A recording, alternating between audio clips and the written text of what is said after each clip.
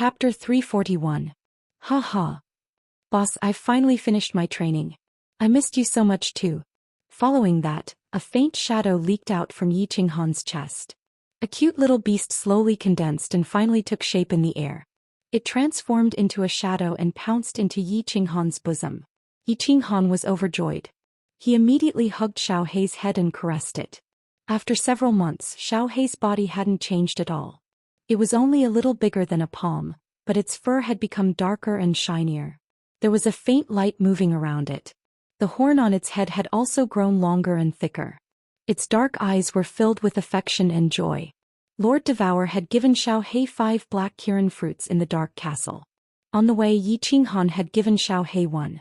After that, Xiao Hei had been in the battle space, digesting this spirit fruit that was many times better than the dragon crystal. Yi Qinghan knew that Xiao Hei was digesting the spirit fruit and cultivating normally. That was why he didn't call him.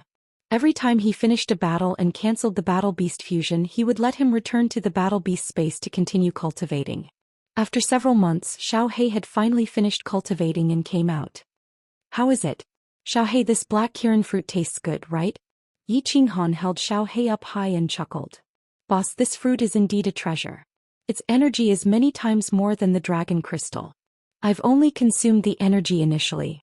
There's still a lot of energy left in my body. I need to digest it slowly. Xiao Hei's 2 small eyes rolled around, full of smiles. However, it seemed to think of something after hearing the news.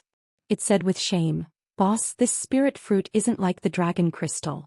Its energy is released slowly. That's why it didn't overflow to you like last time when I refined the dragon crystal. Hee, Xiao Hei, you don't need to say more. Isn't yours mine? If you're strong, then I'm strong.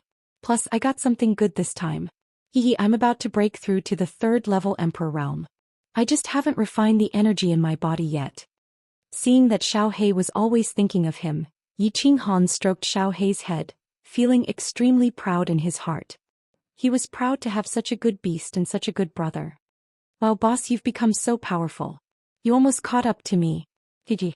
Little Black blinked his eyes and cried out in surprise. He mischievously transmitted his voice. Of course, who's your boss? Yi Qinghan said with a smile. Suddenly he was stunned and asked in disbelief. What? Catch up to you? Your realm is higher than mine. Of course, don't you know who my boss is? Well, boss, I'm ashamed. I've already broken through to the level of a holy beast. Don't be discouraged. Xiao Hei jumped out of Yi Qinghan's hand, then turned into a shadow and flashed into the sky. Suddenly, countless Xiao Hei appeared in the sky. They were actually afterimages. Their speed was frightening, scaring the thorn birds in the sky. Damn, this black Qilin fruit is too amazing. You've already reached the level of a holy beast after consuming less than half of your energy? I remember that you were only at the lower rank 8 a few months ago, right? Ignoring Xiao Hei's teasing, Yi Qinghan opened his mouth wide and licked his lips in disbelief when he saw Xiao Hei's flickering figure in the sky. Hee, actually, I haven't completely reached the level of a holy beast. Only my body and speed have reached it. My soul strength is still growing slowly. I think I need some time to digest the energy in my body before I can completely reach the lower rank of a holy beast. Xiao Hei was obviously very satisfied with his current speed. He kept flashing in the sky, chasing a group of thorn birds until they had nowhere to go. Ah, good. Your strength has reached the level of a holy beast. When I cultivate my battle chi and reach the 3rd level of the Emperor realm one day, our body fusion technique will definitely be able to instantly kill a 1st level Saint realm expert. Xiao Hei, don't you think we're too abnormal? Yi Qinghan was in a good mood. Xiao Hei's strength had skyrocketed, which also meant that his strength had skyrocketed. How could he not be happy? Damn, boss, you have to understand that I'm a divine beast. Once I reach adulthood, I'll automatically step into the god realm. Instantly killing a Saint realm expert is just a piece of cake.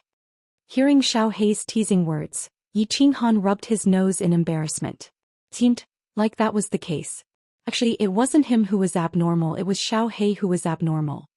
He secretly made up his mind to train hard and strive to step into the god realm as soon as possible. Otherwise, he would be looked down upon by his own war beast. Xiao Hei's breakthrough and awakening brought Yi Qinghan infinite joy and passion. Thus he cultivated even more desperately. Hence, after a few days, a strange scene appeared in the technique training room. Swoosh. A square table made of white jade and a few long benches were placed beside the wall of the technique training room. The table was filled with all kinds of precious spirit fruits. Elder Lu sat at the side, leisurely drinking tea. Xiao He was sprawled on the table, munching on a white fruit. Yi Qinggu, on the other hand, was not sitting. Instead, she looked at the field with a worried expression.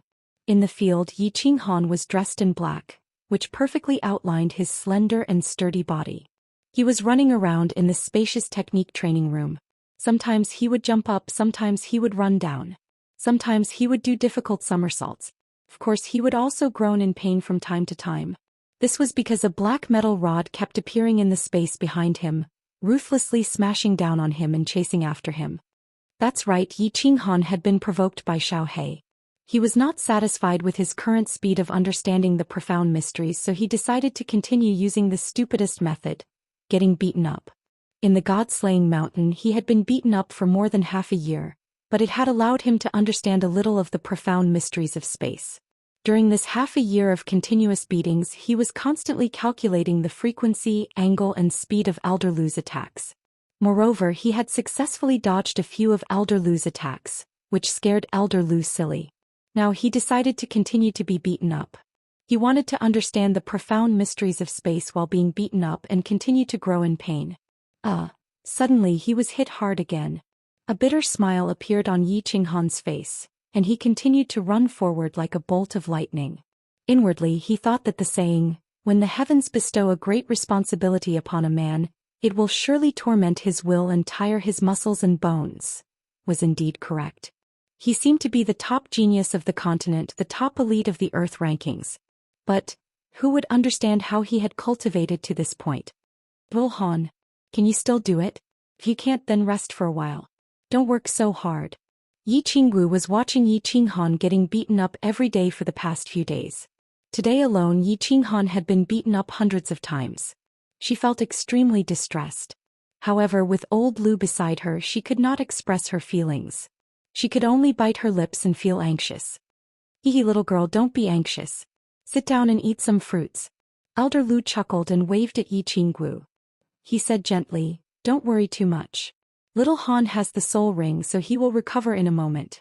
He will only feel some pain, but he is used to it. What you need to do is not to be anxious, but to encourage and support him. Because this is the path he has chosen." Yi Qinggu said worriedly, but Yi Qinghan acted as if he did not hear her. He continued to roll up and down, looking battered and exhausted. In fact, he was able to narrowly avoid Elder Lu's final strike many times. The moment the metal rod touched his body, it would slide away, avoiding the most severe injuries. But it was obvious that he had not fully understood the space ripple. Otherwise, he would have been able to avoid the metal rod from touching his body. "Elder Lu, stop." Just as Yi Qinggu was about to say something, suddenly, Yi Qinghan stopped moving. He shouted loudly and let go of the metal rod on his back. He sat cross-legged on the ground, closed his eyes and began to cultivate. Yi Qinghan's sudden change startled the two humans and the beast. Elder Lu smiled and sighed. "Ha, little girl, I was right, wasn't I? Look, I've comprehended something." Chapter 342. It can't be. He had another epiphany. Then, doesn't that mean he has to comprehend the profound mysteries of space and cultivate his battle chi? Then he can break through to the sage realm? Heavens, a sage in his 20s, this. Yi Qinggu was shocked when she heard Elder Lu's words. She looked at Yi Qinghan in disbelief. "Silly lass, do you think comprehending the profound mysteries is child's play?" Elder Lu rolled his eyes when he saw the excited Yi Qinggu. He took a sip of tea and said slowly, "Actually, I realize that many people in the Flame Dragon continent have a wrong understanding of the laws of heaven and earth." Is that so? Can you explain it to me, Elder?" Yi Qingwu's interest was piqued. She had always looked up to this Elder Lu, who was at the peak of the heavenly god realm. Now that he was talking about cultivation, she was naturally very excited. She calmed down and listened attentively. Many people in the continent think that comprehending the laws of heaven and earth is the same as comprehending the Tao. Actually, this is a wrong way of thinking. Elder Lu was very satisfied with Yi Qingwu's admiring gaze. He started to explain. "What is the heavenly Tao? Who can comprehend it? You people say that comprehending the Tao can make one a sage. Are all sages? Wrong. According to your explanation, not all sages are sages who have seen through the world and have attained the Tao? Are all sages good? Do they have no emotions and desires? According to your understanding, the world is at peace. The laws of heaven and earth are the laws of heaven and earth, not the heavenly Tao. Comprehending the laws of heaven and earth will only make you stronger. At the same time, your desires may be stronger. There are billions of sky gods in the 6 continents of the divine world. According to your explanation, they are all gods, one realm higher than sages. Why don't they seek the Tao every day? Instead, they keep on killing? The increase in one's cultivation realm only represents one's strength, not their character. In this world, there is no such thing as good or evil. The strong rule. According to the legends, one can become a god immediately with the heavenly Tao. However, the profound mysteries of the laws of heaven and earth had to be comprehended step by step, deduced step by step, and comprehended step by step. This was not something that could be achieved in one go. Yiqinghan's space ripple is only at the beginner level. Even if he had an epiphany now, he would only be able to comprehend a sliver of it at most. He would still be a distance away from the minor mastery, let alone the major mastery. Do you understand now, lass? Elder Lu's long speech had enlightened Yiqinggu as if she had been enlightened. In an instant he understood many things. It turned out that the profound mysteries of the laws of heaven and earth were not the legendary heavenly Tao, but a method to strengthen oneself through cultivation. At this moment she was no longer in awe of the laws of heaven and earth. She was even more confident in breaking through to the emperor realm. Yiqinghan's epiphany lasted for a day and a night. Over the past few days he had been constantly being chased by Elder Lu. At every moment he had been sensing the spatial frequencies and vibrations caused by Elder Lu's attacks in his mind. From there he could determine the angle, speed, and strength of Elder Lu's attacks. At that moment he thought of the raindrops falling on the beach in the painting of rain hitting the beach, and he felt a little enlightened. Of course, he immediately asked Elder Lu to stop. He started to deduce, calculate, and simulate in his mind. When he opened his eyes, he smiled contentedly. Although this cultivation was a little painful, the results were obvious. As for the pain in his body, he did not care. He had been in pain for so many years and he was already used to it. Hello, Elder Lu. Xiao, you are here too. Xiaohei, you are still so fond of eating. He turned around and saw Elder Lu looking at him with a smile. Yiqinggu was sitting at the side, playing with her cup in boredom. Xiaohei was still holding a spirit fruit and eating it. Although Lord Jiu had instructed him not to eat these miscellaneous foods, Yiqinghan did not stop Xiaohei. After all, a life without hobbies and interests was not a happy one. Little Han, you are awake? How is it?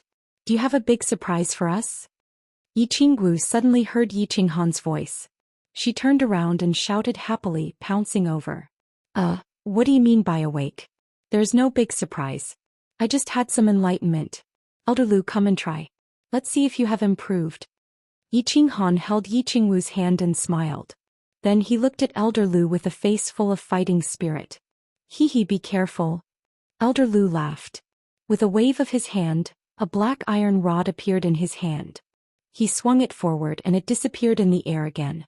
Yiqinghan quickly put on a serious expression and pushed Yiqinggu to the side. His lower body exerted strength and battle aura surrounded him. His whole body was like a leopard as he dashed forward. Swish. While he was in midair, the space behind him suddenly fluctuated. A black iron rod suddenly appeared and ruthlessly smashed toward his back. Yiqinghan did not panic. His face was calm, but a trace of excitement flashed in his eyes. At this moment he made a very strange move. He waved his left hand to the left, and his body made use of the counterforce of the battle aura to roll in the air. He narrowly dodged the iron rod. The iron rod brushed past his body and only a small part of his robe was touched. Beautiful! Yiqinggu, who was watching from the side, could not help but exclaim in a low voice, beautiful. However, Yiqinghan acted as if he did not hear Yiqingwu's words. His expression did not change. Just as his body was about to fall to the ground, he struck the ground with both hands. Battle aura surged behind his feet and his body continued to drift forward. Swish! Elder Lu was still holding a cup of tea, and his other hand was constantly waving and controlling the iron rod. He relentlessly chased after Yiqinghan. After an hour, Yiqinghan finally called for a stop. He had expended too much energy and he needed some time to recover. After an hour of battle, the results were gratifying. During this 1 hour, Yi Qinghan actually managed to dodge half of Elder Lu's attacks. Although he only managed to brush past Elder Lu's robe every time, Elder Lu gave Yi Qinghan a lot of affirmation. His perception was extremely high and he could be said to be one of the best in the Flame Dragon dimension. Since there was an effect and the effect was very obvious, Yi Qinghan became even more enthusiastic in his cultivation. In the following period of time he basically had nothing to do. He was tortured by Elder Lu every day. Moreover, in order to pressure Yi Qinghan, Elder Lu increased his strength and speed, causing Yi Qinghan to suffer unspeakably. Apart from getting beaten up, Yi Qinghan tried to see through the rain-patterned beach painting every day. Although it was the same every day and he could only vaguely see through it for a short while, Yi Qinghan enjoyed it endlessly. He knew that this was a supreme treasure left behind by the Soul Emperor. If he could understand a little of it, his strength would improve greatly. After watching Yi Qinghan cultivate for a period of time, Yi Qinggu also got used to it and she went to cultivate on her own. As for Xiaohei, he ate, slept and played every day. His days were very comfortable. The painful yet fulfilling days began. Yi Qinghan forgot about time and everything else. He immersed himself in cultivating the profound mysteries of heaven and earth, unable to extricate himself. Time passed in the blink of an eye. In the blink of an eye, more than 2 months had passed. On this day, Yi Qinghan was still enjoying the pain of his body and the excitement of his mind. Suddenly, Elder Lu stopped and put away his metal rod. He smiled and said, "All right, that's all for now. You can go out now." "What's wrong?" Yi Qinghan suddenly stopped Elder Lu. He rubbed his head and asked in bewilderment. Elder Lu laughed and scolded him. "Your brain must have gone silly from cultivating. You silly boy, it has already been more than 2 months. It's almost time for your wedding. If you don't go out now, your wife is going to run away with someone else." Chapter 343. Time passed so quickly. Yi Qinghan sighed inwardly. He smiled at Elder Lu and left the free and unfettered pavilion in a flash. As soon as he appeared in the room, he saw Yi Qingyu sitting on his bed with her head lowered.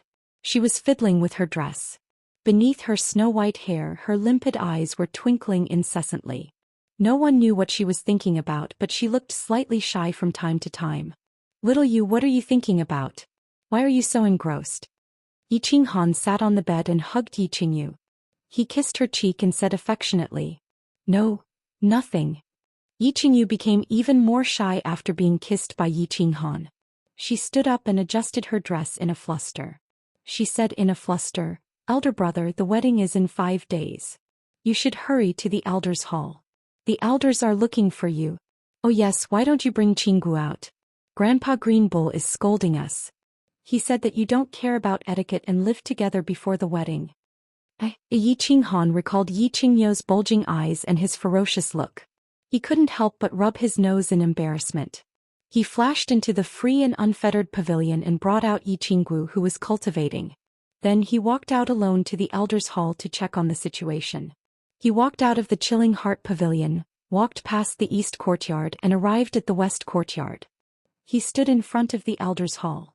Yi Qinghan looked at the 3 golden words, "Elders' Hall," on the door. He couldn't help but laugh at himself. Back then he had knelt here for an entire day and night. In the end, the door of the elders' hall was still tightly shut. When it opened, what he received was Yi Rong's mocking and angry scolding. "Young clan leader, you are here. Come in quickly." 2 elders walked out of the door and said amiably. Apparently, the elders in the Hall of Elders had discovered Yi Qinghan's arrival and came out to welcome him. Yi Qinghan nodded slightly and walked in. The elders' hall was huge and imposing. It was the highest authority of the Yi family. Every day, there would be countless elders working there, handling all the matters of the south of the House of Aries. Young clan leader. More than a dozen elders were sitting in the hall. Yi Jian and Yi Chong were among them. When all the elders saw Yi Qinghan, they all stood up and greeted Yi Qinghan with a nod. "Hello, first uncle, third uncle. Greetings, elders, there's no need to be too polite. Feel free to do as you wish." Yi Qinghan cupped his hands and returned the greeting. He glanced at Yi Jian indifferently and said nothing. Then he walked to a black wooden chair and sat down. "Qinghan, the wedding is in 5 days. Don't be busy with your cultivation these few days. Learn some etiquette from the master of ceremonies. Don't make a fool of yourself when the time comes. 5 days later, all the famous people in the House of Aries will be here. When the time comes, you have to behave yourself. Let the world see that the young clan leader of the Yi family is not only unparalleled in martial arts, but his literary talent and temperament are also unparalleled in the world. Yi Chong was the first to speak. This wedding was organized by him and Tianqing. Of course, he had to give a good explanation. Learning this again, AI. Qinghan will do her best. Yi Qinghan's head started to swell when she heard this. She frowned and nodded. Don't frown. Actually, it has nothing to do with you. The procession to receive the bride has long set off, and the Yu clan has also sent a large group of people to escort them. I reckon that they are currently on the way back to Tsong City. You only need to go to the Glory Pavilion to welcome Yu Qingqing 5 days later. Then bring your 3 little wives back to complete the wedding ceremony. After that, toast to the guests and then go to the bridal chamber with peace of mind. Young clan leader's alluring dance has made countless geniuses of the war god manor shed tears every night. Yi Tianqing laughed mischievously and explained the process of the wedding. At the same time, he didn't forget to make fun of Yi Qinghan. At the same time, the elders at the side also started to make fun of him. For a moment, the sound of flattery and ridicule in the elder hall didn't stop. Yi Qinghan didn't know whether to laugh or cry. After explaining everything, Yi Qinghan left the elder hall and returned to the Cold Heart Pavilion. Unexpectedly, he discovered that Yi Qinggu had disappeared. After asking, he discovered that Yi Qinggu had actually returned to the Graceful Dance Pavilion. She said that Yi Qingyu had sent someone to call her back to prepare for the wedding and that she was not allowed to run around. As he was about to marry 3 peerless beauties that were envied by the people of the continent, Yi Qinghan's heart couldn't calm down and he didn't have the heart to cultivate. He was forced to go to the Master of Ceremonies to learn etiquette and etiquette all day long. After that, he would come back to spend time with Yi Qingyu. Yi Qingyu's wedding was approaching in the next 2 days. Although the Yi family's Master of Ceremonies wanted Yi Qingyu to live outside for a few days and then move into the Cold Heart Pavilion during the wedding, Yi Qingyu refused. However, Yi Qingyu refused. Feeling helpless, the Master of Ceremonies Hall could only send several old nannies to live in the chilling Heart Pavilion to prepare for Yi Qingyu. On this night, the wind was gentle and the clouds were light. The full moon hung high in the sky and the stars twinkled. After Yi Qinghan and Yi Qingyu had dinner, the two of them walked to the open-air balcony and sat on the balcony to admire the moon. Of course, they were admiring the moon openly. As for what they were admiring, it was hard to say. However, from the increasingly shy expression on Yi Qingyu's face, it was easy to guess. Come, Xiaoyu, sit beside Big Brother. Yi Qinghan sat on the long deck chair and looked at Yi Qingyu's silver hair under the moonlight. She looked like a fairy and revealed a trace of a sacred aura. Yi Qinghan couldn't help but have a trace of desire in his eyes as he waved at her. He'll want to come. Big Brother, you're always up to no good. Yi Qingyu's delicate nose twitched and her face turned slightly red. As the wedding approached, it seemed that she was becoming more and more shy. Okay, I promise I won't be up to no good today. Big Brother is a gentleman. I will use my mouth and not my hands. Yi Qinghan chuckled and quickly said in a serious manner. And remember what you said. After hearing his promise, Yi Qingyu moved lightly and sat beside him. Unexpectedly, the moment she sat down, she was hugged by Yi Qinghan. Then her 2 proud lips were directly covered by Yi Qinghan's big mouth. His tongue nimbly burrowed in and wandered around, constantly entangling with her sweet little tongue. Big Brother, are you a man of your words? Didn't you say that you will use your mouth and not your hands? You big baddie? Yi Qingyu asked. Yi Qinghan's masculine aura was so domineering that his whole body turned soft. After a long time, he finally reacted and pouted coquettishly. Unexpectedly, she realized that Yi Qinghan's words just now were a trap. She couldn't help but be embarrassed and angry. She punched Yi Qinghan's shoulders. Of course I only used my mouth. We're about to get married, why are you still shy? Ugh, Xiaoyu, your tongue is so soft. Yi Qinghan was very well behaved. He hugged Yi Qingyu with both hands and did not make a move. Instead, he once again kissed her fragrant lips. In a pile of mud, the two sat hugging each other. Yi Qingyu leaned half of her body against Yi Qinghan. Her whole body was hot and her face was red like a flower. She lowered her head and continuously pinched Yi Qinghan's thigh. Yi Qinghan did not say anything and let Yi Qingyu massage him. He closed his eyes slightly and enjoyed the intoxicating moment. Big brother. After a long time, Yi Qingyu's soft cry woke him up. He looked down at Yi Qingyu in surprise. Unexpectedly, he found that she was blushing as if she was on fire. He couldn't help but feel restless and asked, "What's wrong, Xiaoyu? Big brother, tonight. You want me?" Yi Qingyu suddenly plucked up her courage and looked at Yi Qinghan with her eyes wide open. She said something that almost made his jaw drop to the ground. Yi Qinghan was stunned for a long time. Looking at Yi Qingyu's fiery gaze, he blinked his eyes and choked out a sentence after a long time. "What? This matter doesn't need to be rushed. Isn't the wedding in 2 days? Then what?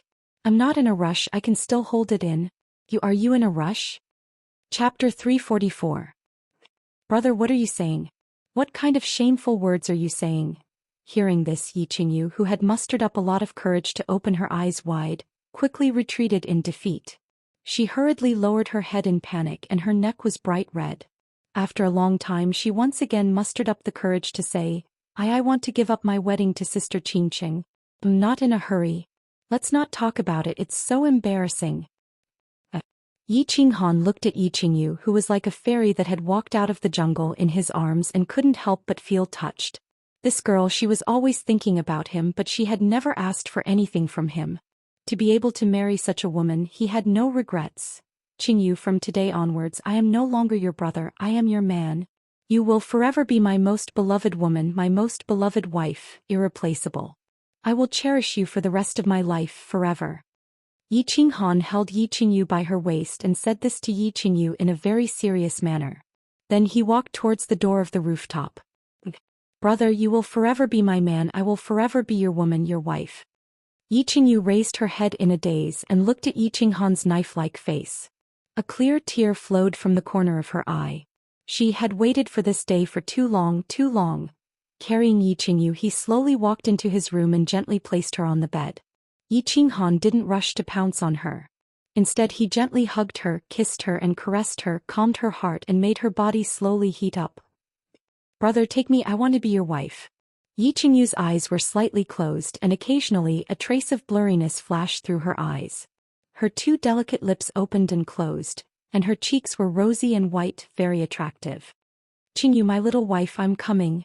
Seeing that the time was right, Yi Qinghan leaned forward and kissed them all the way down. However, his hands were not idle as he swiftly untied their robes. For a moment, the temperature in the room suddenly rose, and the atmosphere became charming. It was just that. After Yi Qinghan flirted for half an hour, raising their lust to the peak and slowly entering, a very strange thing happened. Yi Qingyu cried out in pain. As she hugged Yi Qinghan tightly, her body suddenly emitted a faint holy light. The light was very soft, very weak, and it disappeared in a flash. As a result, the two of them, who were in the middle of their passion, didn't notice that there was a sudden gust of wind outside the window. The qi of heaven and earth in the room suddenly became abnormally dense. It was even denser than when Yi Qinghan first entered the state of soul silence on the tranquil lake island. Of course, Yi Qinghan didn't know what was happening. Yi Qingyu's seemingly delicate body was actually exquisite after taking off her robe. Although it wasn't as exaggerated as Yi Qingwu's, it was still enough to make him feel ecstatic. Moreover, Yi Qingyu's skin was abnormally smooth like jade, making him unable to let go. In addition to her abnormally shy and hesitant expression, Yi Qinghan completely fell into a state of madness. At first he was still very caring for Yi Qingyu. It was a gentle twitch, but in the end, it became turbulent and he couldn't control himself. Endless spring, a night of ecstasy. The next morning Yi Qinghan woke up early. Looking at Yi Qingyu, who was lying on his body like a lazy kitten, he smiled. However, a moment later his smile suddenly froze. His eyes widened in disbelief as he exclaimed, Why is there another surge of pure energy in my body? Also, why do I feel that the scenery around me is so clear, so thorough? Yi Qinghan looked around in amazement. He found that his vision was much better than yesterday. He could actually see the flowers blooming on the landscape trees in the backyard through the window and the dew on them. Moreover, his hearing was also much more sensitive. He could even hear Cui Hua's low moans and gasps in the room downstairs. What's wrong? Brother. Yi Qinghan's exclamation woke Yi Qingyu up. She looked at Yi Qinghan in a drunken daze and asked in a daze. However, after a moment her eyes suddenly widened and she also exclaimed, "Brother, I've broken through to the Saint Realm." Yi Qinghan was even more shocked. He turned his head in confusion, and only after Yi Qingyu confirmed again did he ponder. After a night of sex, both of them actually had a breakthrough? Although Yi Qinghan only had an additional mass of energy in his body, and his 5 senses had suddenly become much more sensitive, he didn't notice any other strange things. Yi Qingyu had already reached the peak of the Emperor realm, and she was only 1 step away from the Saint realm. However, this matter was still too strange. She didn't need to cultivate, but she actually had such a breakthrough after having sex once? What would happen if they had sex every day in the future? After pondering for a moment, Yi Qinghan and Yi Qingyu seemed to be in deep thought at the same time. They widened their eyes and said at the same time, "Jade Spirit Constitution?" The two looked at each other and nodded at the same time. This matter. Other than the Jade Spirit Constitution, there was no other explanation. 6 years ago, Yi Qingyu forcefully sacrificed herself in the Garden of Enchantment, which destroyed her Jade Spirit Constitution. Now it seemed that it wasn't completely destroyed. Instead, it gave the two a hint of surprise. After a night of entanglement, Yi Qingyu had just become a married woman, so Yi Qinghan didn't dare to go out. He rejected the Master of Ceremonies Hall's request for him to learn etiquette and stayed with her the whole day. He cooked a big pot of phoenix black chicken soup for her, fed her mouthful by mouthful and chatted with her in the room for the whole day. He only hugged her and fell asleep in the middle of the night. The next day, when dawn broke, Yi Qinghan was awakened by the noise outside the Chilling Heart Pavilion. He didn't dare to sleep anymore and he hurried Yi Qingyu to wake up. The two of them dressed neatly and walked down to the 2nd floor. The main hall was already filled with people. Today was the wedding day and countless MCs were already busy. The Chilling Heart Pavilion was hung with red cloth, big red flowers and a big happiness character. Countless maids came and went and it was very lively. My young master, why did you wake up so late? Where are you? Hurry up and help young master and young lady Qingyu change their clothes and dress up. We are going to pick up the bride later. Hurry up, hurry up. The moment they reached the ground floor, an old MC who was leading the MC hurriedly shouted. At the same time, countless maids surrounded the two of them and brought them to the dressing room on the 1st floor. More than 2 hours went by in a flurry of work and torment. Just as Yi Qinghan was about to lose his temper, it was finally done. Yi Qinghan wanted to cry, laugh and be angry at the same time. His attire today made him blush with shame. It was many times more complicated than when he had gone to the Yu clan to propose. Thinking that today was his big day, he could only force a smile and walk out of the hall. He followed Yi Tianqing and Yi Chong, who had been waiting impatiently for a long time. When Yi Qinghan hurriedly arrived, the main gate of the Yi family castle was already filled with countless people. Yi Tianlong, who hadn't seen him for several months, was standing at the gate with Yi Baihu and Yi Qingyo welcoming the guests. Today was the wedding of the young master of the Yi family. Almost all the clans in the House of Aries, big and small, had come to celebrate. They all brought valuable gifts and came to congratulate him. Little Han, not bad, not bad. You look quite spirited. Come with me to welcome the guests. Yi Tianlong had specially put on a new set of clothes today and looked very spirited. Seeing that Yi Qinghan had come, he grinned. Hee hee, little brat, if you dare to bully my precious granddaughter in the future, I will skin you alive. Yi Qingyo was also full of smiles and patted Yi Qinghan's shoulder, very satisfied. Congratulations, little Han. Yi Baihu walked over and nodded slightly. He had wanted to say a few words of congratulations. However, halfway through his words, his expression suddenly changed and he looked towards the northern sky in horror. Yi Tianlong and Yi Qingyo both exclaimed in surprise at the same time. Their gazes were fixed on the northern sky at the same time, and their expressions suddenly became extremely grave. Something big has happened, little Han. Yi Qinghan was originally very curious as to why the few of them were so nervous. At this moment he suddenly received a voice transmission from Elder Lu, and he hurriedly looked towards the northern sky in horror. Boom! There was a sudden loud noise in the northern sky. It sounded like thunder in the middle of the night and everyone in the Yi family castle was scared out of their wits. Immediately after, a dazzling light shone, and the clear sky looked as if it had been cut open, revealing a huge black hole. It was pitch black and seemed bottomless, as if a ferocious beast had opened its gaping mouth. Ha, what? Flame dragon plane, here we come. Wah, a material plane. I can actually descend upon a material plane again. Kill, kill, kill. Kill all the men in the flame dragon plane. Rape and kill all the women. Long live the Blood King, kill. Countless roars came from within the black hole, reverberating throughout the land. Immediately after, a tall man with 2 horns on his head and a strange tattoo on his face pushed open the black hole and walked out. He stood coldly in the air, his 2 horns glowing with a cold light, and his black robes fluttering even though there was no wind. It was as if a demon had descended upon the world.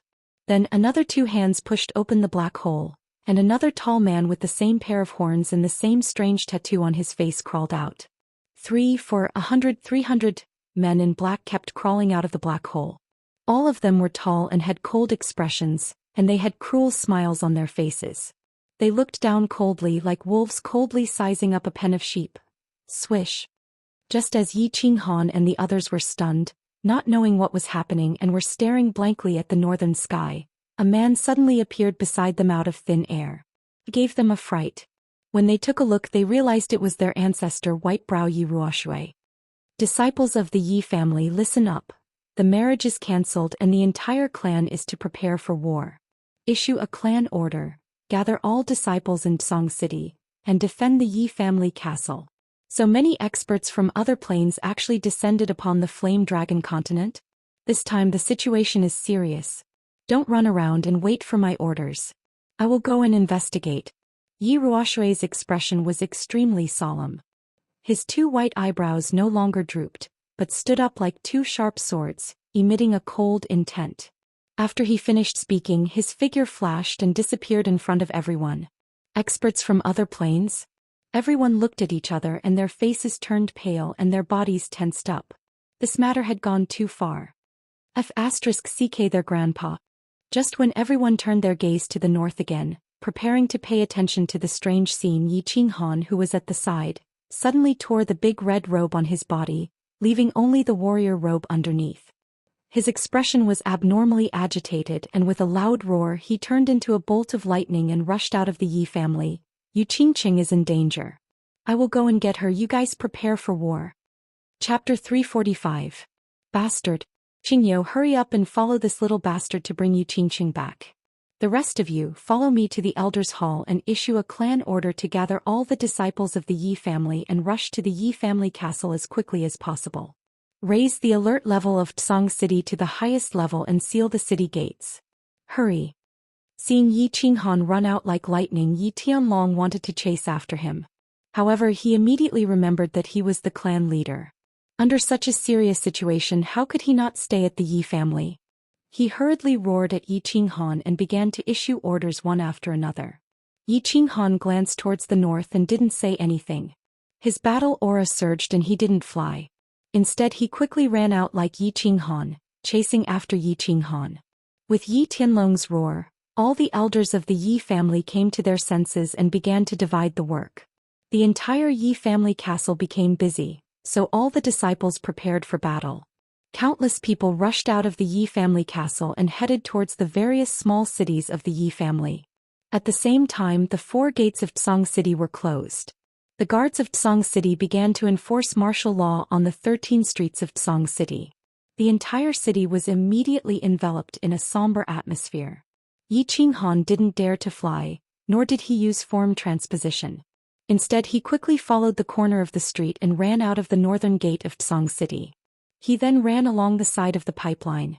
Not long after leaving Tsong City, Yi Qinghan saw Yi Qinghan running like a mad leopard. He hurriedly sped up and chased after Yi Qinghan. At the same time he growled, "Bastard, wait for me." Grandpa Qingyo, why are you following me? Go back quickly. You should be guarding the Yi family castle right now. At this moment Yi Qinghan was anxiously running while secretly cursing those strange monsters in the northern sky.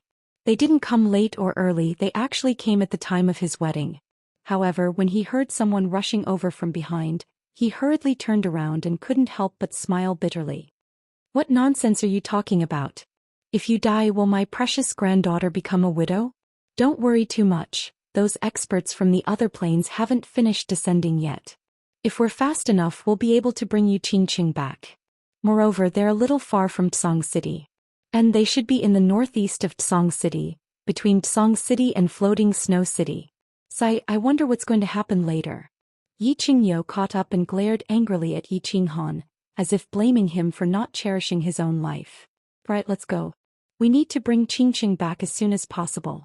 Yi Qinghan did not say anything else. Instead, he quickly moved forward along the pipeline. In the northern sky, the black hole that looked like the gaping mouth of a giant beast was still pouring out of it. Outside the black hole, there were now countless horned men standing in an orderly fashion. All of them stood in the air, their expressions cold as if demons had descended.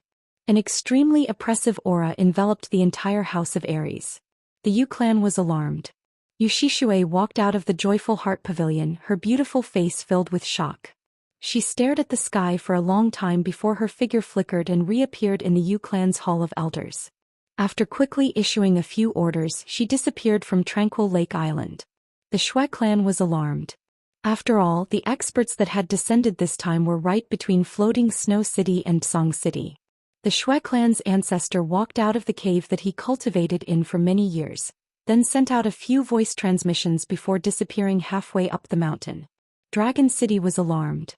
Long Bufu stood in the city lord's residence and was just about to go to the secret room to ask the three war gods about the situation.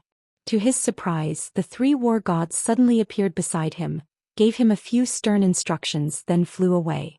The Feng clan and the Hua clan were both alarmed. They immediately sealed off their respective cities and prepared for battle. The entire divine battle manor was alarmed by such a phenomenon. Those with low cultivation bases could not see or hear clearly, but they could all sense the extremely oppressive, cold, and savage aura coming from that part of the sky. The hundreds of cities in the House of Ares immediately went into lockdown, either in preparation or in anticipation of what was about to happen. The demon god residents and the barbarian god residents weren't alarmed as they were too far away. Only a few people sensed something, but it didn't cause a huge panic. However, the demon god mountain that had been peaceful for a long time was once again broken by a few surprised exclamations. Instead, a few golden-skinned and abnormally tall barbarians walked out of the barbarian god valley. They were slightly astonished and then disappeared from the barbarian god valley. The people of the hidden island didn't sense it either.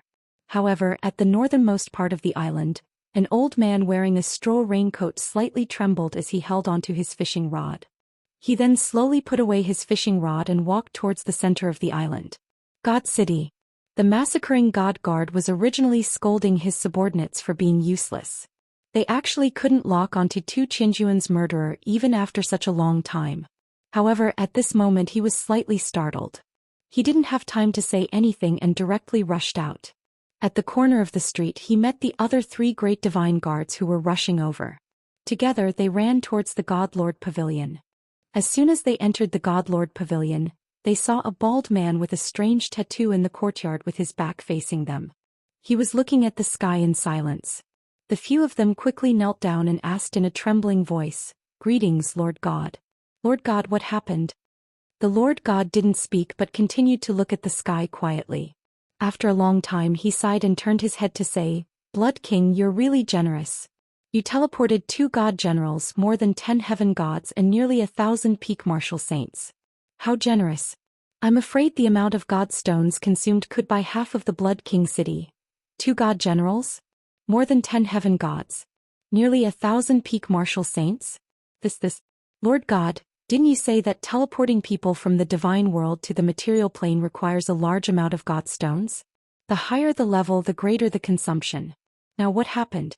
Also, didn't you say that without your permission, no one from the divine world can be teleported to the flame dragon plane?" The massacre god guards were shocked and their mouths were agape. After a long time they asked in confusion, "Idiot, didn't you hear me say it's generous?" Humph. The Blood King is so capable that he isn't afraid of the divine world's law enforcement team finding out that he colluded with the ethereal sovereign's subordinates who were in charge of the teleportation formation to secretly teleport people to the material plane? He actually dared to go against the heavens for this divine sword. Humph, as long as I don't die, I'll definitely go to the divine world and wreak havoc in the ethereal city. The Lord God's face was cold. His black and red eyes shone with demonic radiance and his aura was as cold as ice. Then Lord God. What should we do? Sensing the Lord God's suppressed anger, the massacre god guards didn't dare to ask further. Recall all the people and soul slaves from the God City. Seal the God City and activate the 7-star absolute kill shield. I don't believe that these 2 god generals would dare to go against the law set by the 8 sovereigns of the divine world and attack the God City. It's all because of you fools. You didn't find the divine sword and instead caused trouble. The Lord God Massacre's face turned colder. Then, are we not going to care about the people from the Flame Dragon continent? The Massacre God Guard waved his hand and asked the other 3 God Guards to carry out the Lord God's orders. However, the moment he spoke he knew that something had happened. Bam. Indeed, the Lord God Massacre waved his hand and sent him flying. He roared furiously, I can't even protect myself. Why should I care about others? Why should I care? Kill everyone from the Flame Dragon continent? Why should I care? Those are 2 god generals. Moreover, it's not my turn to care. If that old thing from the Dark Castle doesn't care, the Flame Dragon continent will definitely be destroyed. Chapter 346. Why haven't I seen anyone yet? Yi Qinghan was anxious as he ran. He had been running for more than an hour, but he still hadn't seen the wedding procession. Don't be anxious. The Yi family has sent so many people and the Yu family has also sent an elder to escort them. Moreover, the alien race in the sky hasn't made a move yet, right? Although Yi Qingye was also very anxious, he still comforted him. From time to time he would look towards the north with a hint of worry in his eyes. The 2 of them stopped talking and continued running. Elder Lu, what kind of monsters are in the sky? When Yi Qingye mentioned the alien race, Yi Qinghan recalled that Elder Lu had transmitted a message to him when he was at the entrance of the Yi family's castle, informing him that something had happened. Moreover, Elder Lu was also someone from the divine world, so he must be very knowledgeable. Hence he transmitted a message to Yi Qinghan. They are a type of divine race in the divine world. They are a type of indigenous people of the divine world. The Golden Horn Devil race. However, they call themselves the Golden Horn Devil race. Elder Lu sighed faintly and transmitted a message to Yi Qinghan. The Golden Horn Devil race? Are they very powerful? Stop talking nonsense. I can already feel how powerful they are. Yi Qinghan transmitted a message as he ran. They can be considered a very powerful race in the divine world. Their race occupies a prefecture on the misty continent, the Golden Horn Prefecture. The prefecture of the divine world is not something that your small house of Aries can compare to. The Golden Horn Prefecture is about the size of 100 flame dragon plains. Elder Lu explained. F***C. 100. Yi Qinghan almost stumbled and fell to the ground. He hurriedly steadied himself and continued to run forward. Deep down he was extremely shocked. A prefecture was actually as big as 100 flame dragon plains? How big was the misty continent? How big was the divine world? The realm of the gods is so huge that you will be scared to death. There are 6 continents in the realm of the gods that are the same size as the misty continent. In addition, there are 3 continent-sized star sea and there is also the Sacred Soul Island. There are 8 major powers. Boundless. Elder Lu seemed to have guessed what was on Yi Qinghan's mind, and revealed a bit of the situation to him. After that, he transmitted a solemn voice message to Yi Qinghan. You will know these things when you go to the realm of the gods in the future. It is still too early to talk about these things. You should think about how to survive this calamity. Save my life. Yi Qinghan was still immersed in the vastness of the divine world. When he heard Elder Lu's words, he was shocked. He hurriedly transmitted his voice to Yi Qinghan. Could it be that these experts are extremely powerful? Elder Lu, you're a peak heavenly god, yet you can't deal with him? Although Yi Qinghan was shocked that countless experts from other planes had suddenly descended on the Fire Dragon continent, he didn't feel particularly afraid. This was because the Yi family had Yi Ruoshui. More importantly, Elder Lu was a peak heavenly god. He didn't expect Elder Lu to say such a thing. Naturally, he was terrified. Nonsense. Do you think that a peak heavenly god is invincible? Perhaps I'm a top figure in the Fire Dragon continent, but in the divine world I'm nothing. There are at least 2 god generals who have descended this time. They can kill me in a few moves. Moreover, there are a few peak heavenly gods there. This time, it might be a calamity for the Fire Dragon continent. Elder Lu's words were extremely solemn and cold. A calamity for the Fire Dragon continent. Yi Qinghan abruptly stopped in his tracks, his complexion turning incomparably pale, causing Yi Qingyo to jump in fright. 2 god generals? And a few peak heavenly gods? Nearly 1,000 martial sages? Fire Dragon plane, here we come. Wow, a material plane. I can actually descend upon a material plane again. Kill, kill, kill. Kill all the men in the Fire Dragon plane. Rape and kill all the women. Long live the Blood King, kill. At this moment, Yi Qinghan recalled the words those foreign tribes had shouted before they descended. He couldn't help but shiver. He hadn't expected the situation to far exceed his imagination. It was actually this serious, so serious that the Fire Dragon continent might very well experience a world-ending catastrophe. Could it be that this would be the second calamity? Or the destruction of the Fire Dragon continent? What's wrong, little Han? Yi Qingyo asked worriedly when he saw that Yi Qinghan had suddenly stopped and his face had turned extremely pale. Nothing, I'm just a little worried. Sco. We'll pick up Qingqing and rush back to the Yi family castle immediately. Yi Qinghan laughed bitterly and didn't explain too much. After all, if this matter were to spread, the Fire Dragon continent would immediately descend into chaos. Elder Lu, why did these experts come to the Fire Dragon continent? Are they really going to massacre the Fire Dragon continent? Do you have any good solutions? Yi Qinghan's complexion returned to normal, but his heartbeat had obviously sped up. He grumbled inwardly and continued to run. He transmitted his voice anxiously. Sigh. It's all because of the divine sword in the carefree pavilion. The matter of the divine sword might have been exposed. As for what will happen in the future, I can't say for sure. Let's take one step at a time. You should go and pick up Qingqing first. Elder Lu sighed deeply. Then he thought of something and transmitted his voice again. Take off the carefree ring secretly. Don't expose it. It'll be troublesome if they find out. Although Yi Qinghan had many questions, he didn't ask much. He secretly took off the carefree ring and the soul ring and put them in his bosom. When he had time in the future, he would tie them with a rope and wear them close to his chest. He didn't say anything else and started to rush at full speed. The most important thing now was to pick up Qingqing. Other matters could be discussed after returning to the Yi family castle. In the northern sky, more and more foreign tribes gathered. However, because the hole could only be drilled out one by one, time was a little slow. But after more than an hour, all the foreign tribes finally drilled out. As the last one walked out, a black-robed man who was obviously much taller than all the other outsiders, the dark hole slowly closed up as if a huge beast had closed its mouth. The sky became clear again, but it was obvious that the sky was a little dark. The last man to come out had 2 silver horns on his head. In the entire sky, only 2 people had silver horns. Obviously, the last man to come out had a much higher status. The moment he came out, all the foreign tribes knelt down on one knee and shouted, "Greetings, my lord." Nearly 1,000 experts with majestic auras knelt down in front of one person in the sky. The scene was extremely shocking, but the silver-horned man didn't seem to be enjoying it. Instead, he frowned and raised his hand to stroke his hair. He said faintly, "The aura of this material plane is really unpleasant. So annoying. Father is too much. Can't he train in the immortal realm? Kinkan. Have you investigated the situation?" "Lord Jinqi, I released my divine sense just now and found out most of the situation. There are 3 races in this plane, and each race has a few heavenly gods and a few low-tier divine beasts. The lord of this plane is a peak heavenly god. I reckon that we will be able to successfully complete this mission." A silver-horned man in front of the 1,000 people stood up, bowed and said proudly. The silver-horned man, Jin Lin, very elegantly flipped his hair.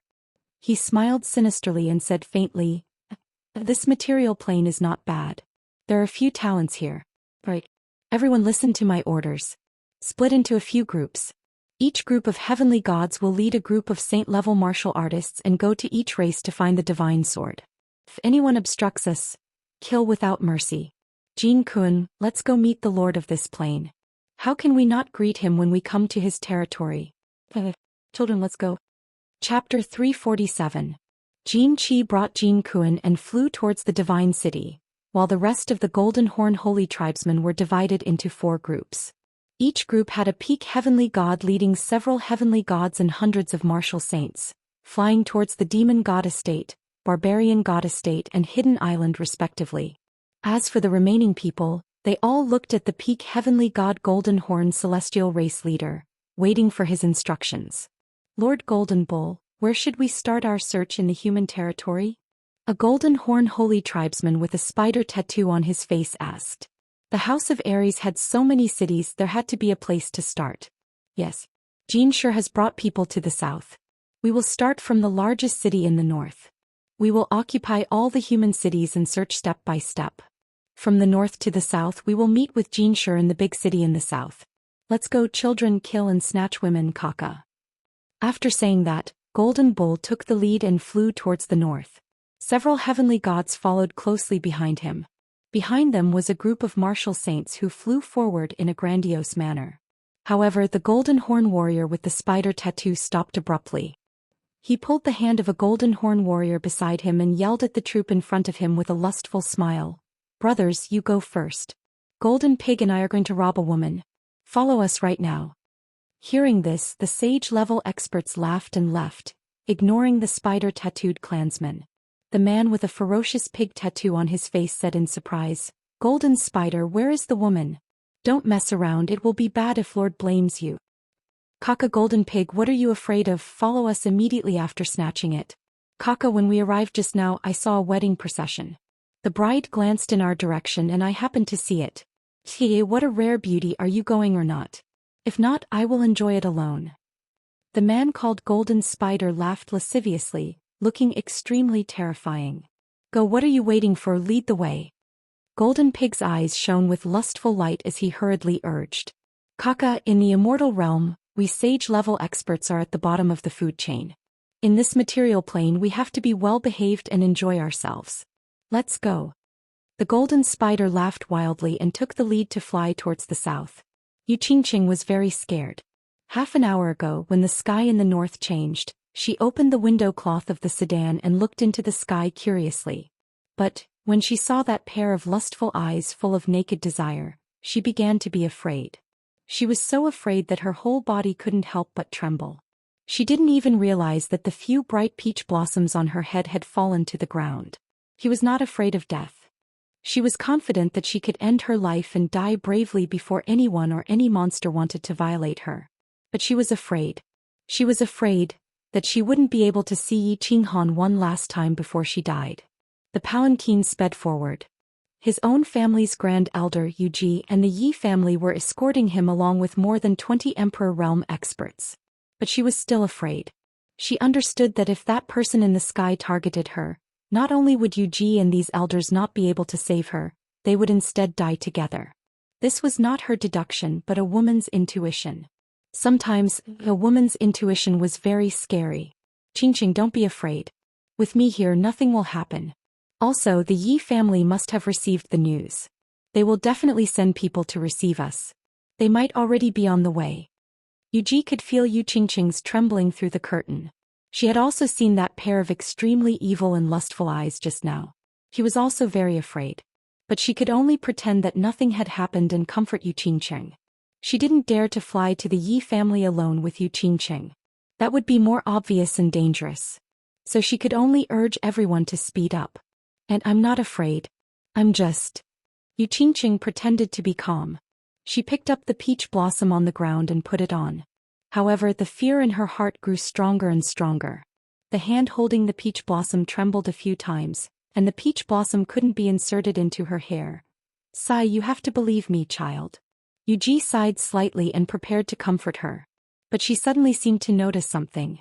Her expression changed and she suddenly looked at the sky behind her. At the same time her battle aura surged and she shouted with a trembling voice, "Stop, everyone prepare for battle. Yifu Yuxiang, or take Qingqing and run. The rest of you follow me and fight." Whoosh. The hundreds of guards in the bridal escort team tore off their red robes at the same time. Their battle aura surged and their armor and blades were on their bodies. They looked coldly at the two black figures flying over from the northern sky. Go. An Emperor Realm elder of the Yu family rushed into the bridal sedan and grabbed Yu Qingqing. Together with Yi Fu, the elder with the highest cultivation realm in the Yi family, they rushed towards the south. They didn't care if they looked disheveled at all. Aunt. Yu Qingqing's beautiful face turned pale. She turned her head and roared at Yu Ji. She couldn't hold back her tears anymore. They gushed out and left 2 deep tear stains on the makeup on her face. Go or else, we won't be able to die in peace. Yu Ji turned to look at Yu Qingqing. Her dazed expression was replaced by a trace of determination. She roared angrily and waved her left hand. She flew into the sky and charged towards the black man. At the same time she roared hysterically, "All martial practitioners below the Emperor Realm, run for your lives. Those above the Emperor Realm, follow me into the sky. We will fight these 2 foreign races, to the death and protect the Saintess." Fight to the death and protect the Saintess. The Yu family and Yi family's Emperor Realm experts all roared angrily.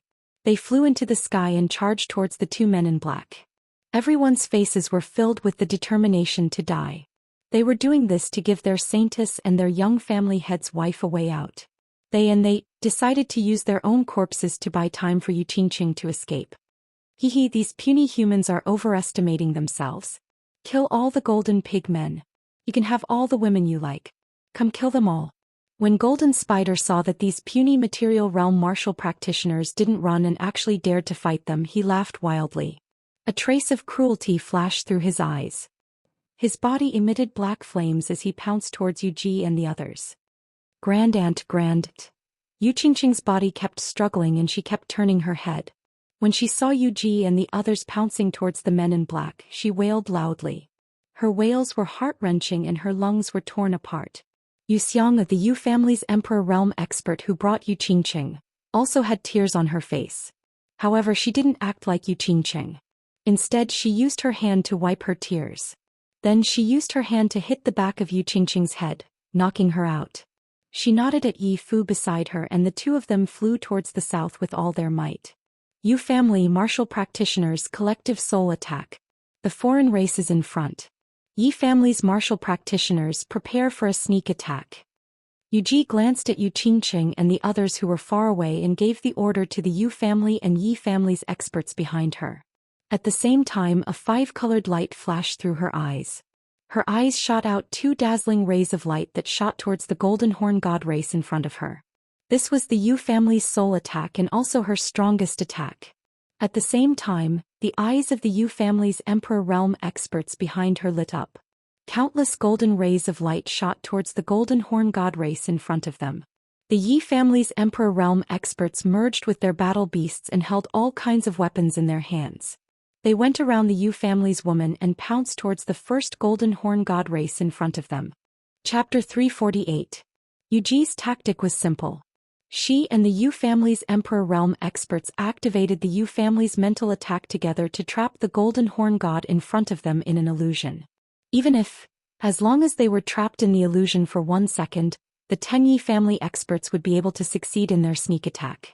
As long as they could kill 1 Golden Horn God, then they would have the hope to obtain the final victory, even if it was a bitter victory.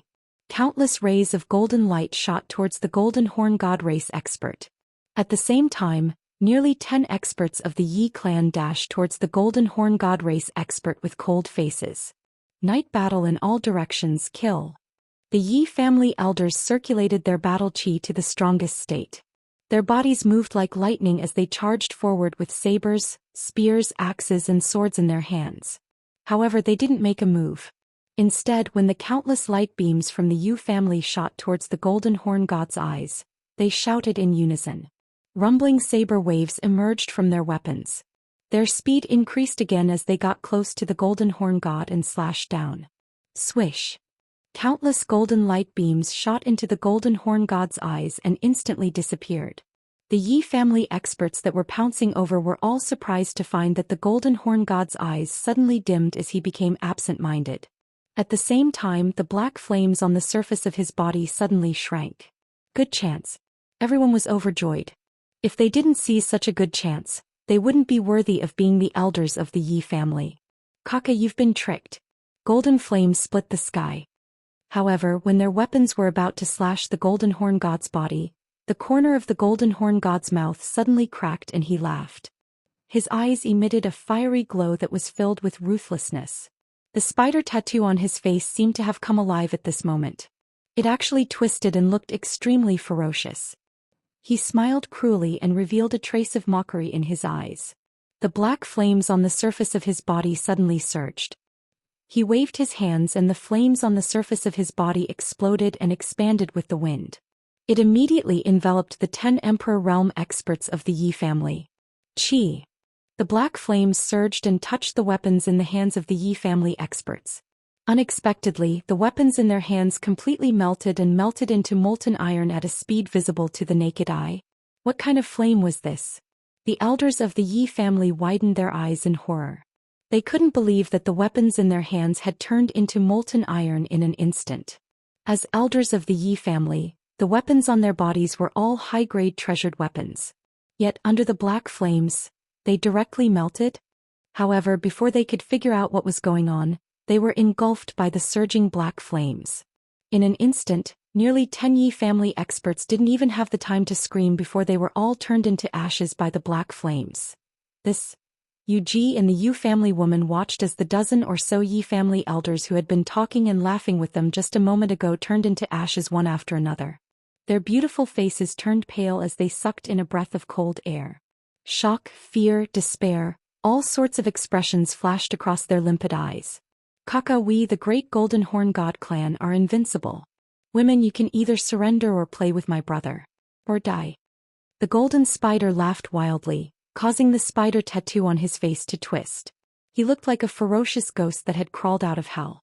The women of the Yu family will never surrender. Children, for the Yu family, for the saintess, I order you to die. Yuji let out a desolate smile as her expression slowly calmed down. She cast a deep glance in the direction of Tranquil Lake Island with great nostalgia before casting a glance in the south where Yu Qingqing had fled. She revealed a satisfied smile as she transmitted her voice to the Yu clan elder in the sky. We all surrender. Lord, please spare us. As long as you don't kill us, we can do whatever you want. When the Yu family elders heard Yuji's transmission, they looked at each other and saw a trace of cruel laughter in each other's eyes. Then they withdrew their battle auras and put away the weapons in their hands. They giggled and looked at the 2 members of the Golden Horn God clan with seductive expressions. Although the Yu family elders were already dozens of years old, under the special care of the Yu family, they all looked like young girls in their 20s. Moreover, all of them were proficient in top-notch seduction techniques. Once they were used, it was as if hundreds of flowers had bloomed. Kaka, the women of this material plane are really not bad. Golden Spider, quickly chase after that woman and capture her for us to enjoy together. Kaka, the women of this material plane are really good. Choosing to surrender to the great Golden Horn God clan is the best choice. When the golden pig behind the golden spider saw this, he revealed an extremely lascivious smile. He waved his hand at the golden spider and pounced towards the Yu family ladies. Lord, you are so strong. Lord, you are so mighty. When the women of the Yu clan saw the golden pig pouncing over, they all threw away the weapons in their hands and twisted their plump bodies. With a flirtatious smile, they moved closer to the golden pig and took the initiative to hug and stroke his body. Kaka, really interesting. Wait for my golden pig. The golden spider licked his lips and didn't think too much about it.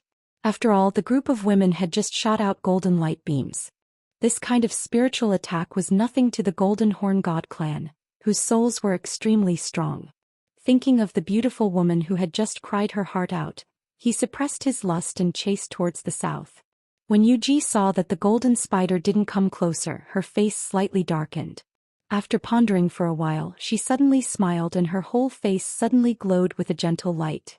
Then she flew towards the golden spider at high speed. She originally looked like a charming middle-aged woman, but at this moment she seemed to be 10 years younger. Her whole body was rippling with a special aura and natural charm. She laughed delicately and said, Lord, I have something to tell you. The golden spider turned his head around and saw Yuji flying toward him at lightning speed with a different kind of seductive expression on her face. He was slightly taken aback, but his expression suddenly changed. The black flames on his body exploded as he retreated hastily and shouted, Stop! Golden pig, be careful. Ah, it's too late. Yuji once again smiled miserably. A drop of blood flowed out from the corner of her mouth. On her white and tender face, it was actually a different kind of flirtatious. Her eyes suddenly erupted with a dazzling brilliance. Her body also began to emit a dazzling light. She grinned and shouted, "You family's women, be brave and die. You family's women will never yield." Following Yuji's shout, the women beside the golden pig all smiled miserably and shouted. At the same time, their bodies suddenly erupted with a terrifying aura. Their plump bodies all emitted a dazzling light, and finally they all turned into dazzling fireworks. Bang! Bang! Bang! More than a dozen fireworks suddenly bloomed, illuminating the nearby mountains and rivers for hundreds of miles. The violent explosion resounded throughout the heaven and earth and didn't stop for a long time. The violent shock wave razed the flowers and trees within a radius of 10 miles to the ground. Countless smoke and dust enveloped the entire sky, dyeing it dark gray. No. Yu Qingqing, who was lying in Yu Xianger's embrace, was startled awake by the explosion. She suddenly turned her head, just in time to see the sky behind her blossoming with a dozen or so brilliant fireworks. A mouthful of blood sprayed out from the corner of her mouth. She struggled and twisted, both hands grabbing her hair, making her beautiful hair incomparably messy. She closed her eyes and screamed towards the sky. Her voice was extremely painful, as though her organs were being torn apart. Qingqing. No. Just after Yu Qingqing screamed, an even more earth-shaking roar resounded several dozen miles to the south. The roar was filled with panic, fear, and boundless rage. Immediately after, two figures rose up from the southern sky like lightning. The two figures streaked across the sky, rushing straight towards this direction with all their might. They were unscrupulous, rushing madly over without a care for anything. Chapter 349. Gagaga. The golden spider was furious. He stared at the mangled and bloody golden pig in front of him. The spider tattoo on his face twisted rapidly, and his eyes were filled with an incomparably violent rage. The great golden horn holy tribe was plotted against by a group of mortals from the material plane? These lowly mortals dared to kill his brothers? I will kill all of you, Gagaga. The golden spider's body was engulfed in black flames. He clenched his fists so hard that his black veins popped out. He ignored the dark green blood that was still flowing out of his body. His eyes were dark green as he looked around angrily. He wanted to kill everyone to vent his anger. However, when he looked around angrily, he found that all the women of the Yu family had self-detonated. The lower-level guards below had already fled and were nowhere to be found.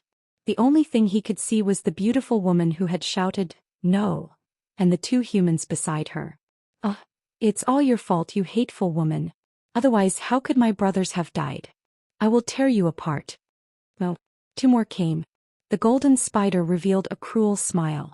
The black flames around his body surged and his speed increased by several times. He pounced towards Yu Qingqing and the others. Yi Qinghan heard a series of earth-shattering explosions, followed by Yu Qingcheng's heartbroken scream. His heart was broken and his eyes were bloodshot. He ignored everything and flew towards Yu Qingcheng. Yi Qingyo, who was beside him, smiled helplessly and flew towards Yu Qingcheng. "Little Han, don't be agitated. Yu Qingcheng is fine." Elder Lu sensed that something was wrong and quickly released his divine sense. After confirming that Yu Qingcheng was fine, he transmitted a message to Yi Qinghan, telling him not to be rash. Elder Lu, a member of the Golden Horn Holy Tribe, is rushing towards Qingcheng and the others. If it doesn't work, help me kill him. Yi Qinghan was relieved. However, he saw a member of the Golden Horn Holy Tribe behind Yu Qingcheng and the others, emitting black flames and rushing towards them. Yi Qinghan hurriedly increased his speed and transmitted a message to Elder Lu. "I will not attack. Unless you are about to die, I will not make a move. Ask your elders to hold them off and leave quickly." Elder Lu sighed faintly and said something that left Yi Qinghan flabbergasted. "What? Why didn't you do anything? Have you forgotten that I still have 2 chances for you to attack? Have you forgotten that I am the young master of the free and unfettered pavilion?" Yi Qinghan was anxious. The aura of the Golden Horn God race was so terrifying, how could Yi Qinghan withstand it? If Yi Qingyo died, how was he going to explain this to Yi Qinggu and his clan? The more he thought about it, the more anxious he became. His voice became somewhat hysterical. Elder Lu, you must do it. I order you to do it. I beg you to help me. If you don't help me, I'll die. Before Yi Qinghan could finish his furious voice transmission, Elder Lu flew into a rage and scolded, "Idiot! You bastard, why are you so muddle-headed when it comes to your woman? That group of Golden Horn God race members have not gone far. If I were to make a move and cause the heaven and earth essence chi to vibrate, they would definitely notice me. At that time they would be lured here. You expect me to deal with a peak heavenly god and a few heavenly gods? At that time not only will we all die, but your Yi family castle and the entire Tsang city will also be implicated. At that time the entire Tsang city will be flooded with rivers of blood. Is this what you want to see? You bastard, you are infuriating me." Then what should we do? Yi Qinghan panicked. He was panicking like never before. Even when he was on the verge of death several times in the past, he didn't panic as he was alone. But now there were too many people he had to take care of and protect. What are you panicking for? Calm down, hurry up and save Qingqing. You guys need to hurry up. When the time comes, I will guide you on what to do. If you really can't do it, I will exhaust my godly energy and see if there is a chance to launch a sneak attack. Elder Lu finally calmed down after cursing. "Qingqing, don't be afraid. Your man is here." Although Yi Qinghan and Yi Qinghan were slightly slower than the Golden Horn Holy Tribe, Yu Qingqing and Yi Qinghan had run for a while. Thus Yi Qinghan and Yi Qinghan arrived first. Cold, cold, cold, sob sob sob. When Yu Qingqing heard Yi Qinghan's roar, she became agitated and cried even harder. At this moment, seeing Yi Qinghan's familiar face rapidly approaching, he hurriedly screamed. However, as he screamed, his screams turned into loud wails as he sobbed uncontrollably. "Mr. Han." Young clan leader Supreme Elder. Yu Xiang'er and Yi Fu were shocked by the approaching Golden Horn Holy Tribe and were extremely worried. When he heard Yi Qinghan's roar and saw Yi Qinghan and Yi Qingye running away, he hurriedly cried out in surprise. At the same time he sped up to meet up with them. "Qingqing, don't cry, don't cry. Your man is here. Don't be afraid, don't be afraid." Yi Qinghan threw himself at Yu Qingqing and hugged her. Yu Qingqing, who was crying in a muddled state, felt her heart ache. She quickly steadied herself and hugged Yu Qingqing tightly, caressing her face and comforting her. Yi Qinghan's battle chi surged. He activated his sacred domain and enveloped them. Then he walked past them and looked at the Golden Horn Holy Tribe that was crazily charging at them like demons. "Han, I finally see you. Sobsobon. Grand Aunt is dead. My aunts are all dead. The elders of the Yi family are all dead. I'm so scared. I'm in so much pain. They died to save me." Yu Qingqing once again hugged this familiar body. Feeling the familiar breath of this man, she felt a bit more at ease. However, the words that came out of her mouth were even more emotional. Her sobbing voice would break anyone's heart. "Qingqing, don't be afraid. As long as I'm here, nothing will happen. I know what you're saying. Don't worry, I'll definitely avenge them. I'll do everything in my power to avenge them." Yi Qinghan hugged Yu Qingqing and felt her soft body trembling unceasingly. When he thought of the dozens of splendid fireworks in the sky just now, a trace of anger flashed through his eyes. The Golden Horn Holy Tribe had touched the reverse scale in his heart. "Avenge your mother." Before Yi Qinghan could finish his words, he heard Yi Qinghan curse and saw Yi Qinghan's incomparably furious face. Yi Qingye's eyes bulged and his entire face contorted as he bellowed angrily, "How dare you? Bastard, why aren't you running away with your woman? What kind of **t are you babbling about? If you don't leave now, we'll all die. Go, I'll drag this monster out. Yi Fu, use your life to protect them. Go." After saying that, Yi Qinghan's aura suddenly burst forth. His entire body emitted a horrifying aura. A huge Kuei ox phantom suddenly appeared behind him. His body stood straight proudly as he took steady steps in the air. Without looking back, he pounced towards the Golden Horn Holy Tribe. "Young patriarch, let's go. Avenge me in the future." Yi Fu wiped his tears and pushed Yi Qinghan away. Then he followed Yi Qinghan's footsteps and charged forward. "Young miss, you must be happy." Yu Xiang'er didn't cry. Instead, she smiled sweetly and looked deeply at Yu Qingqing. Then she followed Yi Fu's footsteps. In the distance, the huge black silhouette was getting closer and closer. With a loud roar and berserk rage, it pounced towards them. "Qingqing, are you afraid of death?"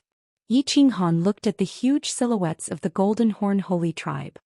His expression calmed down as he gently wiped the tears from Yu Qingqing's eyes. I'm afraid. Yu Qingqing was influenced by Yi Qinghan's aura. She slowly became docile. Her lips twitched as she shook her head. A trace of satisfaction appeared in her eyes as she said faintly, "But as long as I'm with you, what's there to be afraid of? Ah, this is my Yi Qinghan's woman. Come, let's go meet that monster. Let him have a taste of this young master's domineering aura." Yi Qinghan let out a wild laugh. His entire body emitted an aura that looked down on the world.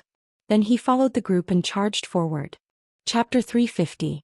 Kaka, how many more are here to die? Today I will send all of you to the next world so that my brother's soul can rest in peace. When Golden Spider saw that these people had suddenly stopped running and were instead pouncing towards him, his mouth curled into a mocking smile. A mid-level martial saint wanted to fight him? He wasn't afraid of even a peak martial saint, let alone a mid-level martial saint. Golden Horn Holy Race was a race of gods, much stronger than these mortals. Bastard! What are you doing here? You idiot, get out of my way. Are you trying to kill me? Or do you want Xiao Wu and Xiao Yu to be widows? Get out of my way. Yi Qingyo wanted to charge at the Golden Horn Holy Race, but he saw Yi Qinghan and Yu Qingqing following him. He immediately turned around and scolded. Hee, Grandpa Green Cow, don't be angry. No one in the Yi family is afraid of death. Plus, it's not certain who will die. Yi Fu and Elder Yu, you two watch the battle with Qingqing. It's useless for you to participate in a battle of this level. Watch how Grandpa Green Cow and I kill the demon. Yi Qinghan smiled faintly and handed Yu Qingqing over to Yu Xianxia. Then he wiped his chest with his left hand and a black long blade appeared in his hand. At the same time he merged with his battle beast and waved the long blade, staring coldly at the approaching Golden Horn Holy Race. Bastard! Yi Qingyo was so angry that his beard was about to fly off. However, he knew that Yi Qinghan was stubborn. Yi Qinghan had dared to ask for death in front of the enchanted garden, and dared to run alone in the god-slaying mountain. Moreover, he had always suspected that Yi Qinghan still had a trump card. Otherwise he wouldn't have walked out of the cave in the barbaric mountains so easily. Therefore he didn't stop him and said angrily, "What level? What level are you at? Tell them not to participate? Do you think you have the strength to participate? Even I don't have the confidence. Do you?" Of course Yi Qinghan wasn't confident. He hadn't even cultivated his battle aura yet. Although he had reached the 3rd level of the Emperor realm, he wasn't confident at all. However, his own strength was only at the 1st level of the Emperor realm.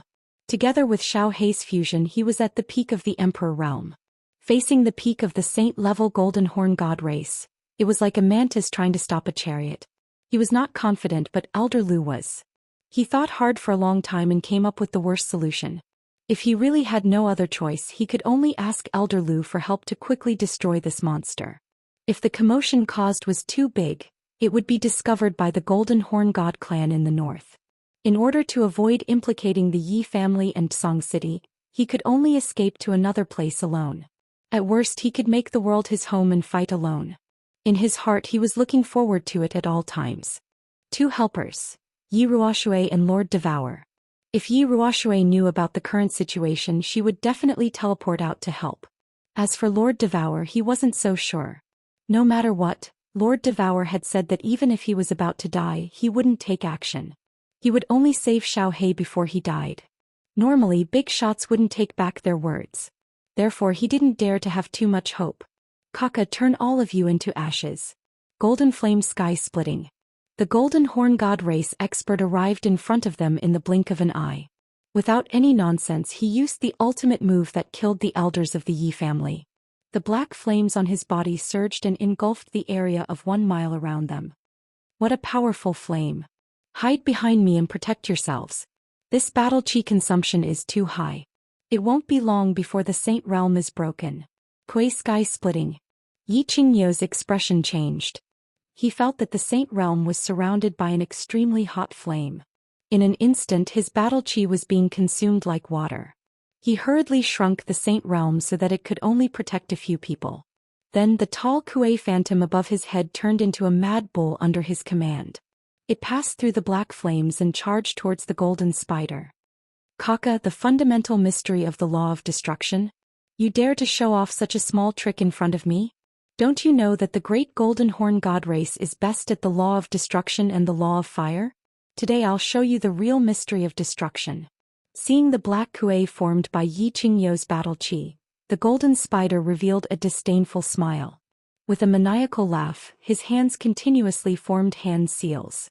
The black flames in front of him suddenly condensed into countless strange beasts that pounced towards the kuei. Before the kuei could reach the golden spider, it was instantly surrounded by countless beasts. They continuously bit and tore at it. Gradually it faded and finally disappeared. It's over. Yi Qingyo saw the golden spider's black flames radiate countless beasts. Moreover, each of these beasts was stronger, more agile and more imposing than his kuei. Suddenly his expression turned ashen. The law of destruction that he was most proud of was nothing in front of the golden horn god race. What was the point of fighting? With a bitter expression, his battle chi surged out and seeped into the green sacred domain, stabilizing it so that it wouldn't be destroyed by the black flames. Then he turned to Yi Qinghan and said, "Brat, if you don't show your trump card, we're all finished." "Alright, let me try." Yi Qinghan's expression was also very pale. He knew that the golden horn god race was strong, but he didn't expect them to be this strong. Leaping out, he directly teleported in front of Yi Qingyo, getting closer to the golden horn god race. Soul Chaos Space Lock World Annihilation / Without hesitation, Yi Qinghan immediately released his body fusion technique. A bewitching purple light shone and directly enveloped the golden horn god race in front of him. At the same time, his battle chi fluctuated and he waved it forward, locking the space around the golden spider. Finally, the slaughter god saber released a wave of saber energy, and a fire dragon left his body and attacked the golden spider with lightning speed. What's that? The golden spider was startled by Yi Qinghan's sudden teleportation. Teleportation? It doesn't seem like it. This person's strength is so low, how can he teleport? What is this purple light? Why is there a movement in the space? Damn, this fire dragon is so fierce. The golden spider was surprised by Yi Qinghan's series of strange attacks, but he didn't expect to see an extremely fierce fire dragon pouncing on him. He wanted to escape, but it was already too late. His body once again shone with intense flames, desperately protecting his body. Bang! The huge fire dragon collided with the black flames, emitting a dazzling light. It also caused the black flames that enveloped the golden spider and the others to tremble and instantly dissipate. Young patriarch is so fierce? Yi Fu and Yu Xiang looked at each other in shock, while Yu Qingqing's eyes flashed with a trace of intoxication. Little Han, quickly take the others and run one-legged bull transformation. However, before their expressions of happiness could blossom on their faces, Yi Qingyo roared and the illusion of a kuei condensed once more above his head. He suddenly charged forward and used his ultimate technique to save his life once more. It was the technique he had used to deal with the demons at the foot of Fallen God Mountain, the kuei transformation. Without hesitation, Yi Qinghan immediately teleported next to Yu Qingqing, but he didn't escape. Instead, he protected the three of them and transmitted his voice at the same time. "Elder Lu, if you don't act now, I'm going to die." After the explosion, the black flames on the surface of the tall golden horn divine race member's body disappeared. His robe was tattered and blood could be seen faintly. The spider tattoo on his face twisted rapidly. With a furious roar, the two black curved horns on his head suddenly expanded at a speed visible to the naked eye. In the end, they became dozens of meters long and a few meters thick. The golden horn god shook his head and a cruel smile appeared in his eyes. He bent his body, and with the two huge horns glowing with a dim light, he fiercely rammed towards Yi Qingyo's Kueox phantom. "Run, no one will escape today. Lowly mortal, you actually injured the great divine race. I'll let you have a taste of my golden horn divine race's ultimate move. Golden horn god destruction." Chapter 351. Bang! The two huge horns, which carried a biting cold aura and a tyrannical, murderous intent, suddenly collided with Yi Qingyo's ultimate life-saving technique, the kuei, which was emitting black waves of energy. A heaven-shaking explosion rang out, followed by another intense explosion. A dazzling light lit up and a huge shockwave scraped the ground a few inches deep. "Impossible. Little Han, run." Yi Qingyo vomited a mouthful of blood, and his bulging eyes were filled with despair. His body quickly withered and fell down powerlessly. His two hands waved wildly at Yi Qinghan, urging him to run for his life. Yi Fu, who was beside Yi Qinghan, quickly flew over to catch him. After the explosion, the huge Kuei ox turned into nothingness, while that golden horn god race clansman seemed to be completely fine. His body trembled slightly and he shook his head. Waving his two huge black horns, he continued to crazily charge at Yi Qinghan and the others. Clearly he hated Yu Qingqing, the culprit who caused the tragic death of his brother. C so fierce. Yi Qinghan's face turned ashen. Yi Qingyou's life-saving ultimate move, the Kuei Ox Beheader, was terrifyingly powerful back at the god-slaying mountain.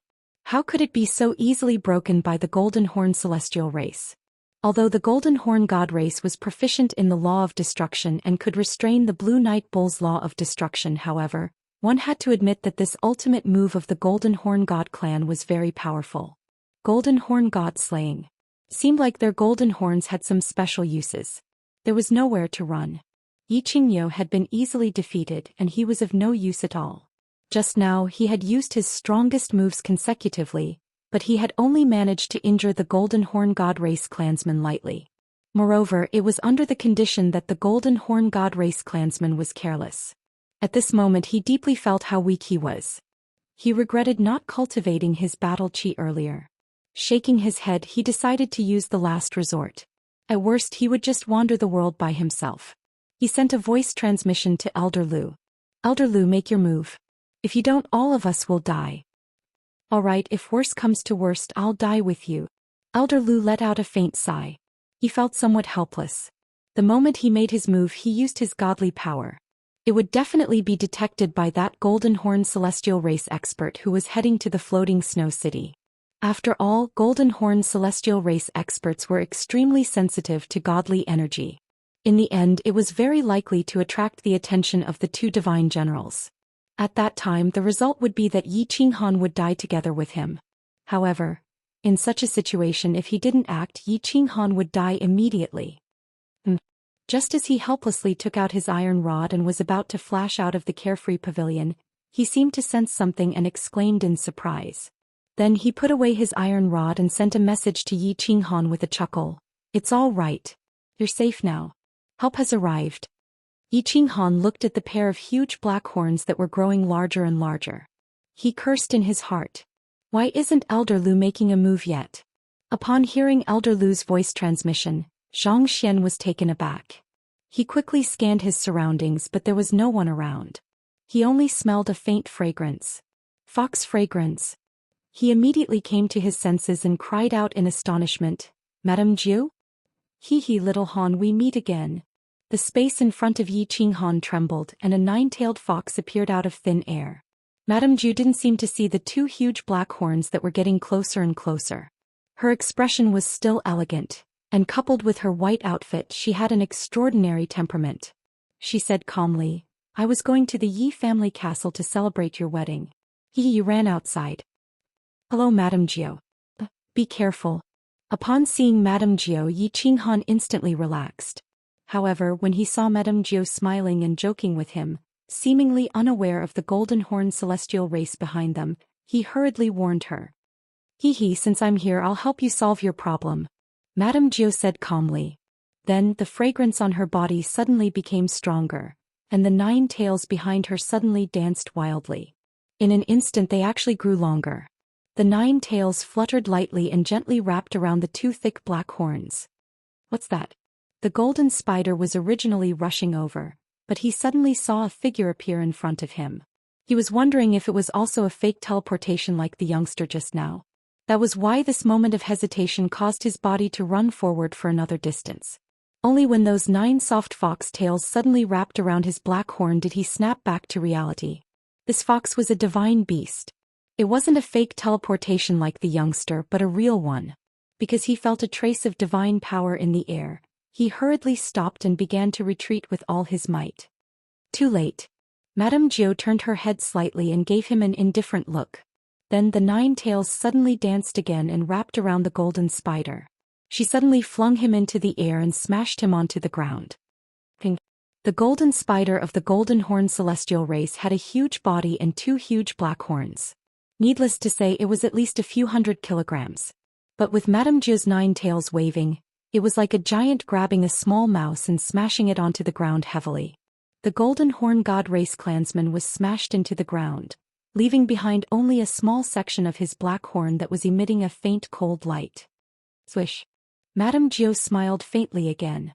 She lifted her tails and flung the half-dazed golden spider into the air again before smashing him heavily again. Then she flung him up and smashed him again. Ping ping, ping. Under the dumbfounded gazes of the crowd, the Golden Horn celestial race was smashed into the ground again and again, creating more than 10 huge black holes on the ground. When the Golden Horn celestial race was finally flung to the side by Madame Jio, he was already badly mutilated and unrecognizable. He couldn't be more dead. This, Yi Qinghan and Yu Qingqing looked at each other, licked their lips, swallowed their saliva and twitched their noses embarrassedly. They didn't say a word. In their hearts, however, they were incomparably shocked. This Madame Jio looks so elegant and always maintains her charming temperament. I didn't expect her to have such a violent side. Hee, I must have scared you. Madame Jio retracted her tail and used her 2 furry claws to gently brush off the dust on her tail. She turned her head with a faint smile and said, I have no choice. If I use my divine power, of course I can kill him instantly. However, it will attract the attention of the other Golden Horn celestial race members. Hee, I can only use my physical strength. Isn't it a little too violent? Hee, it's a little violent, but I like it. Yi Qinghan rubbed his nose and smiled. He didn't hide anything and said directly. Hee, alright, the trouble is solved. Time to get down to business. Madame Jio's smile became even wider when she heard Yi Qinghan's words. She seemed to like Yi Qinghan's straightforwardness. She clapped her claws and a white jade box appeared out of thin air. She passed it to Yi Qinghan and said, Today is your wedding day. I am here to congratulate you on behalf of my mistress. Mistress said to thank you for taking care of Xiao Hei for so many years. This time she will give you a small gift. In the future she won't owe you anything. She also said to remember what she said. Yeah, that's all. I'm done here, so I should go. See you, little Han. Then Madame Jio gracefully bowed and teleported away. Little Han, that Madame Jio is Lord Devour's subordinate, the 9-tailed fox divine beast? Yu Qingqing and the others were still immersed in the shock, but Yi Qingniu, who was supporting Yi Fu in the air, opened his mouth and asked with uncertainty. Yes, she's Lord Devour's housekeeper, a very powerful divine beast, Madame Jio. Yi Qinghan nodded. Then his eyes fixed on the white jade box in his hand. He said expectantly, Lord Devour gave me a gift? I wonder what it is. With her identity she can't take out ordinary things, right? Yi Qingniu's face was a little pale, but he was more excited after surviving a disaster. He looked at the white jade box enviously and sighed. Don't open it. If I'm not wrong, this is Lord Devour's wedding gift to Qingqing and Xiao Wu. 2 divine crystals, 2 top-grade heavenly god realm divine crystals just like your sister. Chapter 352. Yi Qinghan was dumbfounded. Are these divine crystals fruits? Does Lord Devour specialize in producing divine crystals? Why are they all top-notch heavenly god realm divine crystals? Isn't this equivalent to creating 2 peak heavenly gods? These gifts are a little too expensive, right? Don't be surprised. These are indeed 2 top-notch heavenly god divine crystals. Lord Devour is very awesome. He's a big shot even in the divine world. Giving him several top-notch heavenly god divine crystals isn't a big deal. Don't think too much. Let's return to Tsang City first. We don't know how this world-ending calamity will develop. If we don't handle it well, everything will be for naught. Elder Lu used his divine senses to check and stopped Yi Qinghan from thinking too much. Yi Qinghan pondered for a while and didn't think too much about it. He directly put the white jade box into the unfettered pavilion and turned to Yi Fu. Elder Yi Fu, bring Grandpa Green Cow, and Elder Yu, bring Qingqing. I'll protect them. Let's return to Tsang City first. Alright, let's go back first. Yi Qinghan sighed deeply and looked to the north worriedly. Yi Qinghan forced a smile at Yu Qingqing and handed her over to Yu Xiang. Then he held the slaughter god's saber and led the way. The group flew towards Tsang City at high speed. Along the way, Yi Qinghan looked around vigilantly. At the same time, he was thinking about what had just happened.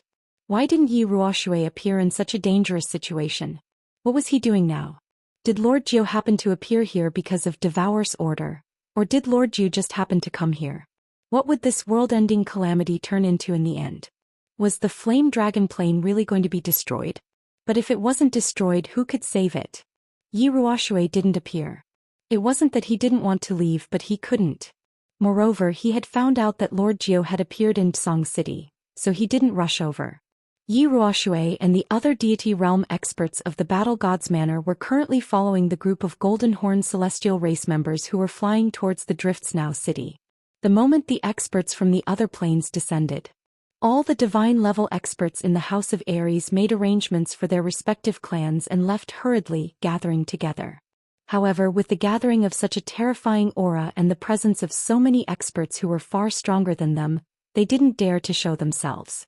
When the two god generals flew towards the floating snow city, the group of Golden Horn god tribesmen split into several groups and flew towards different continents. Only then did they fall far behind the group of Golden Horn god tribesmen heading towards the floating snow city and started to discuss countermeasures. Everyone, what should we do? From the looks of it, they were heading to Snowfall City. Once they go, floating snow city will definitely be razed to the ground. The old ancestor of the Shui clan was the most anxious. After all, the Shui clan that he had been protecting was the first to encounter. What can we do? If we go over, we'll just be throwing our lives away. One of them has an extremely powerful aura. He must be at the peak of the heavenly god realm. And there are 4 heavenly gods.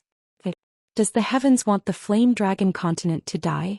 Yushi's face was as pale as a snow lotus on an iceberg. Don't worry, don't worry. There will always be a way. There will always be a way. Yi Ruoshui's 2 white eyebrows were like 2 sharp swords, slanting and slanting. The 3 war gods were also distressed. There will always be a way. What could they do? The experts from the other planes who had descended this time were too powerful. If it were just a few ordinary heavenly gods, they wouldn't care even if they risked their lives. After all, their destiny as divine-level experts was to protect the Flame Dragon continent. This place was their route. Let's do it. Everyone, I can't just watch them raise floating Snow City to the ground. I'll go first. The old ancestor of the Shui clan clenched his teeth. Seeing that the others weren't moving, he decided to fight to the death. Wait. The eldest of the 3 war gods, Jian Huang, raised his hand to stop the old ancestor from dying. Then he turned to Yi Ruoshui, clasping his fists. Now the only one who can save billions of creatures on the continent is you, little Yi. Me? Are you kidding me? My realm isn't as high as yours, brother Jian Huang. Yi Ruoshui's white eyebrows twitched, asking skeptically. Right. The Baldi in the Divine City can't even protect himself. Now we can only count on you. The second war god Saber Emperor also got it. He clasped his fists, his face hopeful. We can only count on you. Take your little Han to beg Lord Devour to help us. Don't talk. Listen to me. Lord Devour doesn't care about us. It's useless even if we go there. Even if the entire continent is dead, he won't help us. However, if Yi Qinghan goes there to beg, there is still hope. No matter what, he's the only one who has a relationship with Lord Devour. Please, little knight, hurry up and take little Han. Go to the Dark Castle as fast as you can. Whether or not the billions of lives on the continent can be saved depends on this trip. The Sword Emperor's expression was extremely serious, and he said very seriously. The old monster of the Shui family and Yu Shishui were ecstatic when they heard that Yi Qinghan had a relationship with Lord Devour. The old monster of the Shui family was so anxious that he almost knelt to Yi Ruoshui. His lips trembled as he said, "Brother Yi Roi, go. If you can save the Shui family, we will be eternally grateful. Old brother Yi, go quickly. Success or failure depends on this trip." Yu Shishui also said anxiously. I'll go, but don't hold too much hope. Lord Devour said that he won't interfere in the continent's disputes. I'm going. Yi Ruoshui's eyes twinkled. She stomped her feet, sighed helplessly, and directly teleported away. Yi Ruoshui teleported a few times. Yi Qinghan and the others hadn't reached Song City yet. Yi Ruoshui's divine consciousness spread out and found that Yi Qinghan and the others were still dozens of miles away from Song City. She directly teleported there. Forefather. Yi Ruoshui's appearance gave everyone a fright. Yi Qingyo and Yi Qinghan hurriedly bowed. But Yi Fu, Yu Qingqing and Yu Xiang had never seen Yi Ruoshui before. They were momentarily stunned and didn't bow. Alright, no need to be so polite. Qingyo. Yu Qingqing, right? I'll bring you back to Tsang City first. Little Han, wait for me here. Yi Ruoshui didn't waste any words. She directly stopped Yu Qingqing and the others from preparing to bow. She directly grabbed Yi Qingyo with one hand and Yu Qingqing with the other, and directly teleported away. Xiu. A moment later, Yi Ruoshui appeared again and directly teleported away with a puzzled Yi Qinghan. She left behind a few words, telling Yi Fu and Yu Xiang to hurry back to Tsang City alone. Forefather, where are we going? Yi Qinghan hurriedly transmitted his voice in astonishment as he was teleported by Yi Ruoshui. In the blink of an eye, they were already several hundred miles away. I don't have time to explain now. I'll tell you the details later. Yi Ruoshui frowned.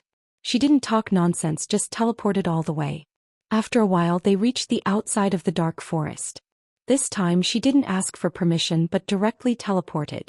Until they got out of the dark castle, she turned to Yi Qinghan and sent him a message.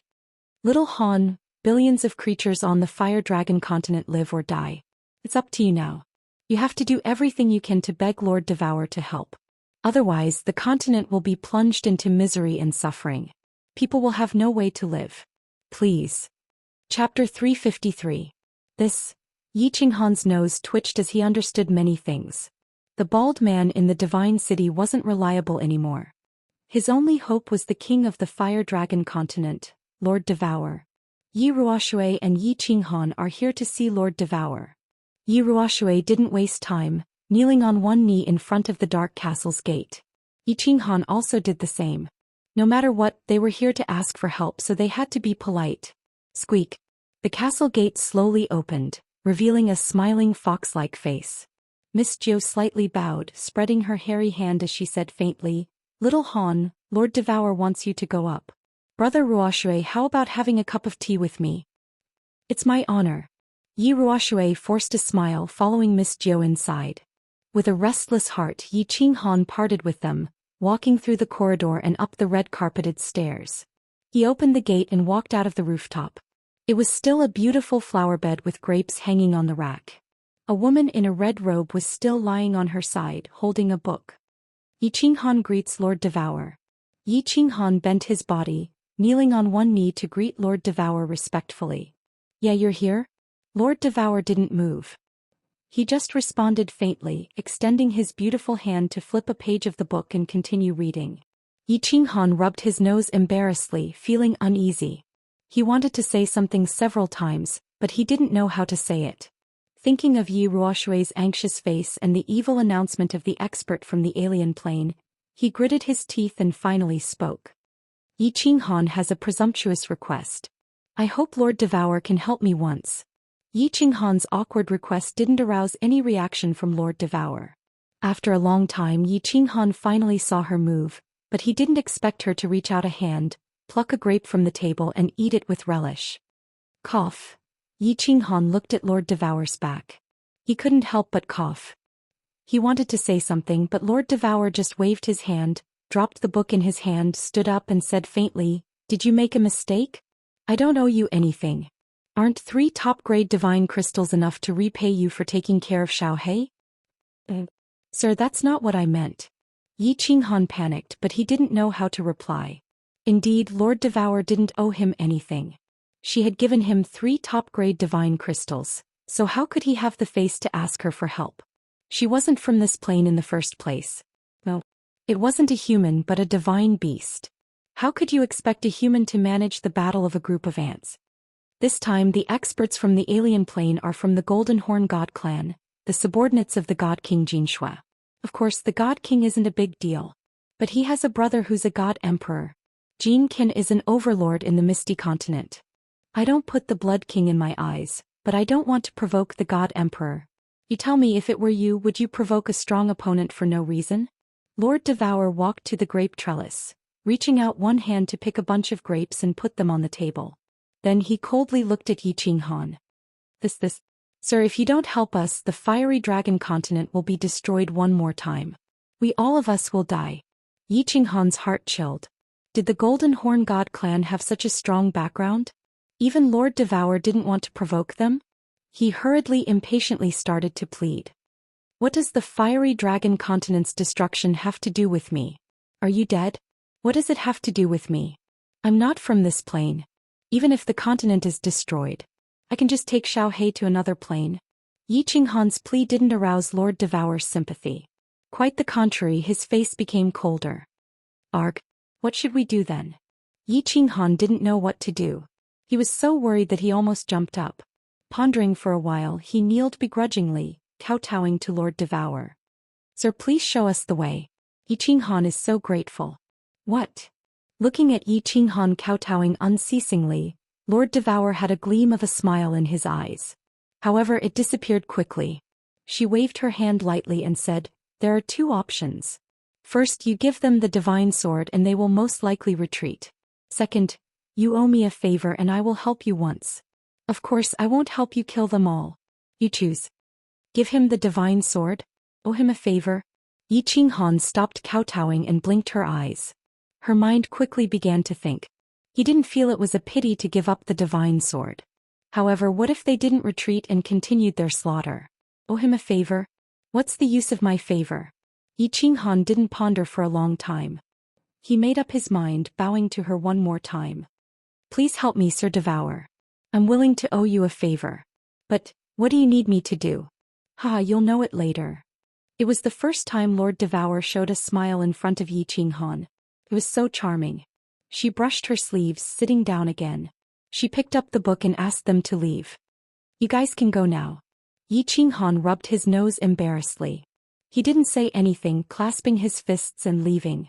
He met Yi Ruoshui flying to Tsang City. After the Golden Horn God clan landed, they split up. Originally, the team heading to Drifting Snow City was the shortest. However, as they were worried about the hundreds of Sacred Realm experts behind them, they didn't teleport, choosing to fly instead. The first to arrive were the two god generals, Jin Qi and Jin Kuan. Young master, this is the place where the lord of this plane resides. The two of them hovered in the sky in front of the city.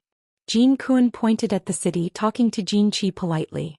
Quack, he spent such a big price to build the 7-star absolute kill god formation. This lord does have a little bit of money. Alright, Jin Kuan, tell him to surrender.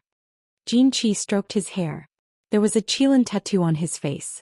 At this moment when he spoke, the Qilin looked alive, which was really strange. Yes, young master. Jin Kuan bowed respectfully, then urged his god power to shout.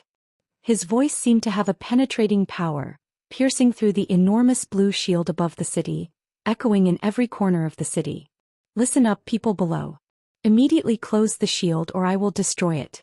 Everyone inside will be killed and not a single one will be spared. The cold voice reverberated throughout the entire city, shocking everyone in the city. Everyone looked at the two demon-like figures with boundless auras in the sky. It was as if a bucket of cold water had been poured on their heads in the winter. Instantly they felt cold from head to toe. They all looked at the tall God Master Pavilion in the center of the city. Tu pays his respects to the two lords. The God Master didn't disappoint them. He appeared decisively, teleported above the God Master Pavilion, and cupped his fists to greet them. However, his words disappointed all the people in the city. I'm the overlord of the Fire Dragon Plane. What instructions do you have for me? If I can do it, I'll do whatever it takes to help you. Shut up. Jin Kuan didn't care about Tu's compromise. Instead he shouted coldly, open the shield and surrender or die. Chapter 354. Everyone's faces darkened. Since when had the people of the God City been humiliated like this? Their great master god had spoken to them so politely, yet this person was so overbearing, so arrogant. Instantly, countless master gods' fanatical worshippers were enraged. Countless experts rose into the sky and arrived in front of the blue light shield, cursing. You two ugly monsters, I'll *CK your ancestors. How dare you? Do you know where you are? If you want to die, I'll send you to hell. You think you're a bull god just because you have 2 bull horns? Let me tell you, I can kill you with one slap. If the Great Master hadn't activated the 7-star ultimate killing formation, I would have skinned you right now. The God City's undefeated history of thousands of years had given them the courage to be arrogant. Although they knew that these two were definitely God-grade experts, they were not afraid. Even if the sky fell, the great Master God was still around, wasn't he? It was just that they had thought that such courageous and fearless actions would be praised and admired by the Divine Master. However, they were greeted by a giant palm. The Divine Master's palm had slapped the group of people to the ground and turned them into minced meat. "Shut up, all of you. This is what will happen to anyone who dares to move or speak." The strange tattoo on the back of the Master God's shiny bald head kept moving. His eyes, one red and one black, flickered non-stop, and his expression was extremely ugly. His ruthless methods had indeed stunned everyone, and they all decisively shut their mouths. Master God too looked up into the sky again and said coldly, "Sirs, don't go overboard. Don't go overboard. My ancestor, Rakshasa King, has been friends with your Lord Blood King for many years. You teleported here without my permission, the Fire Dragon Dimension's overlord. This is against the iron law of the God Realm. If the God Realm's law enforcement team finds out, I'm afraid your Lord Blood King will be punished. I'll give you two-face and not pursue this matter. However, please don't harass my residents anymore. As for the outside, I won't care. How about that?" Master God 2's words were reasonable. He first tried to build a good relationship with them, then he pointed out that they had violated the iron law of the God Realm. He first stood on the side of reason, then he gave them face by not pursuing the matter and letting them do as they pleased. This was giving the two divine generals a lot of face. "Hehe, Devil King." Jin Kuan didn't say anything, but Jin Qi laughed sinisterly. He laughed maniacally. "How can a trash god king like the Rakshasa King compare to my father? Divine World Law Enforcement Team? Kaka, if I kill everyone in this plane, how would the Immortal Realms Law Enforcement Team know? I'll ask you again, will you fight or surrender?" To fight or to surrender, Jin Qi clearly used his divine power for the last few words. Not only did the 4 words cause the eardrums of everyone in Divine City to tremble, but it also started to spread to all corners of the continent. In an instant, the entire continent was filled with the echoes of these 4 eerie words. Everyone in the continent was shocked, and a murderous atmosphere enveloped the entire Fire Dragon continent. "Sirs, didn't you come for the divine sword? The real godly sword is not with me. I can use my soul to swear to the Supreme God that if I am lying, I will fall into the 9 hells forever." The God Master was anxious. When a scholar met a soldier, it was hard to reason with him. The Golden Horn holy race had always been extremely tyrannical. How could they be so tyrannical now? "I don't believe in **T oaths made by people who aren't my people. Since you don't want to surrender." Jin Qi stroked his greenish-black hair, swung his hand and shouted, "Jin Kuan, break this damn formation for me. Kill everyone in this bird city. Don't leave a single one alive." Jin Kuan didn't say anything. He nodded his head and then his face turned cold. His face was filled with countless small, oddly shaped insects. The black flame outside his body grew fiercely, making him look like an evil god. Hee. He let out a roar and his body suddenly became several times thicker.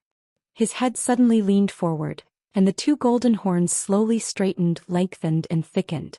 Finally, his body became 5 to 6 meters tall, and the 2 golden horns became dozens of meters long and a few meters thick.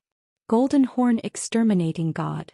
Jin Kuan's head leaned forward slightly, and his entire back was bent like an enraged bull. He immediately used his ultimate move. The black flame on his body was engulfed, and he looked like a demon that had crawled out from the 9 hells of purgatory, or an evil demon that had walked out from the chaos. He waved his hands and the 2 golden horns swayed continuously. There was a faint golden glow on them. Finally, they turned into a black torrent and collided with the blue light shield above the celestial city. Rumble. After a deafening explosion, the entire 7-star absolute killing formation suddenly glowed with dazzling lights. The entire celestial mountain shook violently under the violent collision. Countless buildings in the celestial city collapsed, and countless residents were buried alive in the rubble. The mountain was shaking and the ground was shaking. Houses were collapsing continuously. Amidst the deafening explosions, countless screams and curses were heard. Hundreds of thousands of residents of the celestial city looked at the demon-like alien race in the sky in fear. They felt cold all over as they ran around and screamed. Ha! Master God 2's black and red eyes were filled with rage as he waved his hands rapidly. Then his hands suddenly lit up and two dazzling golden rays shot from his hands onto the blue shield. When the golden rays collided with the blue shield, they dispersed immediately, and the blue shield gradually stabilized and stopped shaking. Let's see how long you can last. Jin Kuan snorted coldly, and with a teleportation he appeared a dozen miles away. His golden horn glowed again and his aura surged once more. He was prepared to use another ultimate move to break the 7-star absolute killing formation that Master God 2 had spent countless treasures to build. Wait for a while. Run for your lives.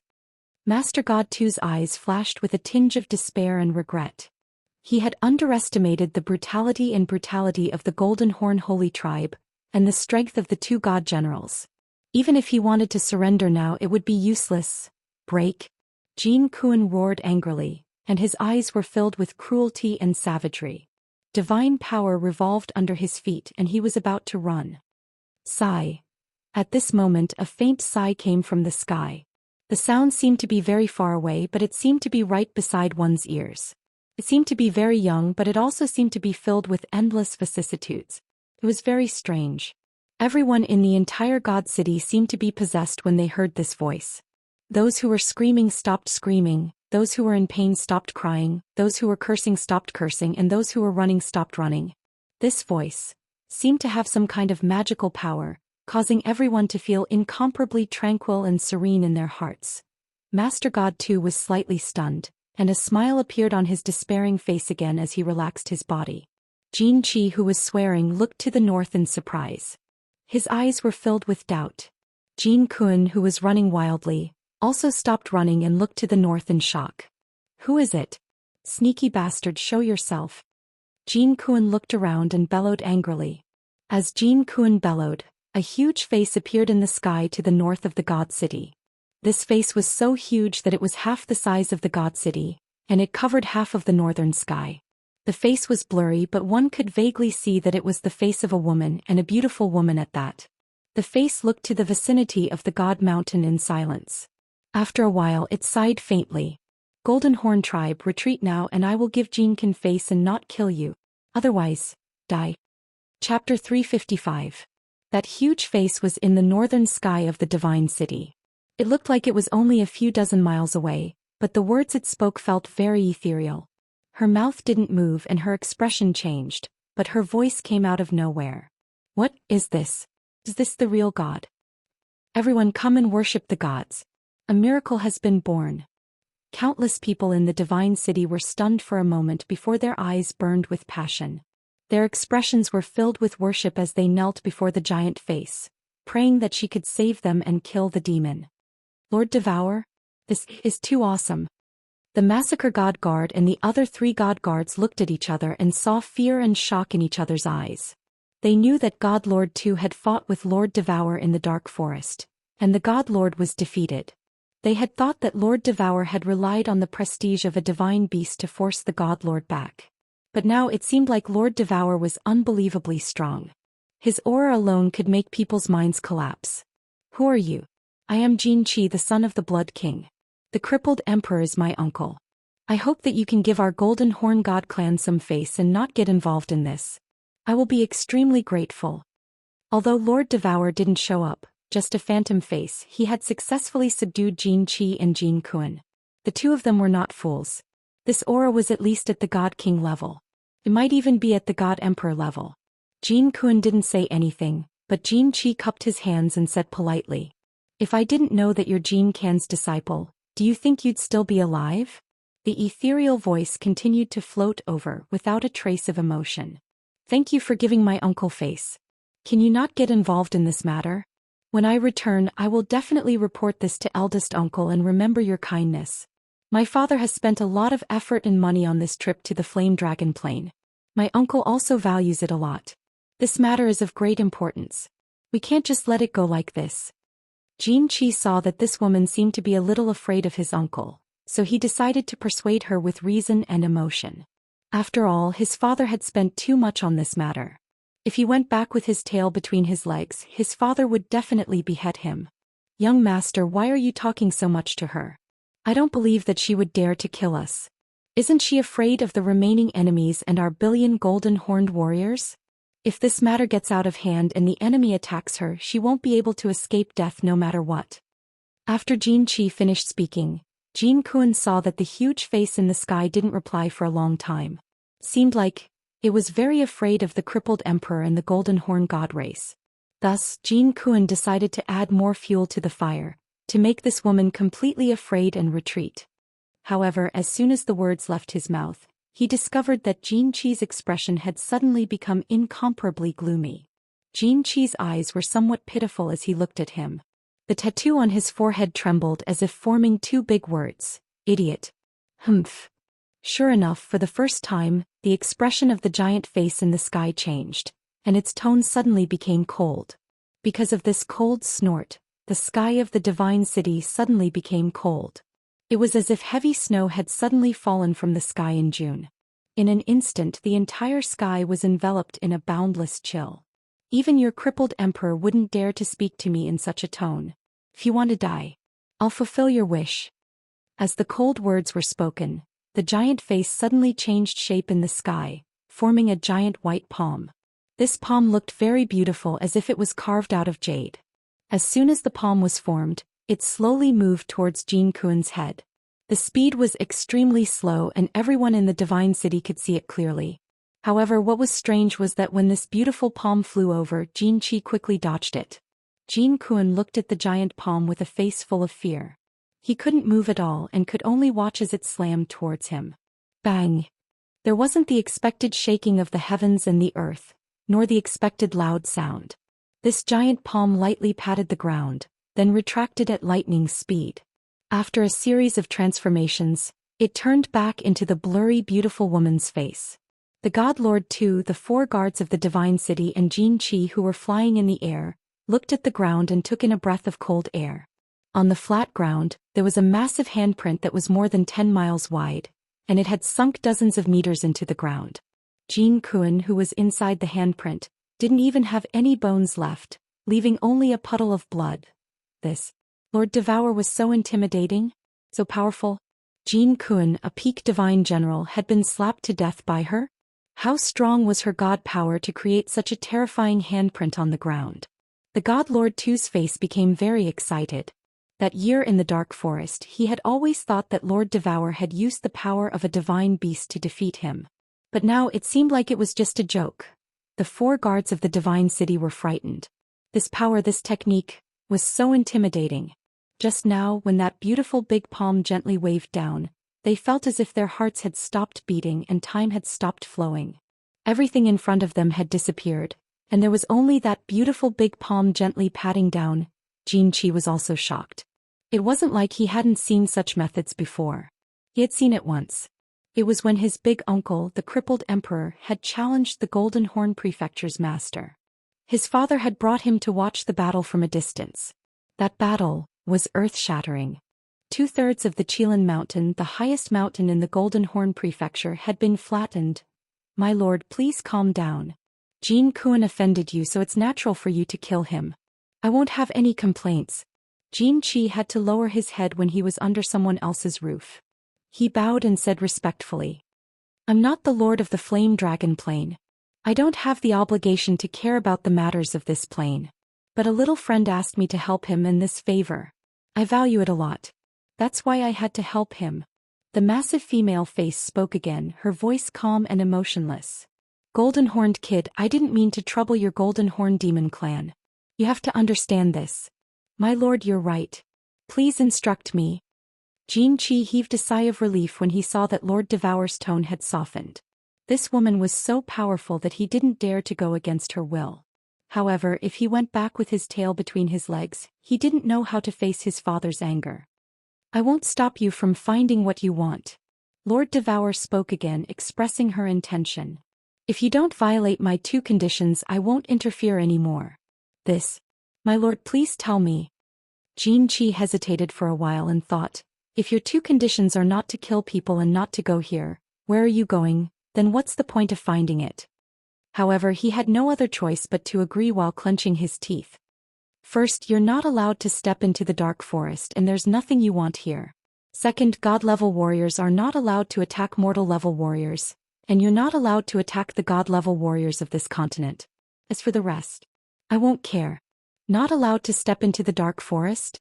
God-level warriors were not allowed to kill mortals, and they were not allowed to attack the native God-level warriors. There's no godly sword in the dark forest. God-level warriors were not allowed to kill mortals? That was easy. He had brought nearly 1,000 peak martial saints with him, and they could easily flatten this small fire dragon continent. They also couldn't take the initiative to attack the deity realm experts. That was easy to handle. The deity realm experts could directly lead the team and act as a deterrent. It would be enough to let the saint realm experts make a move. If the native deity realm experts made a move, they would be forced to accept the challenge. Thank you, my lord. Xianxia will follow your order. I will always remember your kindness. Xianxia's face brightened after he had thought through everything. He cupped his hands in front of his chest and said politely, "As for the death of a god general warrior, it was not a big deal. It didn't affect the search for the godly sword. Just remember, if you violate any of the conditions the next time I attack, I will make all of you disappear." The beautiful lady's face slowly disappeared and eventually turned into nothingness. The sky was calm and sunny again. Xianxia secretly heaved a sigh of relief. Without hesitation, he started to transmit his voice to all the peak heavenly gods in the team. After that, he looked at the God Master 2 in the blue light shield of the divine city furiously and said, "Bald-headed blind man, are you going to surrender, or are you going to let me gather 1,000 martial saints to slowly break your tortoise shell, and then massacre the entire city?" Chapter 356. Actually, even without Xianxia's message, the Golden Horn God Clan's warriors who were heading to the other mansions had already changed their direction and headed to the God City. Not to mention the Golden Horn God Clan, all the God-level experts on the continent had sensed the appearance of that huge face. They had released their divine senses at once and sensed the shocking scene that had happened in the God City. That beautiful giant face was created by the heaven and earth energy. Not to mention the God Realm experts of the continent, all the Emperor Realm experts had sensed the tremendous fluctuation of heaven and earth energy. However, they didn't know what had happened. However, all the deity-level experts could clearly sense that beautiful huge face, that sparkling and translucent large palm, as well as that astonishing large palm imprint. Lord Devour had taken action. He didn't show himself but instead used the vital energy of heaven and earth to form a giant, beautiful face. But he had successfully stunned all of the top-tier experts on the continent, and killed one of the most powerful divine generals in the world with a single palm strike. Although she couldn't completely solve the catastrophe that the Golden Horn God Clan had brought to the continent, she had at least brought hope to the people of the continent. Although this hope was tiny, there was still hope, wasn't there? Almost 1,000 sacred realm experts of the Golden Horn God Clan were formidable, but they could at least try their best. However, the God General who had survived, the 4 peak heavenly God realm experts, and more than 10 heavenly God realm experts were the fatal factors that could destroy the continent. If those God realm experts took action, the continent would fall into a desperate situation that couldn't be reversed. The Golden Horn God Clan's warriors who were heading to the drifting snow city suddenly changed their direction, flying towards the God City. The House of Ares had temporarily solved the crisis. The heavenly God realm experts returned to their families and started to prepare for a tough battle. They were ready to welcome the Golden Horn God Clan's warriors.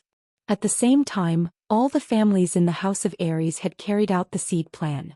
They began to disperse the younger generation of their families, sending the most outstanding ones to somewhere else in secret to prevent their families from being destroyed and their seeds from being extinguished.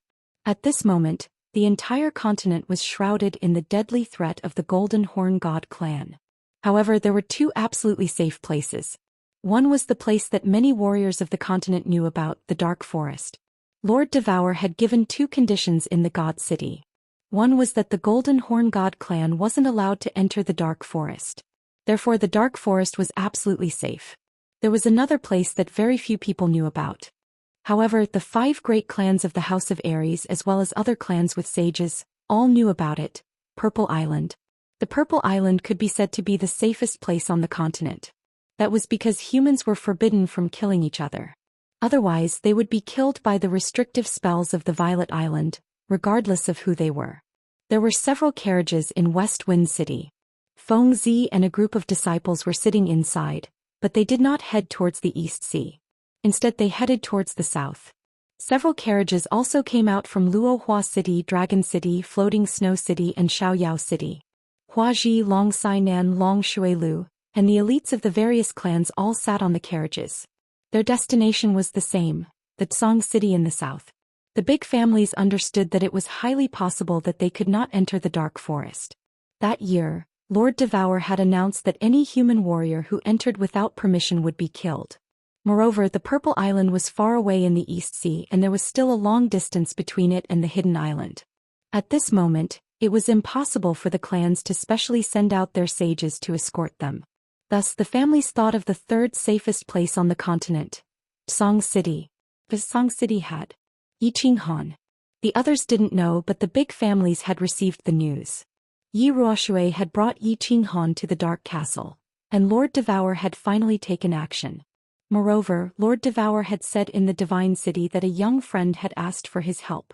All of these proved that Yiqing and Lord Devour had a close relationship. Then Yiqing's place, Tsong City, was the third safest place on the continent. Yiqing didn't know that the young masters and young mistresses of the various clans were heading to Tsong City. In fact, he had just returned to Tsong City. After Yi Ruoshui had told him not to leave Tsong City, she had teleported away. There were many things waiting for him to manage and arrange. As soon as Yiqing returned to Tsong City, he returned to the Cold Heart Pavilion.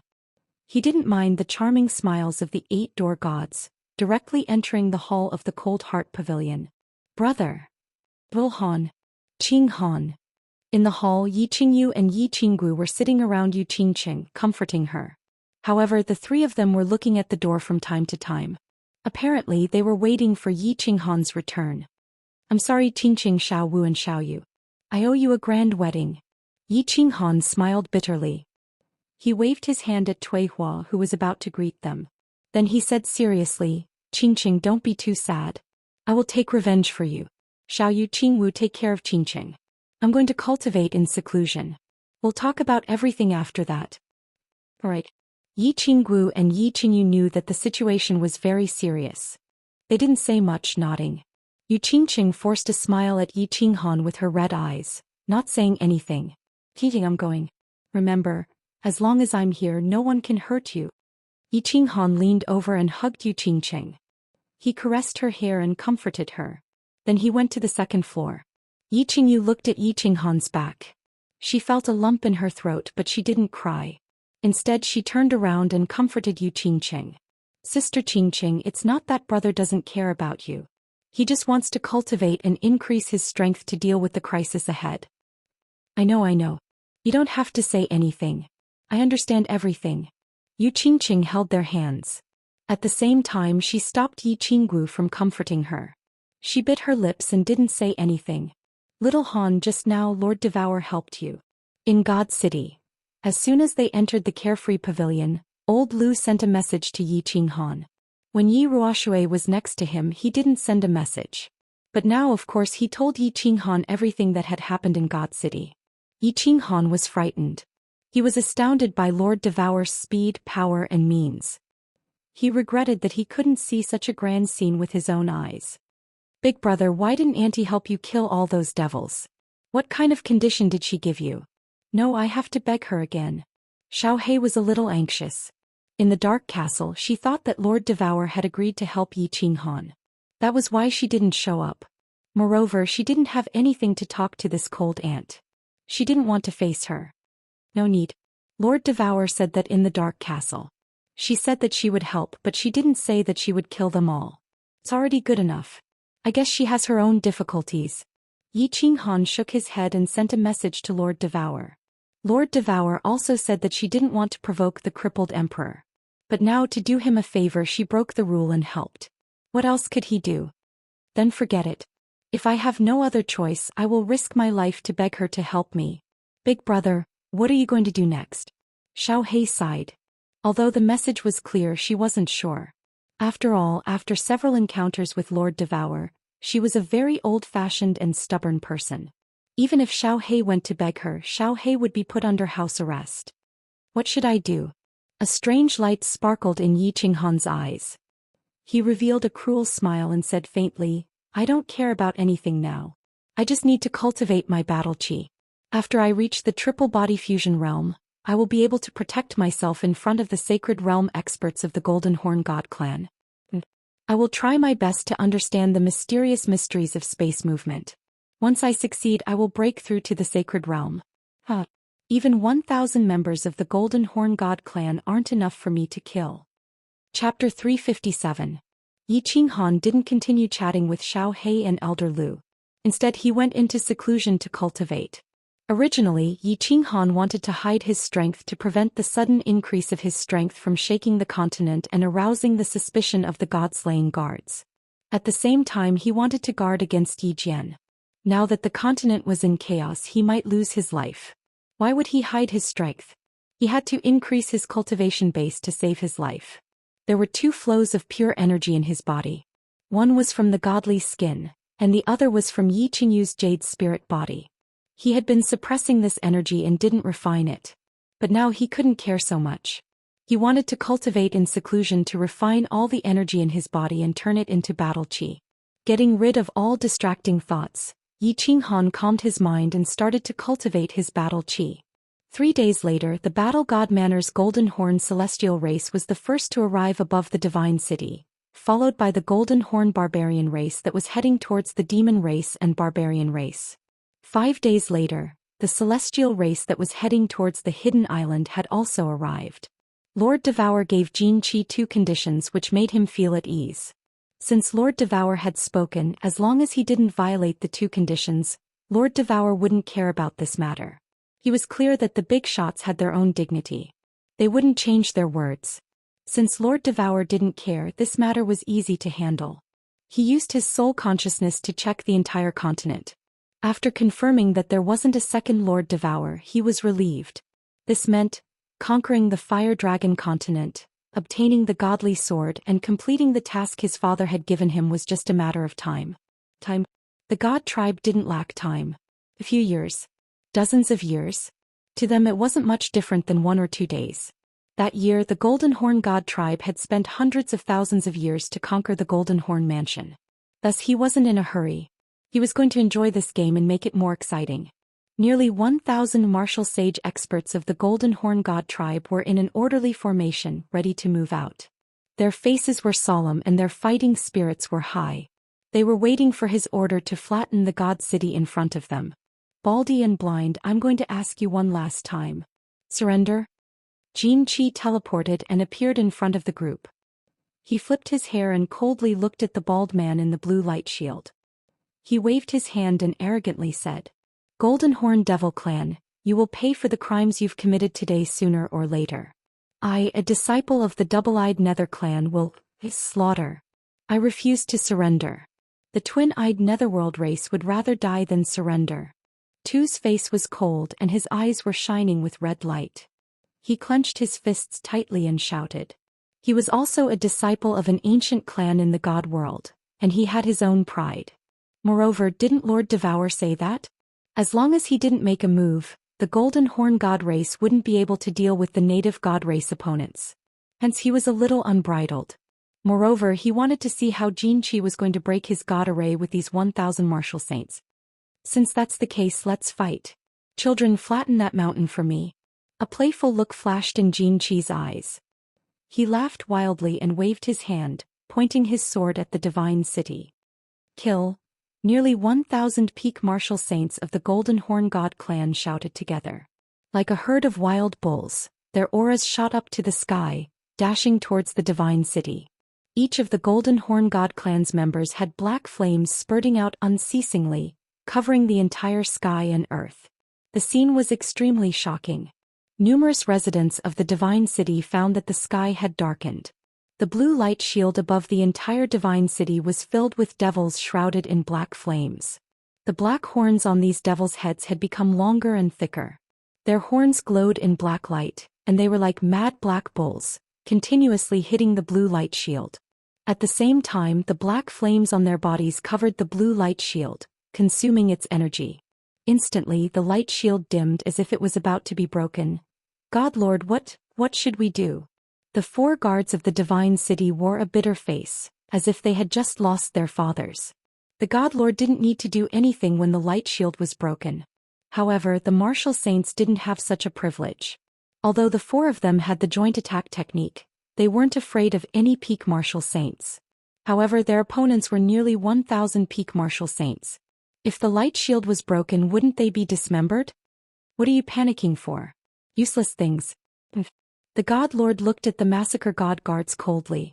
With a shake of his left hand, countless black stones flew out towards the four guards of the divine city. He then said indifferently, "Place all these divine stones at the foot of the 7 stars absolute killing formation. I want to see if they have more elemental energy or I have more divine stones." The 4 guards of the divine city were overjoyed. They received the divine stones in the air and flew around. After a while, the blue light shield suddenly emitted a dazzling radiance, and the blue glow on the light shield became stronger again. "Young master, that Baldy wants to fight a war of attrition with us?" The dozen god-rank experts beside Jin Qi quickly reported the situation. This Baldy is quite wealthy. I wonder how an overlord like him could get so many divine stones. Even an ordinary god general wouldn't be able to build this 7 stars absolute killing formation. Alright, pass down my orders. Set up camp. Half of the children will rest and the other half will continue to attack. This fool wants to fight a war of attrition with me? Jin Qi let out a long laugh and directly flew towards the ground. The deity-level Golden Horn God clan members beside him hurriedly followed after him. Countless people took out countless items from their spatial rings and summoned back half of the saint-level Golden Horn God clan members to set up camp. After a short while, countless tents were set up, and a long war of attrition had begun. However, one side was exhausting a limited number of divine stones, while the other side was exhausting the inexhaustible elemental energy of heaven and earth. The divine city was bustling and the house of Ares was also bustling. As there wasn't any danger temporarily, all the god rank and saint rank experts of the House of Ares were gathered in the Dragon City. They held a meeting of the highest level in the House of Ares to discuss the upcoming war of extermination. I suggest that all the experts of the House of Ares gather in one place to deal with the invasion of the strange races. The eldest of the 3 war gods, Jian Huang, was the strongest. He was the first to speak. I agree. The House of Ares has more than 100 saint rank experts. They are a force to be reckoned with. After the strange races take over the divine city, they will definitely be exhausted. The House of Ares should be able to hold them off. We can discuss other matters at length. Yi Ruoshui nodded. Her 2 white eyebrows twitched. She thought for a while and felt that this was the best plan.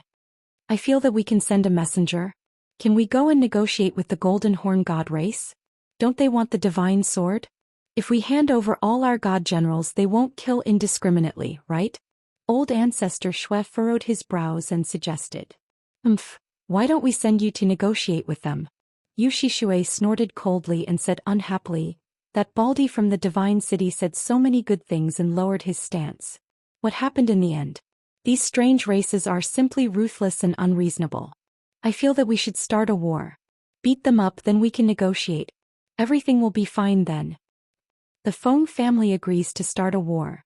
The ancestors of our 5 great families are the Wind Lord, Flower Empress, Snow General, Moon Queen, and Night Emperor. In the first world-destroying war, did they ever submit to the pressure of a divine master? You want me to negotiate? Surrender? I would rather die in battle.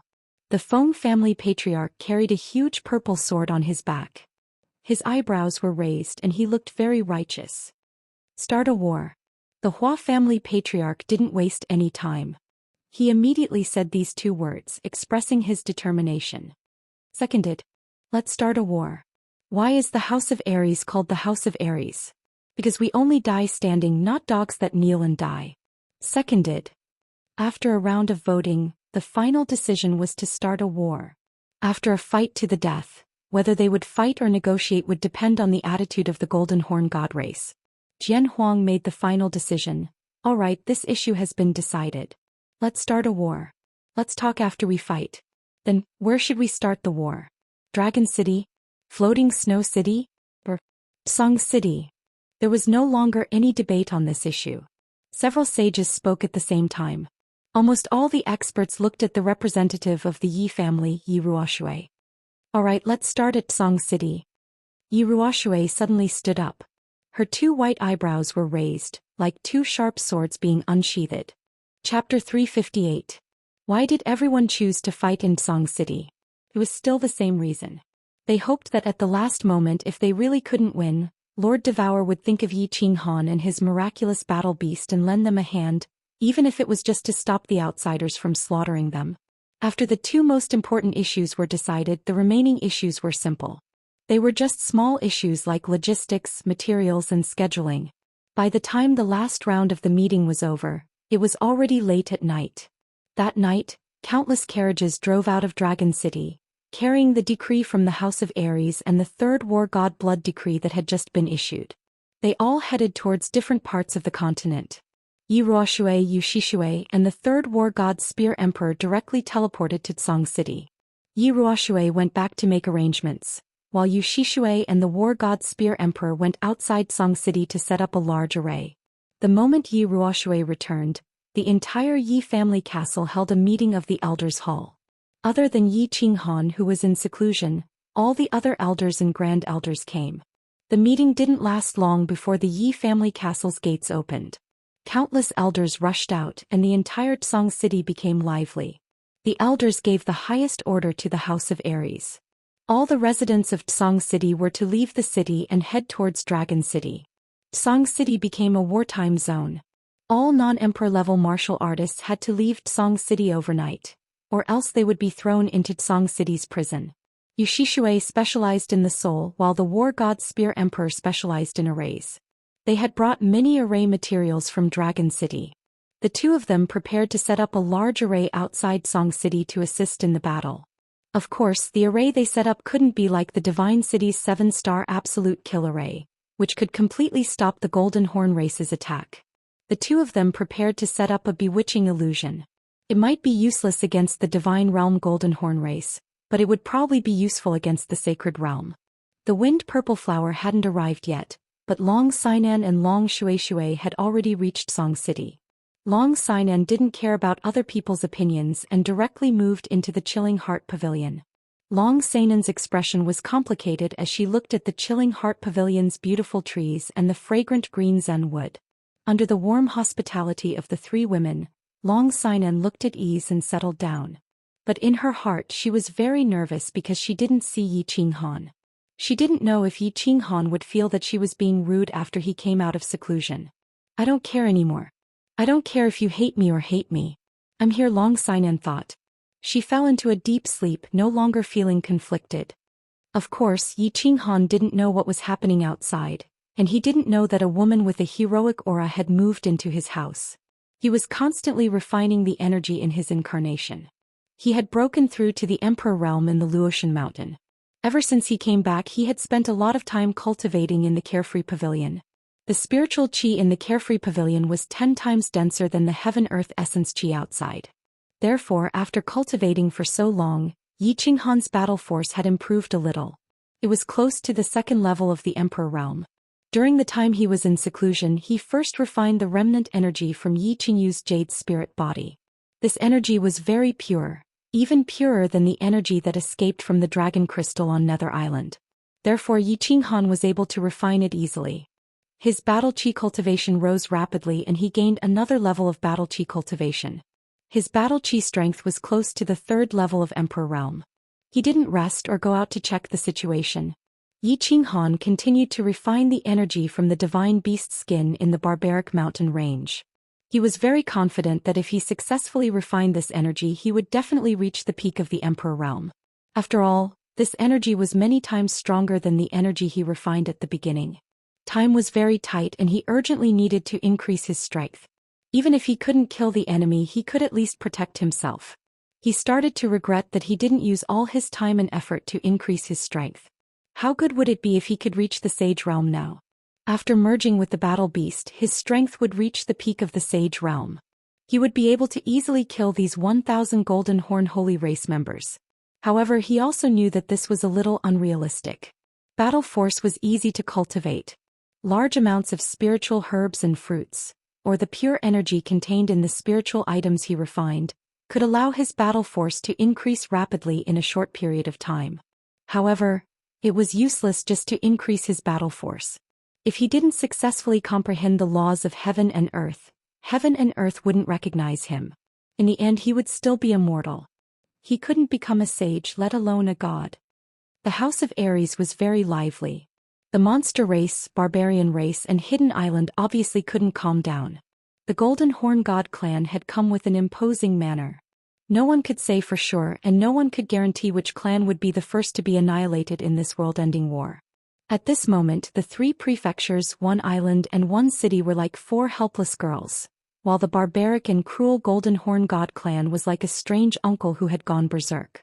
The fire dragon plane was in the wilderness, and the iron laws of the divine world couldn't be used here. This situation was like rape. Since they couldn't resist, they might as well enjoy it. Sky Demon City welcomed the demon god that hadn't appeared for almost 1,000 years. He directly took control of Sky Demon City. With the demon god's order, all the warriors above the demon emperor level gathered in Sky Demon City, ready to enjoy the Golden Horn Holy Race's invasion. Heaven Barbarian City was a little simpler. The leader of the barbarian race gave the order, and the barbarian emperors and barbarian saints swarmed over to resist the enemy. Hidden Island was even simpler. It was only the size of a butt. Within a day, all the strong warriors gathered on the Hidden Island's sacred mountain. The bandits and hooligans of the Hidden Island even made an anti-rape slogan. The invading Golden Horn Holy Race, fail to rape and be F***ked. Actually, the Baldy in the God City also wanted to say this slogan at the beginning. However, after a few days he felt that he didn't have the strength to do it even though he wanted to. Indeed, he had a lot of divine stones. Even a normal god general couldn't compare to his wealth. However, what could he do? Compete in consumption? He consumed divine stones, but the Golden Horn Holy Race consumed an inexhaustible amount of heaven and earth yuan qi. Looking at the god general's appearance, it seemed like he was prepared to stay in the Fire Dragon continent for a few decades. He wasn't afraid of being discovered by the God Realm's law enforcement team and implicating his father. Seemed like he was too naive. The crippled emperor was considered one of the big shots in the floating mist continent. He had the ability to hide such a small matter. After a few days, God Master 2 rubbed his big bald head for a long time. His black and red eyes also flickered for a long time. He made his decision. He gathered the 4 guards of the God City for a secret meeting. After that, he sat alone in the study room of the God Lord Pavilion and read a book. We surrender. The 4 guards of the God City raised the white flag high and directly flew into the sky. They shouted loudly through the dim blue light barrier. This shout was indeed effective. All the Golden Horn Holy Race members stopped their attacks. Jin Qi, who was taking a nap in the tent, was invited up. Jin Qi laughed loudly. He was very satisfied with the respectful gazes of the 4 guards of the God City. He flicked his long hair and touched the 2 golden curved horns on his head. He smiled and said, "We can surrender. Open the barrier and I will spare the 4 of you." After several days of fighting, Jin Qi saw that his clansmen were exhausted. Since someone had surrendered, it was easy to deal with them. "Lord, can you spare our clansmen and not kill them?" The God Massacre Guard looked at Jin Qi's gloomy eyes and shrunk his head. "Sure. Children, listen up. After entering the city, you are not allowed to kill wantonly. The 4 of you, why aren't you opening the barrier?" Jin Qi was actually very easy to talk to this time. He actually gave the order in front of everyone. The 4 guards of the God City were overjoyed. They quickly flew away and pulled out all the divine stones in the formation. The 7-star absolute killing formation that had protected millions of citizens of the God City was finally broken from the inside. "Kaka children, let's enter the city." Jin Qi took the lead and directly teleported to the top of the God Lord Pavilion. The Golden Horn Holy Race members behind him all shouted loudly and rushed into the God City. They collectively flew to the plaza in front of the God Lord Pavilion and waited for Jin Qi's orders. "Kaka children, you have worked hard. Now I order you to disperse and search for the divine swords. Search for all the rare items that can be exchanged for divine stones in the God world. Kill anyone who obstructs you. Kill anyone you don't like. Pretty girls, play with me. I hope that you will enjoy your trip to the Flame Dragon City." Jin Qi laughed crazily. The Qilin tattoo on his face kept moving. He was as excited as his master. After giving his orders, he led the 4-peak stage heavenly gods and slowly flew into the God Lord Pavilion. Looking at the situation, He seemed to want to have a good chat with that stubborn bald blind man. Chapter 359. Divine Master 2 had a shiny bald head as he sat quietly in front of the window, reading a book with a serene expression. Outside the Divine Master Pavilion, the lustful laughter of the Golden Horn Holy Tribe members, the screams of the girls, and the screams of the citizens didn't affect him at all. At this moment he was like an enlightened monk who had a transcendent feeling of watching the flowers bloom and wither. Xianxia swayed his black hair and stroked his golden horn as he walked in casually. He looked at the bald man sitting alone in front of the window and his lips curled into a smile. "Damn Baldy, why didn't you kneel down and greet our young master?" Divine Master 2 and Xianxia didn't move, but the four-peak stage heavenly gods couldn't hold it in any longer. Their faces darkened as they cursed. "I didn't surrender and I'm not your prisoner. Why should I kneel down? Your Golden Horn Holy Tribe is an ancient holy tribe, but our double-pupil Nether tribe isn't? Hee, if you don't like me you can kill me." Divine Master 2 didn't turn around as he flipped a page and said calmly, "How dare you? Are you really courting death?" Divine Master 2's casual tone revealed a tinge of disdain and recklessness. The peak stage heavenly god was so angry that his lungs were about to explode. He raised his hand and was about to slap down. F***CKU. You idiot. Divine Master 2 didn't say anything, but Xianxia knocked the peak heavenly god's head hard and started swearing. After knocking, he revealed a faint smile as he pulled a chair beside him and sat down leisurely. He tilted his head and stroked the golden horn on his head. He smiled and said, calm down, understand? Look at you guys. You're all peak stage heavenly gods like this damn Baldy, but why are your auras so different? Is the law of heaven and earth that you guys have comprehended fake? I've always told you that an expert must have the aura of an expert and have poise. Understand? You're right, young master. We can't catch up to young master's temperament. We still have to work hard to learn. Young master's demeanor. The few peak heavenly gods immediately bowed and smiled charmingly. Their flattery were endless. Come on, you've been saying this for tens of thousands of years. Can't you change it to something new? Grinning, Xianxia stuck out a finger and played with his ear for a while. He didn't look very happy but looked at Almighty Butcher who was still sitting by the window with great interest. Suddenly he smiled evilly and said, Xianxia, go out and find me a few martial saint children. They have to be strong and big. Big? Mine is very big. Xianxia blinked his eyes in bewilderment. He shook his lower body indicating that he was doing it right. Scram. Fuck off. If you're still not going, I'll chop up your thing and feed it to the dogs. Xianxia's foot flew out and directly kicked Xianxia's lower body as he cursed. Ugh. Xianxia felt a sharp pain in his lower body. Seeing that Xianxia was angry, he quickly covered his lower body and hopped away. Not long after, he brought 5 extremely strong holy-level Golden Horn God tribe members in. Greetings, young master. The 5 members of the Golden Horn God race looked excited. Their clothes were messy. It seemed that they had been showing off the power of their great Golden Horn God race to the girls of the God City. Kiki. When Xianxia saw them enter, he got excited. Both of his hands were stroking the 2 golden horns on his head. Suddenly he turned his head and looked at Master God Tuesday. With a sinister smile he shouted, the 5 of you tie him up for me. Tie him up. The 5 Golden Horn God race members were puzzled. You have so many God rank experts. Why do I need to tie him up? That's a peak heavenly god. If I'm not careful I might kill them instantly. Idiot, we can't make the first move. You are martial saint so you can do it. He won't dare to make a move. If he dares to retaliate I will have a reason to make a move. Do you understand? Xianxia scolded angrily. He instructed the few martial saints to press Master God 2 down.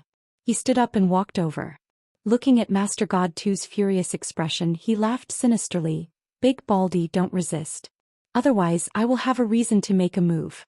I will kill you instantly. Huh? What are you trying to do? Just kill me directly.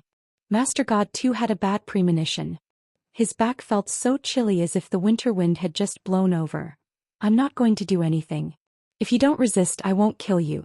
But if you dare to attack me I will kill you instantly.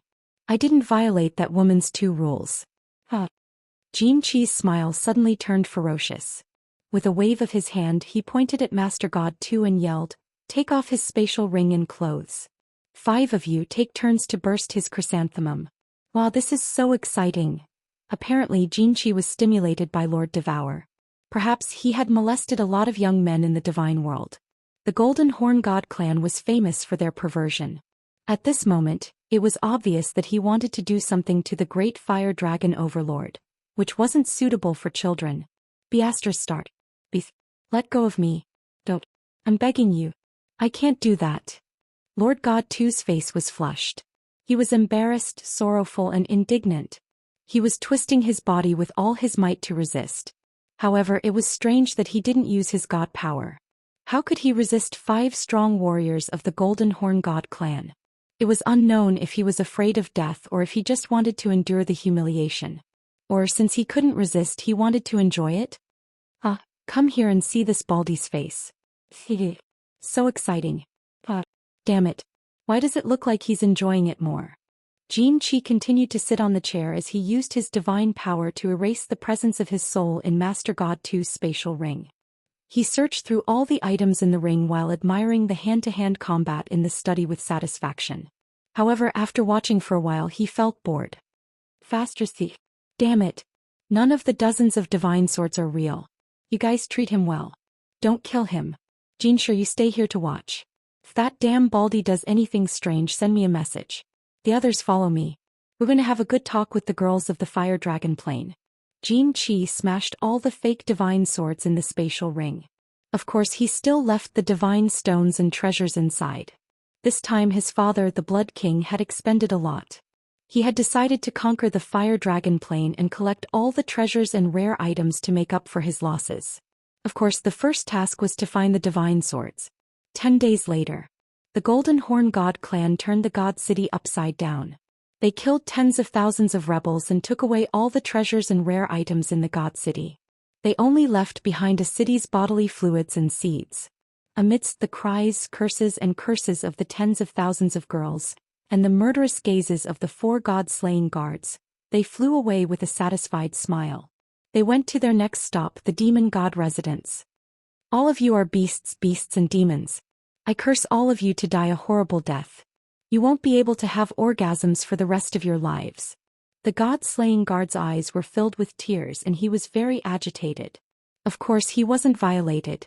Xianxia's words were true. The 4 of them were safe and sound.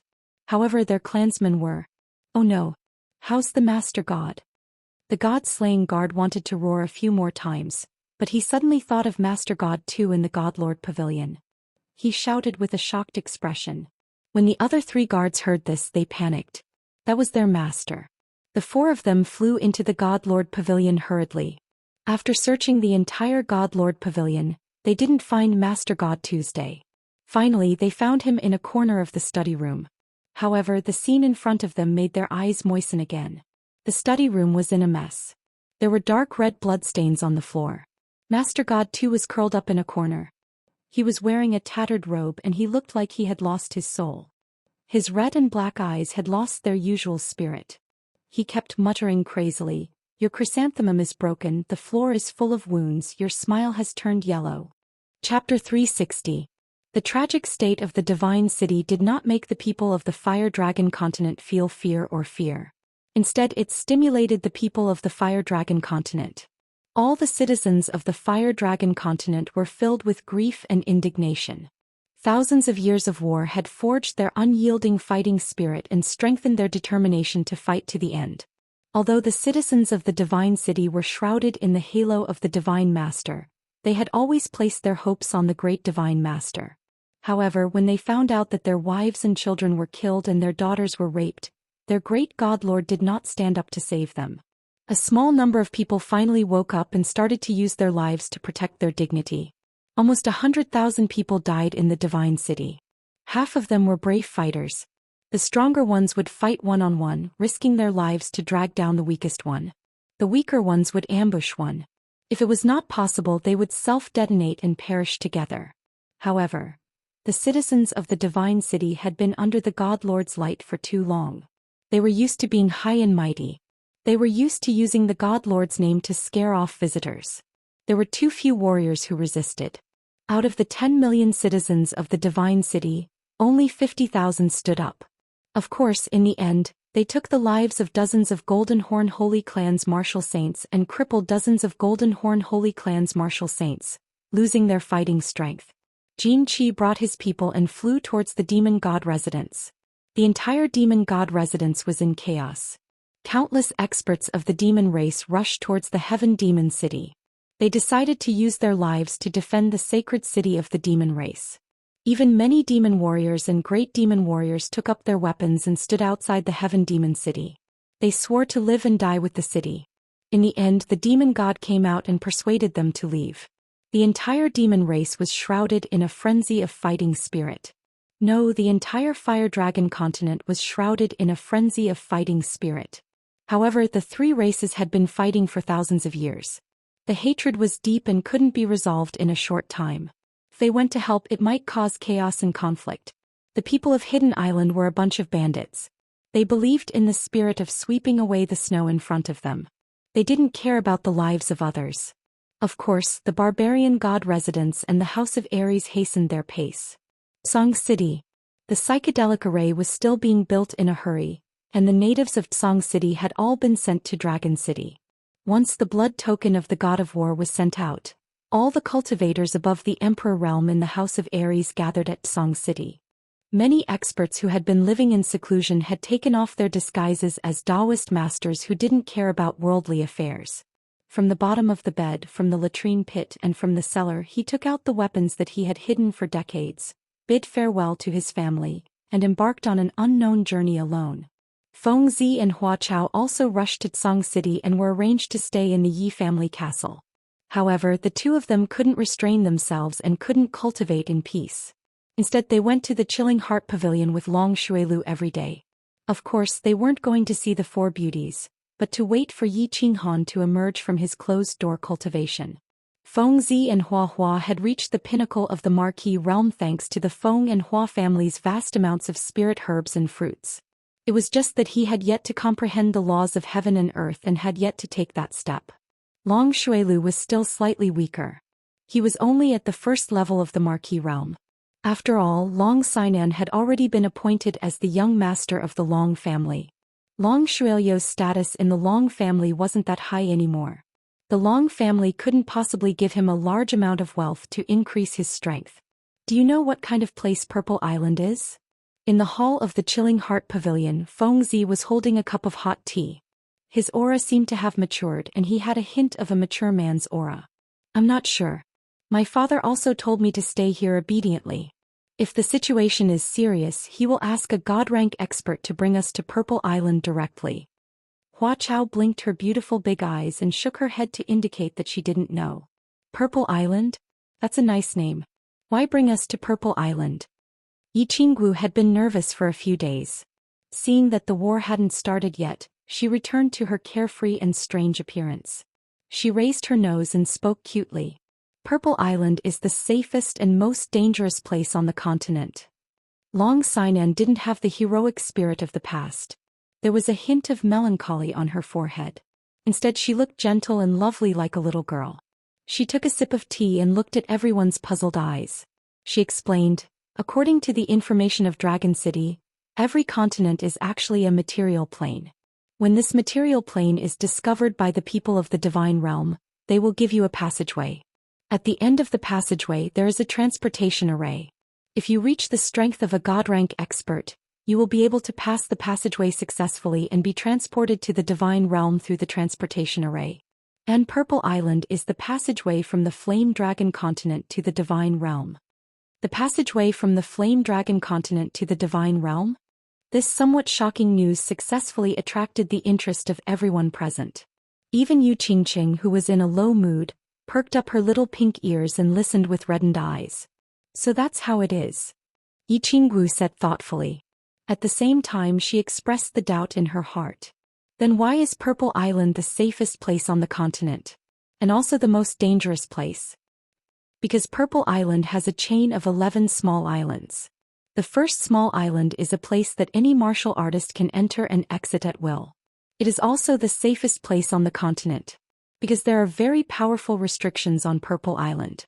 If any martial artist fights inside, they will be directly killed by the restrictions.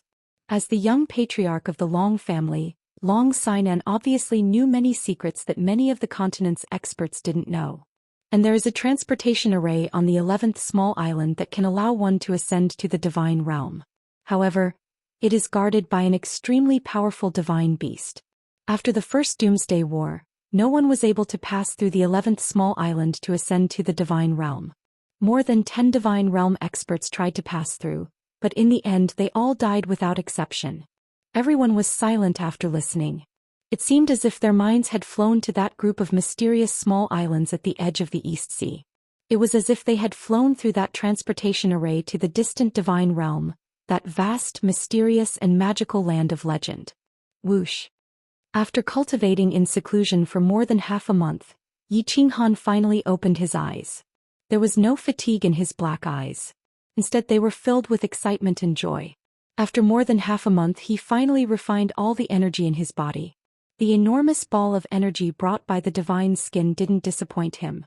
His battle force cultivation finally reached the peak of the Imperial Realm. His true strength had finally reached the 3rd level of the Imperial Realm.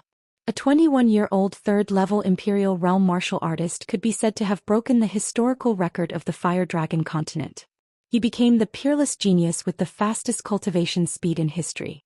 His father Yi Dao was extremely talented. When he reached the 3rd level of the Imperial Realm he was already 33 years old. There was a gap of 12 years. However, he wasn't too excited about becoming the number 1 genius in history. He always believed that a person needed 99% diligence and 1% luck to succeed. Of course his luck value might be as high as 50%. However, he had endured the pain of his meridians exploding again and again. He had cultivated alone in the Fallen God Mountain for 5 years and endured hundreds of thousands of beatings from Elder Lu. Who would be able to understand the pain and suffering he had gone through? Who could endure it and endure it? After a long stretch he decided to go out and check out the situation. He wanted to see his 3 women and especially comfort Yu Qingqing's hurt heart. However, just as he was about to go out he saw the smooth wall on his left. He stopped in his tracks. Oh right. Why don't I take a look now and see if I can comprehend the beach raindrops painting? Yiqinghan stopped in his tracks. He realized that he had reached the 3rd level of the Imperial Realm. After he and Yi Qingyu consummated their marriage his eyes also changed a little. He didn't know if he would gain anything special if he looked at the beach raindrops painting now. Thus, he sat cross-legged again and cleared his mind of distracting thoughts. He circulated his battle force in the meridians in his eyes and concentrated on the wall. It was just that, when he saw it he nearly lost his composure and jumped up violently.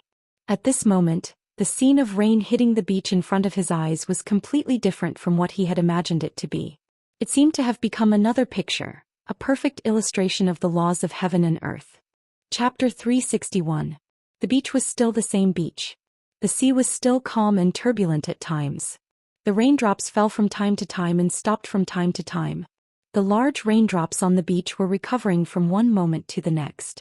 However, Yiqinghan felt that the sea was no longer the sea, the rain was no longer the rain, and the beach was no longer the beach. It felt like rain, fog, and wind. There was an uncertain and elusive feeling. The mountain was not a mountain and the water was not water. His mind was in a daze. Finally he felt his vision blur. There was only a drop of water slowly falling from the sky and spinning in the air. Because of the raindrop, there was a slight spatial fluctuation.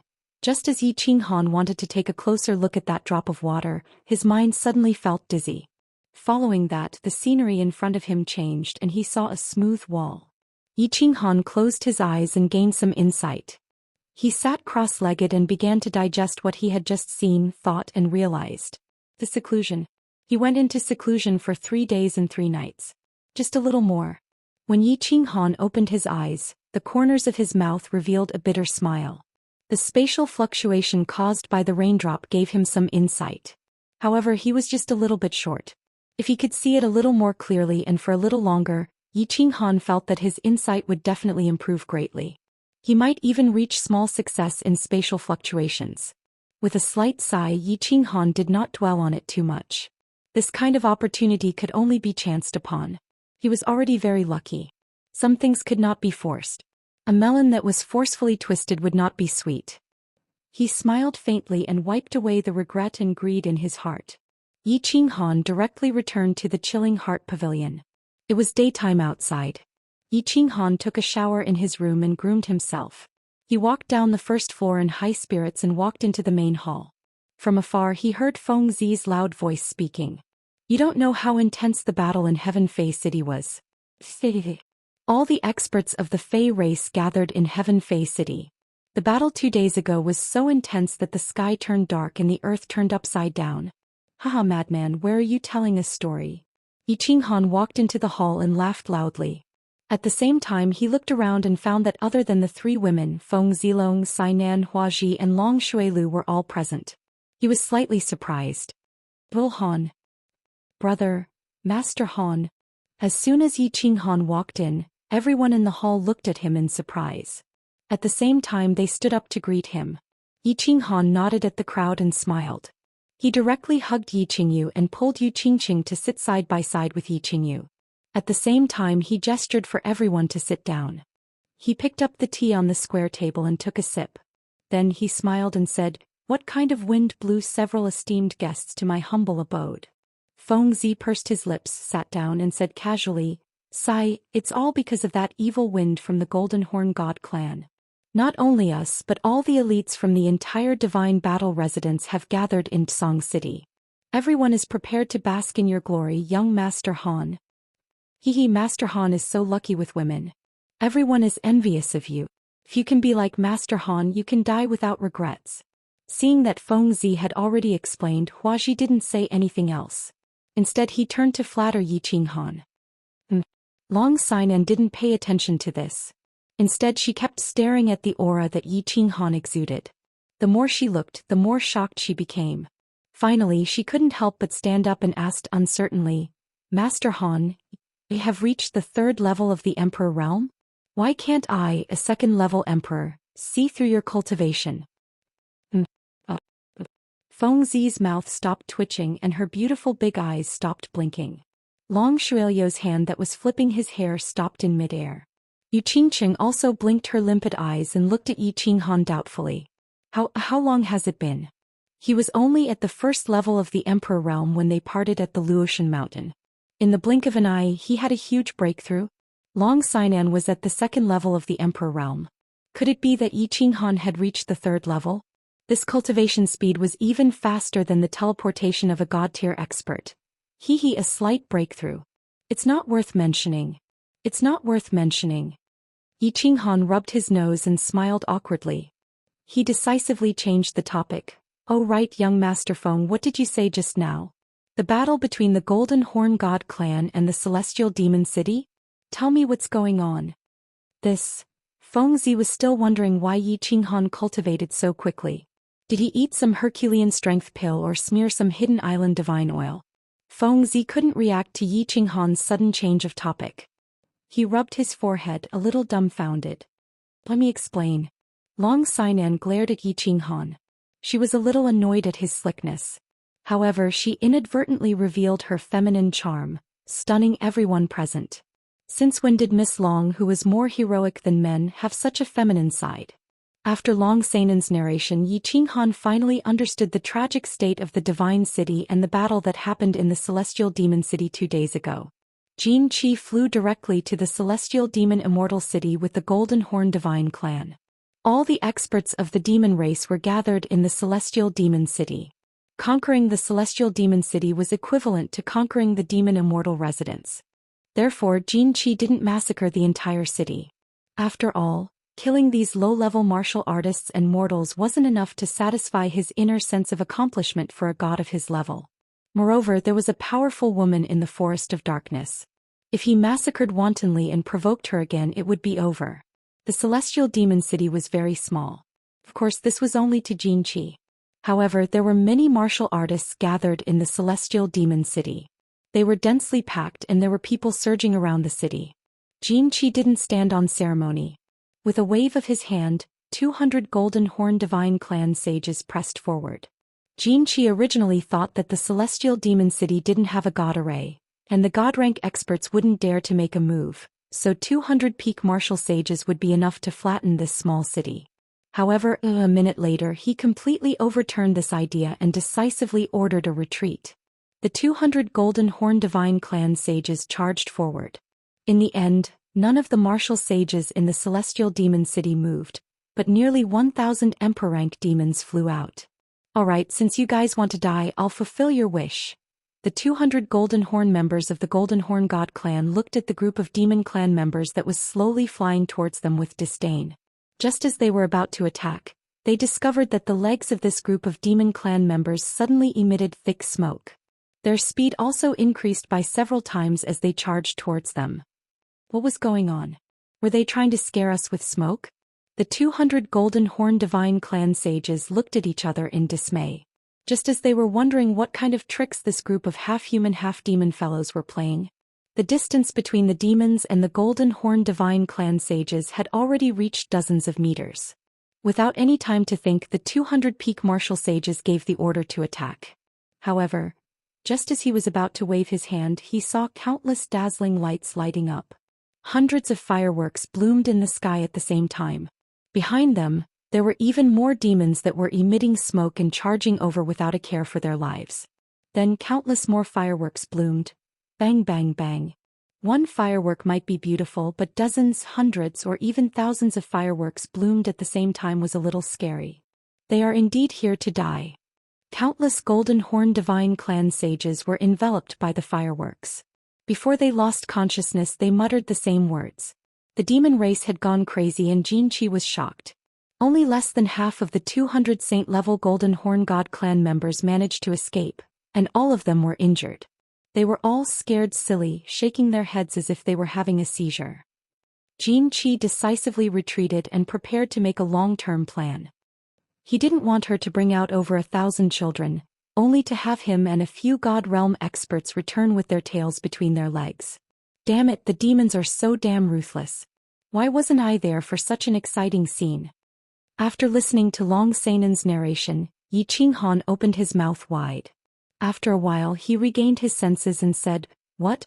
How many great warriors do the demons have that are ready to sacrifice themselves to the demon gods? Should we send some flowers and paper money over to express our sympathy? Should we encourage them to continue? Should we just blow up the rest of the sacred-level Golden Horn God tribe?" Chapter 362. This. Young Master Han, go ahead. I'm in my prime and I don't want to die young. Feng Zi pouted and twisted her body uncomfortably. Yes, young Master Han, we support you in spirit.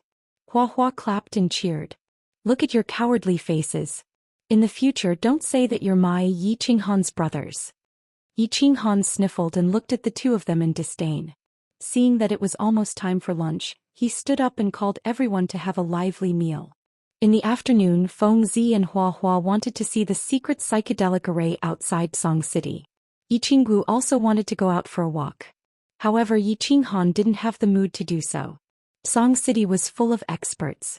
Once he showed up, those old guys would immediately see through his strength. Moreover, under such a serious situation, he wasn't in the mood to go out for a walk. Thus, he rejected everyone's suggestion. Yiqinghan didn't want to reveal his strength, but Yiqingqing wasn't in the mood to play, so she rejected them. Yiqingyu wanted to stay in the Chilling Heart Pavilion, but Yiqinggu winked at her and sent a telepathic message to give Yiqinghan and Yiqingqing some space to comfort Yiqingqing. Cui Hua and the others were also sent out by Yiqinggu. In the huge Chilling Heart Pavilion, only Yiqinghan and Yiqingqing were left. Qingqing, come here. Yiqinghan waved at Yiqingqing, who was sitting at the side. Yiqingqing seemed to understand and was slightly shy. After a while he saw that Yiqingqing was still hesitating. He chuckled and went over. He grabbed Yiqingqing's waist and carried her up to the second floor. What are you doing? Put me down. Yiqingqing was shocked. Although she had already decided that she was Yiqinghan's wife in broad daylight. Moreover, she wasn't mentally prepared. She was embarrassed and struggled. Don't move recklessly, little Qingqing. I won't violate you in broad daylight, although I really want to. Yiqinghan's eyes were filled with tenderness, staring at her pearl-like eyes as he gently spoke. Yiqinghan's promise had an effect. Yiqingqing no longer wriggled, but hid her head in his bosom and no longer spoke. On the second floor, Yiqinghan didn't go to the rooftop. Instead, he went to his room. He closed the door and placed Yiqingqing on the bed. After that, he didn't say anything. He just sat on the bed and gently hugged her from behind. He looked at the beautiful scenery outside the window and was lost in thought. Yu Qingqing tilted her head and looked at Yi Qinghan's sharp face in confusion. She also chose to remain silent.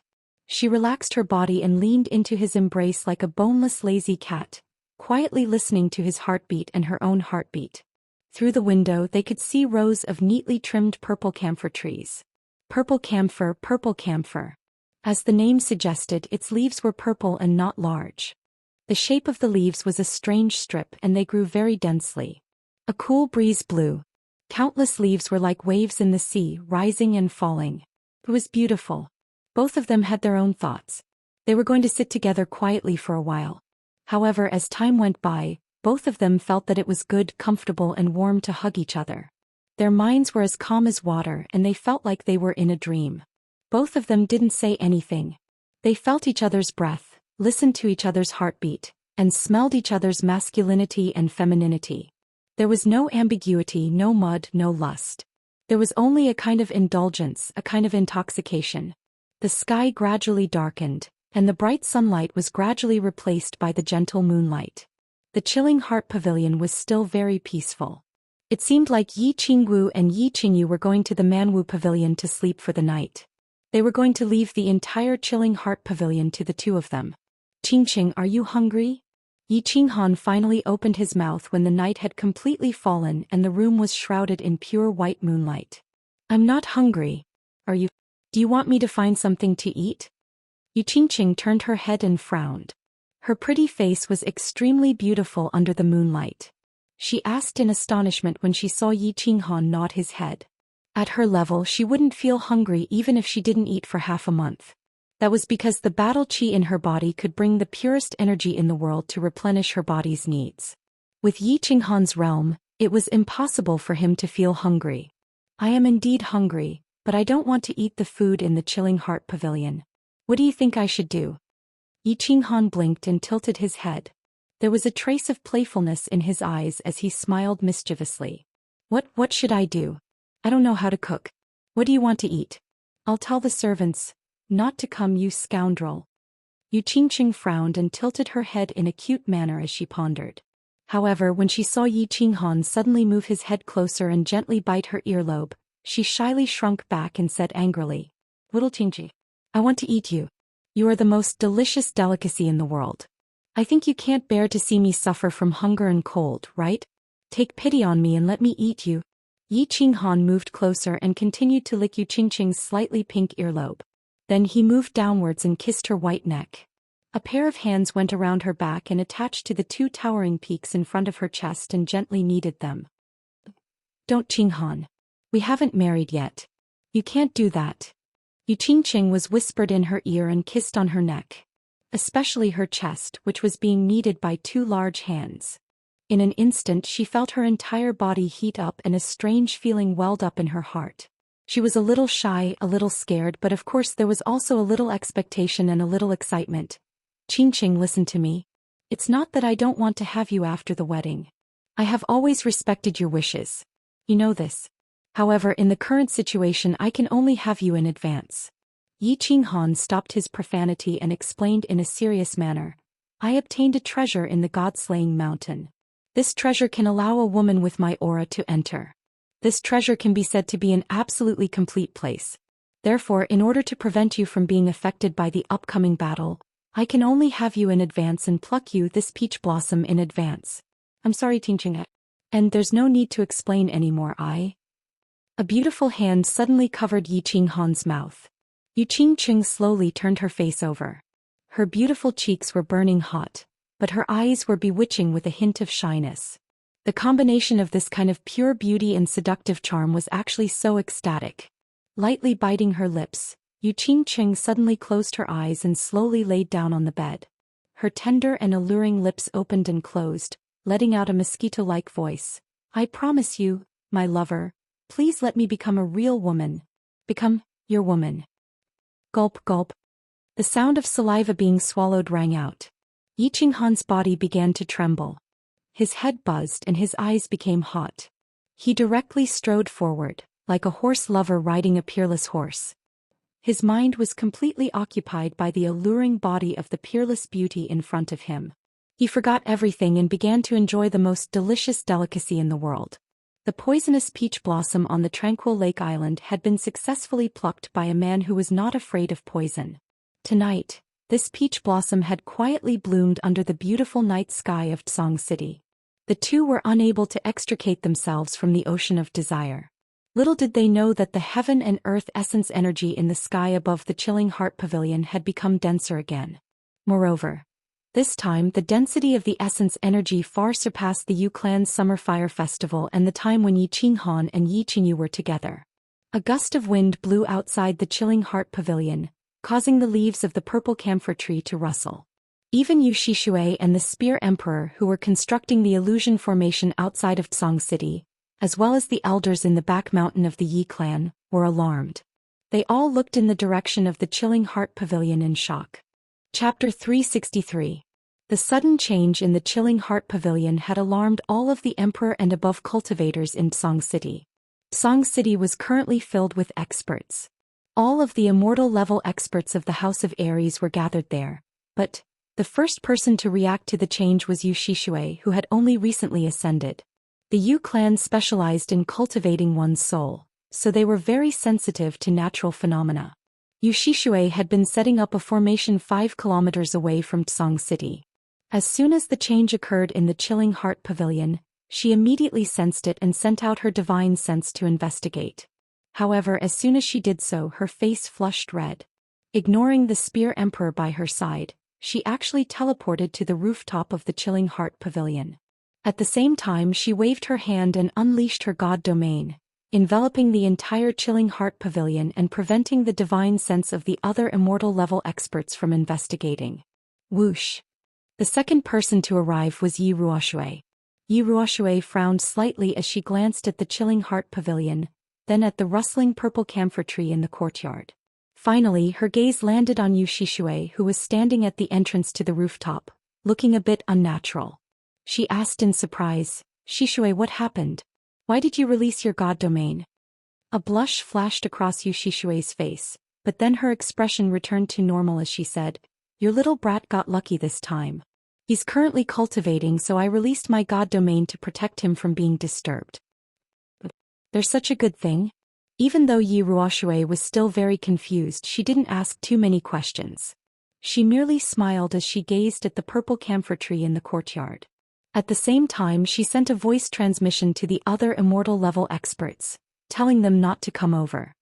"And sister, what happened?" At that moment, a black figure flew over from the sky and landed on the rooftop. He sighed in relief when he saw Yi Ruoshui, but when he saw Yu Shishui at the entrance, he couldn't take his eyes off her. "Sky Dragon, stand guard here. Wait for little Han to finish his seclusion before you go back to your business." Yi Ruoshui stared at Yi Tianlong's stoic face, her eyes glowing with a passionate light. She smiled thoughtfully, gave him a few instructions and then teleported away. Yi Tianlong had just come out of the Elder's Hall and was about to fly back to the back of the mountain when he noticed something strange. Therefore, he didn't have any scruples and flew over immediately. However, as soon as he arrived, he saw the face that had troubled him for days and nights, whether he should go out of Tsong City to see. Zai. In the blink of an eye, 50 years have passed. I haven't changed at all. After a long time, Yi Tianlong sighed and stroked his white hair in disappointment. Of course I haven't changed, but you have. The handsome young man from back then has become an old man with old arms and legs. Don't keep flying around, it'll be bad if you break them.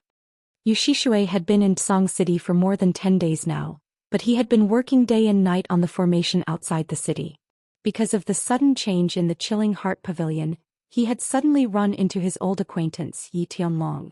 After a moment of shock, it was as if she had become another person. She was already several decades old, yet she spoke like a little girl. "Sigh. Time is like a butcher's knife. It blackens mushrooms, turns grapes purple and softens bananas." Yi Tianlong panicked when he saw this. He suddenly remembered that he had heard Yi Qinghan say something strange, but he had accidentally said it aloud. As soon as he said it, he realized that it didn't seem to fit the situation. He hurriedly coughed and said awkwardly, "That? Right. You have the Yu clan's youth retaining fruit, so of course you won't grow old. Also, you're already a deity now, so of course I'm different. Who knows, I might turn into a pile of dirt in a few decades. Don't worry. After you die, I will burn some incense and paper money for you every year. After all, we were acquaintances. I will definitely pay my respects to you. Yu Shishui harumphed coldly and turned her head to look at the scenery off in the distance. You're looking down on me. Who knows, maybe I'll make a breakthrough one day. Back in the day, my cultivation speed was much faster than yours.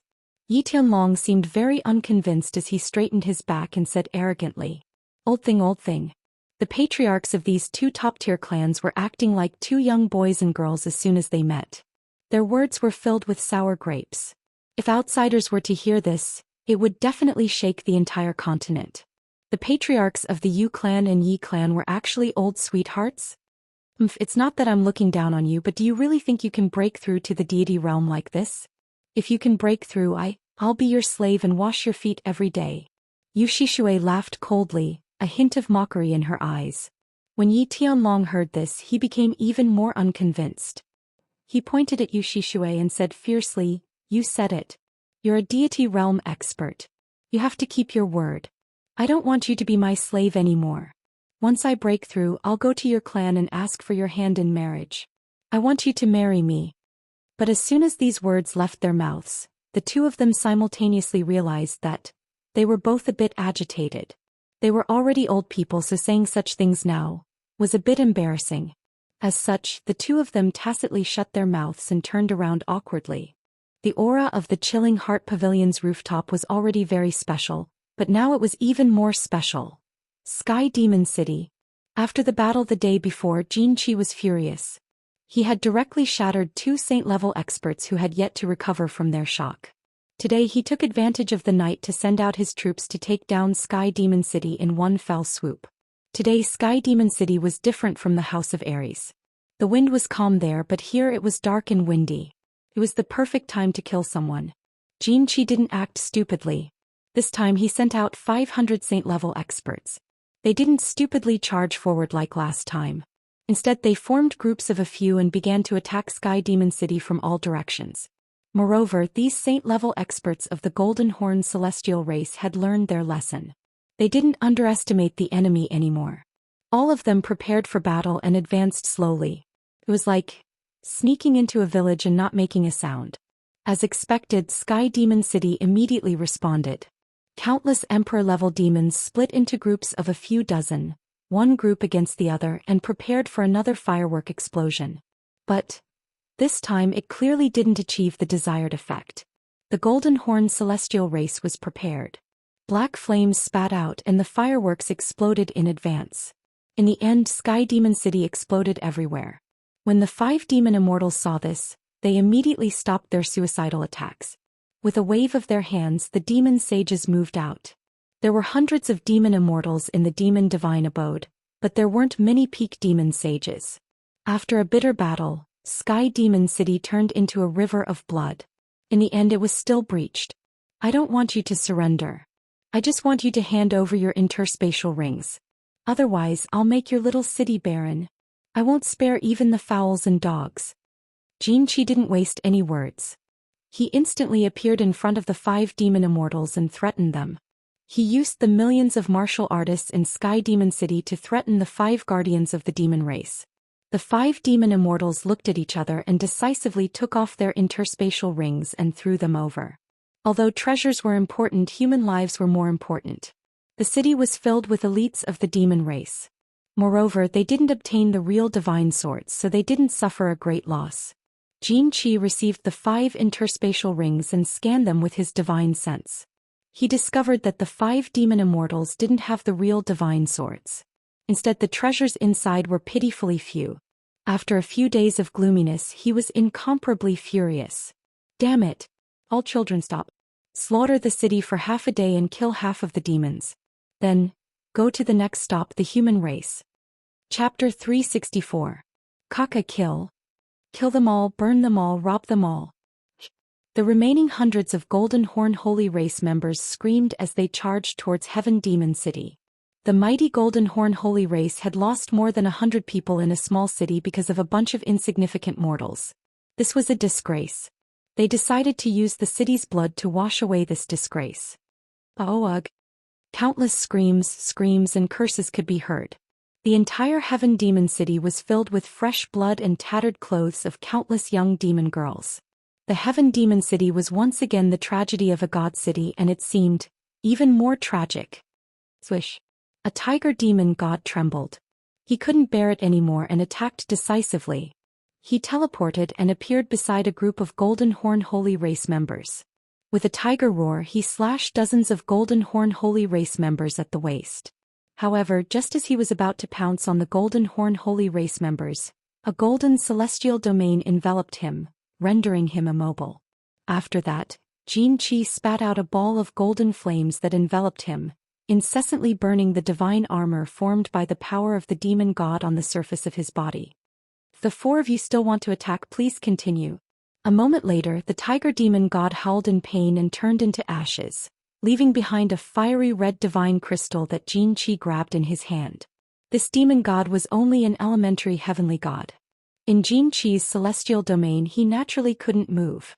The difference in their realms made him powerless to resist Xianxia's advanced fire attribute mystical arts. Xianxia grabbed the divine crystal and threw it into his spatial ring. Then he stared at the four coldly as if provoking them. If he angered them, he could openly attack and continue to earn divine crystals. The four demon gods didn't move. It wasn't that they were afraid of death. They had to think about the future of the divine demon manor.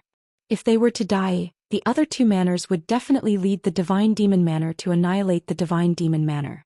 Hence, for the sake of the divine demon manor's legacy, they had no choice but to live on helplessly. Life wasn't going according to plan. Most people, or perhaps a small number of people, lived for their own brilliance. However, there were still a lot of people who lived for others. They lived with difficulty and they lived with humbleness. 3 days later, the Golden Horn God clan, who were in high spirits, flew towards the east with a wave of Xianxia's hand. They went to their next stop, the House of Ares. Xianxia had an inexplicable sense of excitement towards the human race. He faintly felt that this trip to the human race might bring him a pleasant surprise.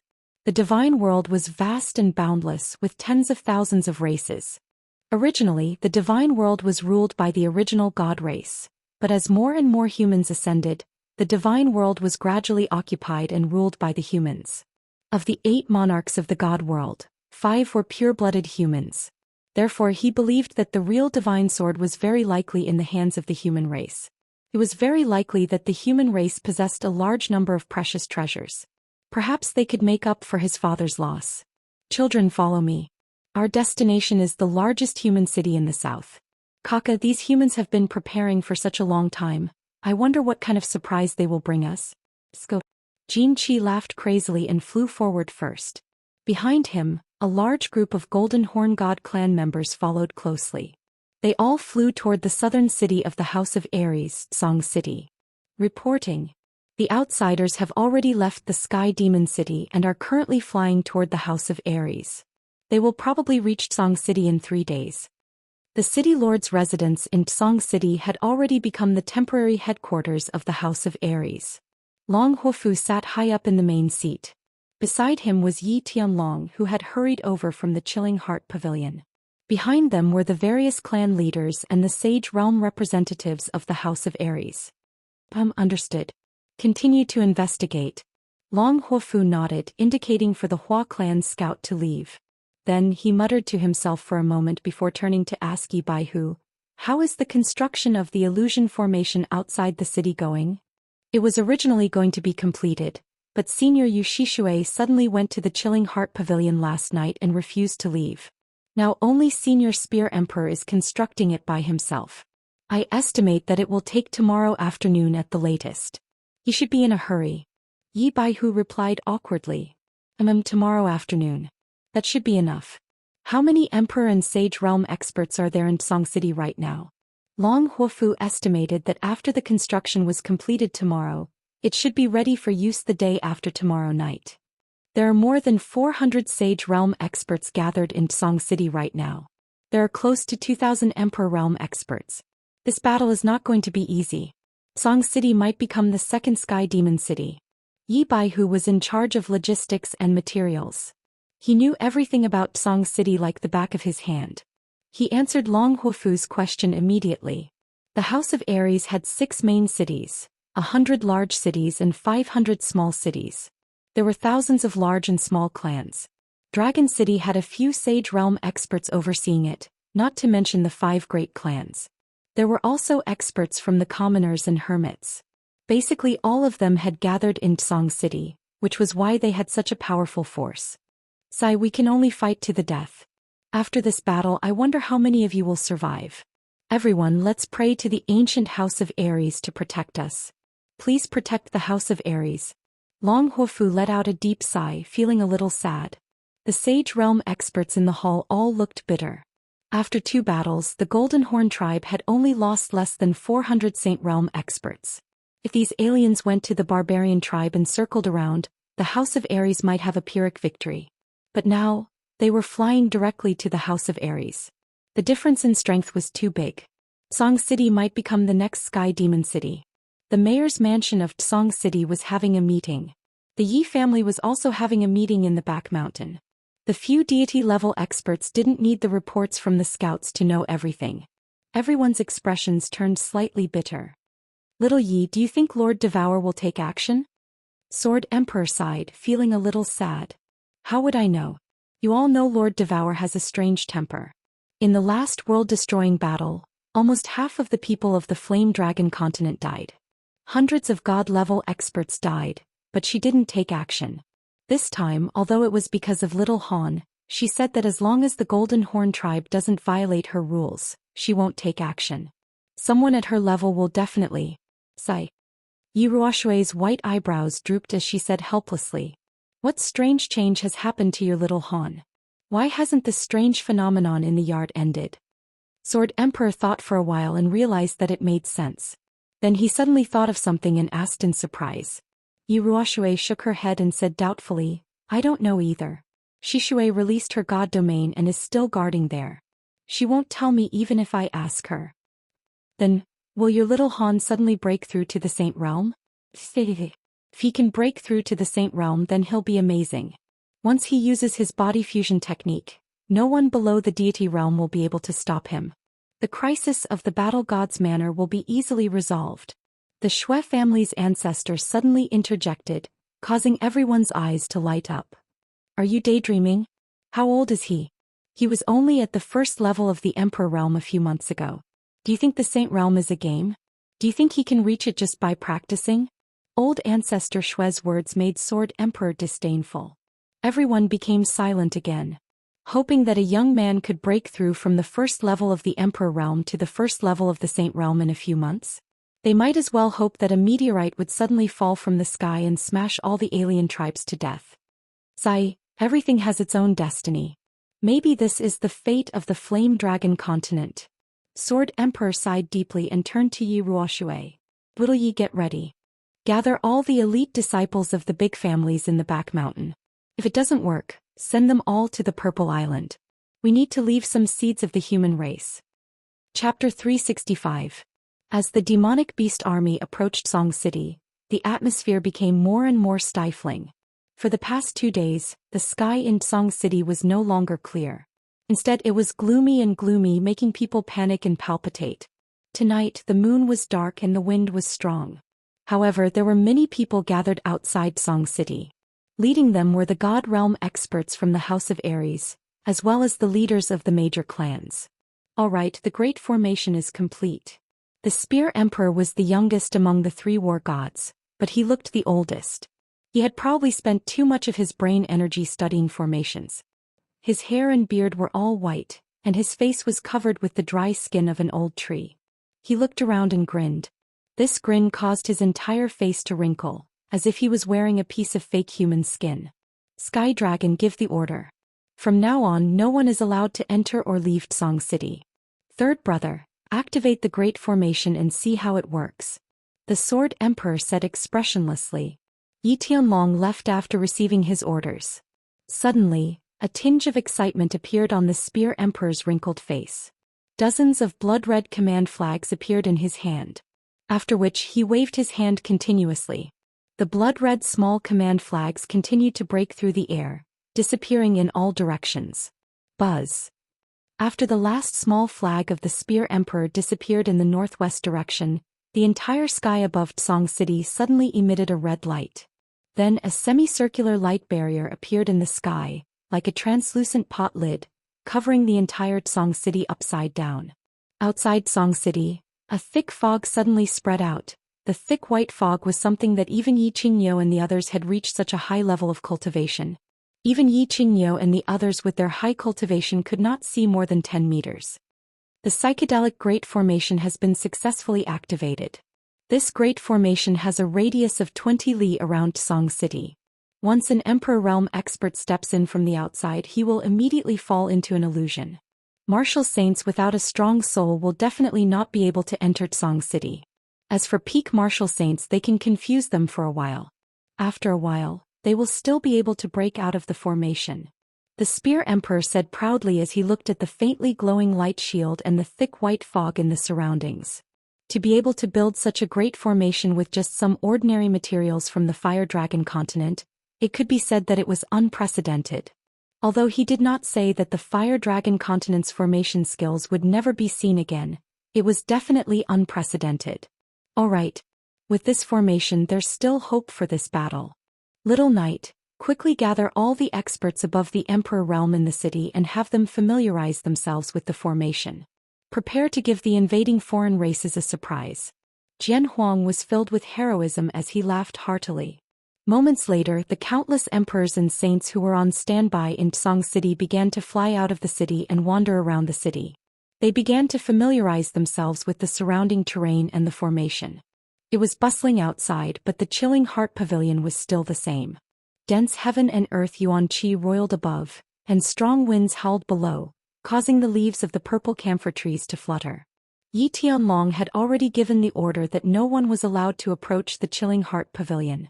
Otherwise, they would be punished according to the clan's rules. Of course, the warriors of Tsong City didn't have the permission of the Yi family, so they couldn't enter the Yi family fort. Shoo. Two figures flew over from the sky, one fiery red, the other snow white. One of the figures couldn't actually be described as flying, because the fiery red-robed woman was being carried by the white-robed, white-haired woman. All of the emperors outside of Tsong City had gathered together to prepare for battle. However, it was obvious that Yi Qingyu wasn't on the list of combatants. As the second god-rank expert of the Yi family, she was immediately added to the list of elite seedlings by Yi Ruoshui. Yi Qingyu had been flying with Yi Qinggu to the Chilling Heart Pavilion's rooftop every day for the past 2 days to scout the situation. The entire Chilling Heart Pavilion had been enveloped by Yu Shishui's divine domain, so they obviously couldn't enter. As such, Yi Qingyu could only fly directly to the rooftop with Yi Qinggu. Greetings, Senior Yu. The two of them respectfully bowed to Yu Shishui, who was sitting cross-legged at the entrance of the rooftop. Yu Shishui wasn't just a god-rank expert, she was also Yu Qingqing's senior. You two girls, you're here again. Yu Shishui opened her eyes, a trace of affection in her eyes. One of these two girls was fiery and mischievous, while the other was quiet and gentle. Yu Shishui liked them very much. Furthermore, they were currently serving the same husband as that little peach blossom of hers, so they could be considered to have some sort of relationship. Yu Shishui subconsciously thought of them as her own nieces and nephews. Senior, has my brother not finished cultivating yet? Yi Qingyu didn't know how to hide her thoughts, so she asked worriedly. After all, she had never seen this phenomenon before. It had suddenly appeared and it had lasted for so long. She was a little flustered. That's right.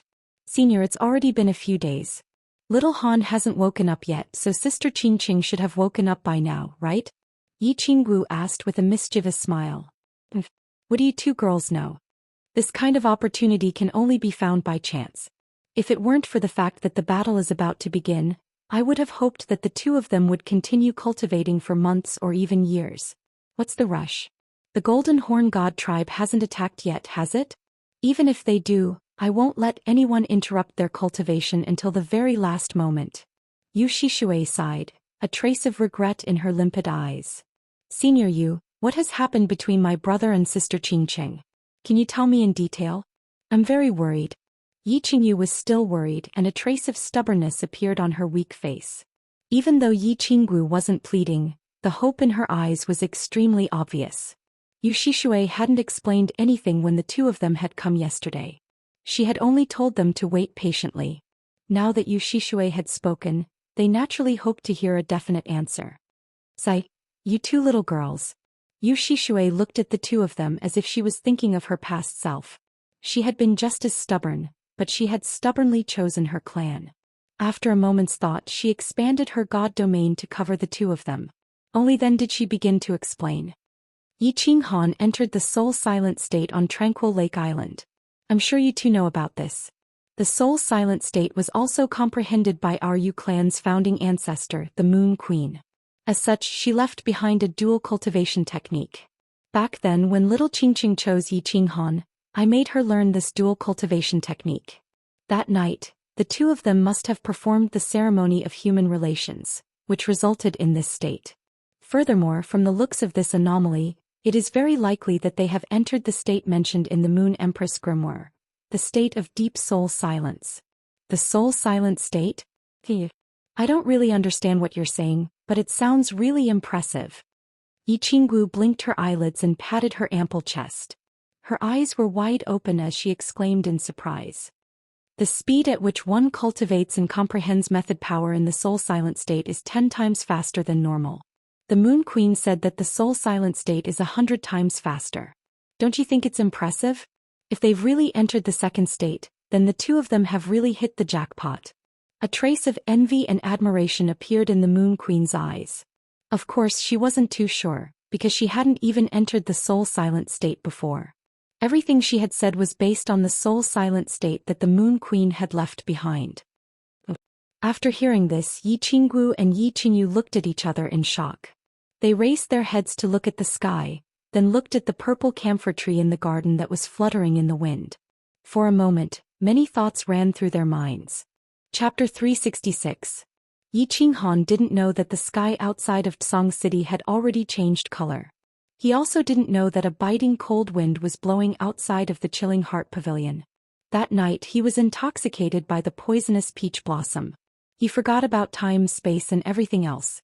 He only wanted to press the peach blossom under his body and do it to his heart's content. However, when his excitement reached its peak, his body trembled and his legs twitched. He found that the world in front of him had changed. He discovered that the world in front of him had changed. The little peach blossom had disappeared, and so had the Chilling Heart Pavilion. The entire world had turned black. Just as he was feeling extremely astonished and confused, his heart was attracted by a drop of water that fell from the sky. A drop of water slowly fell from the sky. It spun as it fell and smashed into the black space. It caused a ripple that slowly spread and finally disappeared. Then, another drop of water slowly fell and smashed into the ground, causing another ripple. His surroundings were pitch black and the drop of water kept falling. This repeated over and over again. It was a strange scene. He started to stare at the drop of water in a daze. His heart became incomparably tranquil and ethereal. He fell into silence again. He couldn't control himself anymore. Like a newborn baby, he stared blankly at the colorful world, at the beautiful world. Everything was so novel, so interesting. Yu Qingqing was different from him. Yu Qingqing got her lover not because she was lustful and wanted to have him in advance, but because she loved him and wanted to protect him. Therefore, she opened up her heart at that moment and started to accept the request of the man she loved. However, the moment the melon broke, it was really painful. Yu Qingqing had learned some human relations from the Yu clan's master of ceremony. However, at that moment she was still in so much pain that her muscles spasmed. She sucked in a breath of cold air, but she didn't cry out. Instead, she hugged Yi Qinghan's back tightly with her hands and clamped Yi Qinghan's buttocks with her legs. However, a faint smile appeared on her face. The tears in her eyes disappeared as she continued to close her eyes and wait for Yi Qinghan's whipping. Yi Qinghan suddenly stopped and started to kiss her body continuously, allowing her nerves to slowly recover from the pain. Immediately after, her body started to heat up and she started to sink into the sea of desire wave after wave. In her daze, she suddenly remembered what Yu Shixue had told her before she left, and unknowingly began to circulate the dual cultivation technique that the Moon Queen had left behind. In the end, she realized that she couldn't stop once she started to circulate her energy. Her body became more and more comfortable and intoxicated. In the end, she reached the critical point a step earlier than Yi Qinghan. Her snow-white body turned captivating red, and all her skin started to tremble. The peach orchard spasmed and a wave of heat gushed out. An indescribable beauty filled her entire soul. She closed her eyes and indulged in the wonderful feeling. Suddenly, a low and sweet sound of a zither rang in her ears. This zither sound was sometimes far, sometimes near. Sometimes it was like flowing water, sometimes it was like the chirping of birds, and sometimes it was like raindrops falling into a lake. As she listened to this beautiful zither sound, her soul unconsciously became completely immersed. The two of them didn't know that while they were both immersed in this wondrous state, the sky above the chilling heart pavilion suddenly changed. The purple camphor tree outside the window had already started to blow a cold wind. Reporting. The Golden Horn God race is already 50 kilometers away from Tsong City. They will reach Tsong City in an hour. A sharp cry broke the silence in the Tsong City Lord's mansion. The sage cultivators who had been sitting quietly in the Tsong City Lord's mansion suddenly opened their eyes. There was no shock or fear in their eyes. Instead, they were filled with a domineering battle intent. Got it.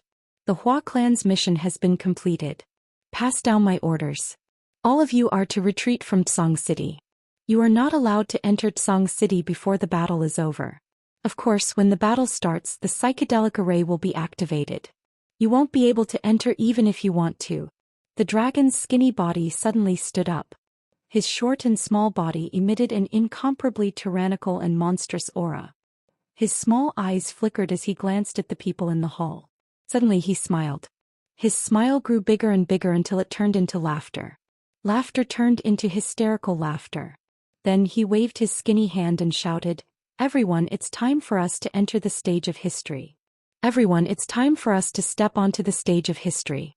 Today's battle will forever be recorded in the history books of the divine battle manner. A man's life is only a few hundred years. If we can leave our names in the history books, we will be glorious for hundreds of millions of years. Now, as the mansion lord of the House of Aries, I order you to fight. Use our blood to protect our people. Fight. The invincible god of war will never surrender. Fight. Fight. Fight." All the sage cultivators in the hall shouted the battle slogan of the House of Aries. Then they looked at each other and laughed wildly. Then they flew out of the hall. Bang. A signal flare the size of a dragon's eye suddenly rose into the sky and bloomed above Tsong City. It lit up the entire city, and at the same time, the air in Tsong City seemed to become scorching hot. The invincible god of war will never surrender. Fight. Fight. Fight. Countless angry roars sounded from every corner of Tsong City. At the same time, countless figures rose from the city. Their loud roars and laughter echoed throughout Tsong City and pierced the sky. The huge Tsong City used to have a population of 1 million.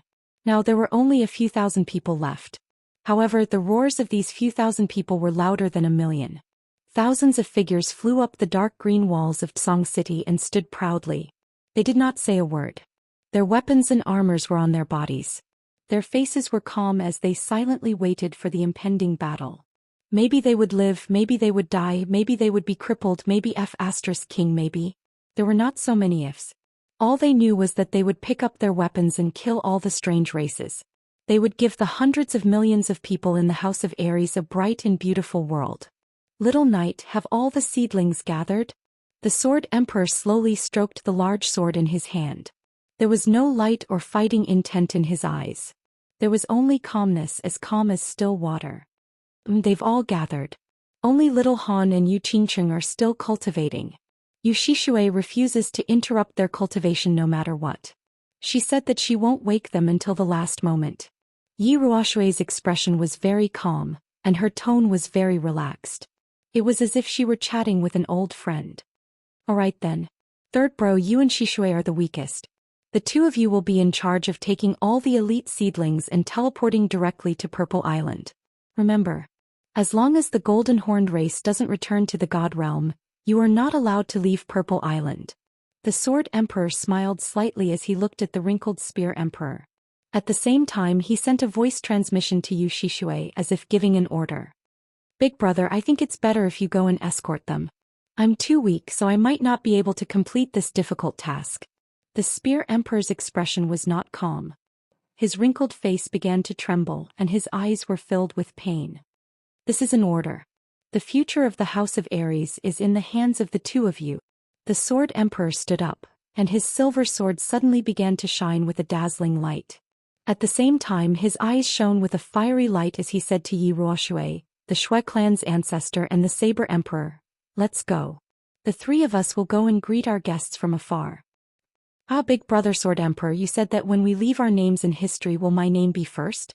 Or is it you in front?" Yi Ruoshui let out a long laugh. Her two white eyebrows suddenly rose as she followed closely behind. The four of them teleported at the same time, appearing directly above the gates of Tsang City as they gazed calmly into the distance. In the distance, a black mass of figures could be seen rushing in their direction. Before they even arrived, a cold, violent aura had already begun to envelop the entire Tsang City. Chapter 367. He's here. Everyone's hearts tightened. Dragon Bastard's small eyes narrowed slightly, and he directly rose into the air from the city wall. He flew in front of the Sword Emperor and offered the black flag in his hand to the Sword Emperor with both hands. He said in a deep voice, "Lord Battle God, I hand over command to you. Dragon will lead thousands of warriors to listen to your command. Return to your position." Sword Emperor nodded and said calmly. Then his face turned serious and he flew forward again. When he was tens of meters away from the crowd, he turned around and raised the black flag, shouting, "Warriors of the House of Aries, do you see the black flood in the distance? They are from a different plane of existence. Today they came unreasonably and brutally. They want to occupy our territory, conquer our people, rob our things, kill our people, rape our wives and daughters. Tell me, what should we do?" "Fight, fight, fight." There was no noise, only a unified roar of anger. There was only one word, fight, but it represented everyone's thoughts. In the tens of thousands of years of history, the human race had never surrendered, never retreated. Thousands of years ago, under the attack of the monster race and the barbarian race, they fought bravely. Under the pressure of the Divine Lord of the Divine City, they never surrendered. Finally, they forced the Divine Lord to make a blood oath, and they lived in peace in the House of Aries for thousands of years. Today the foreign races came and wanted to destroy this peaceful life. They could only use their weapons to defend their peace and dignity. God of War is invincible, never surrender. Fight, fight, fight. Countless roars resounded like mountains and seas, causing the entire sky of Tsang City to tremble. The atmosphere in the air became even gloomier and more oppressive. "Kaka, you're well prepared, aren't you? Children, slaughter them all, then you can enjoy all the girls of the human race." Hearing the roars of the Tsang City, Jinchi didn't feel anything strange. Instead he became even more excited. The Golden Horn God race was known for killing and lasciviousness in the divine world. To them, killing and raping were the things that excited them the most. "Kaka, kill them all, rob them all, rape them all." Hundreds of martial saints of the Golden Horn God race shouted excitedly. Under Jinchi's lead, they increased their speed and flew towards the Tsang City. 50 li, 40 li, 30 li, 20 li. The Sword Emperor's expressionless face suddenly revealed a strange smile.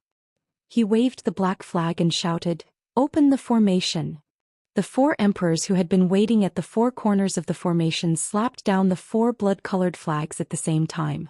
All of a sudden, a red beam of light shone in the sky above Tsang City, and a translucent red light shield appeared out of nowhere. The dense fog outside Tsang City instantly spread out, covering all of the Gold Horn God clan members. "What's going on? Why is it foggy? Young master, where are you? Everyone be careful. Stop moving forward. This is a formation, a formation. Don't panic, don't panic. This is just an illusion. It won't hurt you.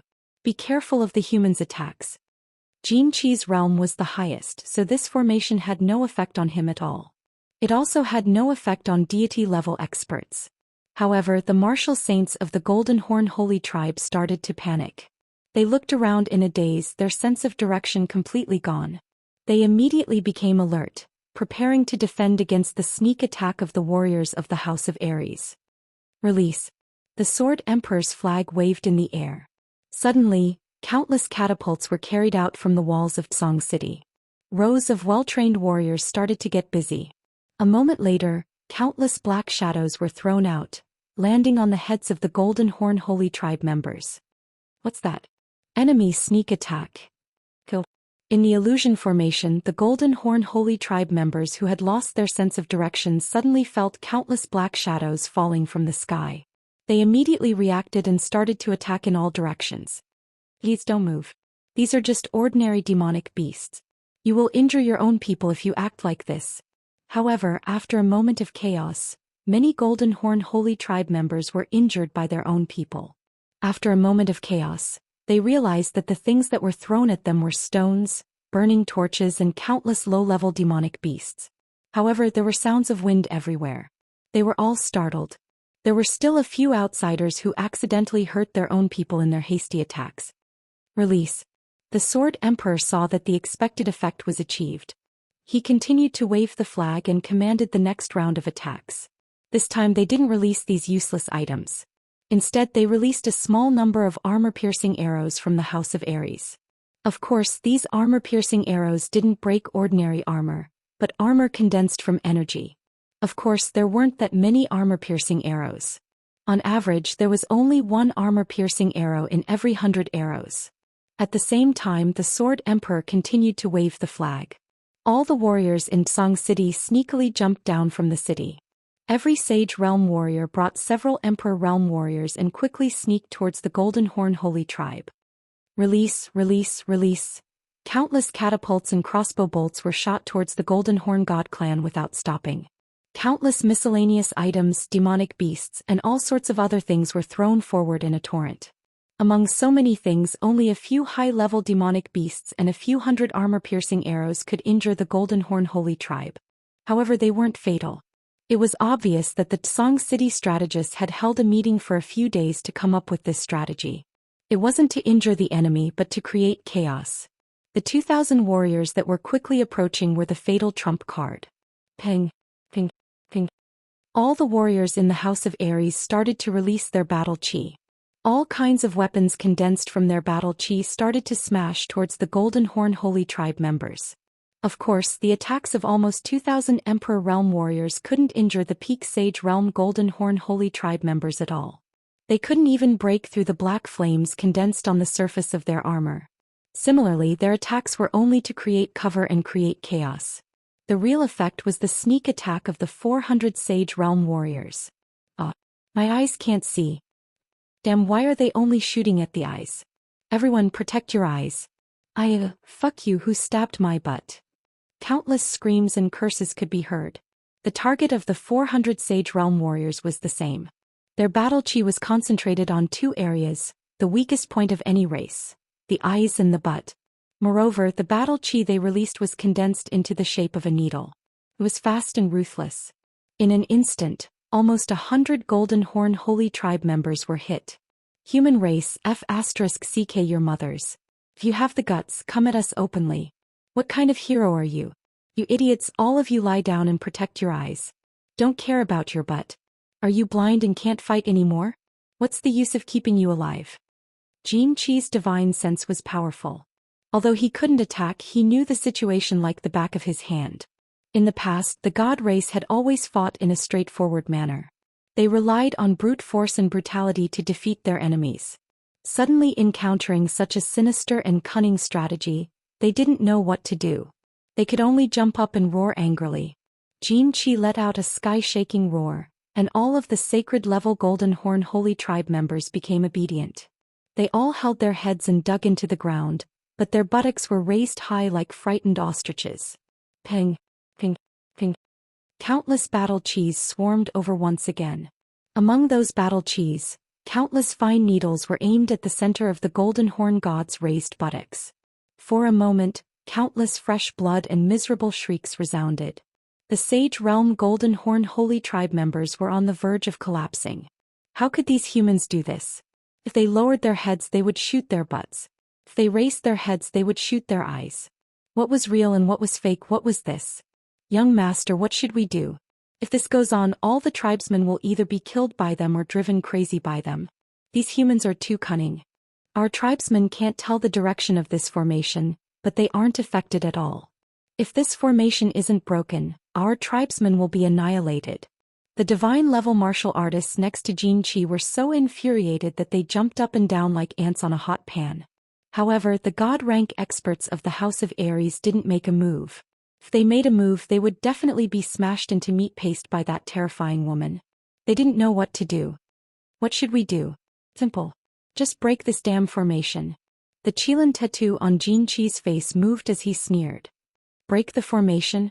The Sage Realm tribesmen can't break this formation. Unless the Heavenly God Realm experts or us make a move. However, if we make a move, we will definitely be killed by that woman. Jin Shi, who was at the peak of the Heavenly God Realm, asked in doubt. Thinking of that woman's huge face and beautiful palm, he was still very afraid. Kiki. Jin Qi revealed a cruel smile. Looking at the dozen Heavenly God Realm Golden Horn Holy Tribe members behind him, he said coldly, "All of you, go and break that damn formation. The method is very simple. Enter the formation and self-detonate. Such a terrifying energy will definitely cause the formation to explode. Don't worry, I will take care of your families. You can die in peace. After I break the formation, I will let the entire human race die with you.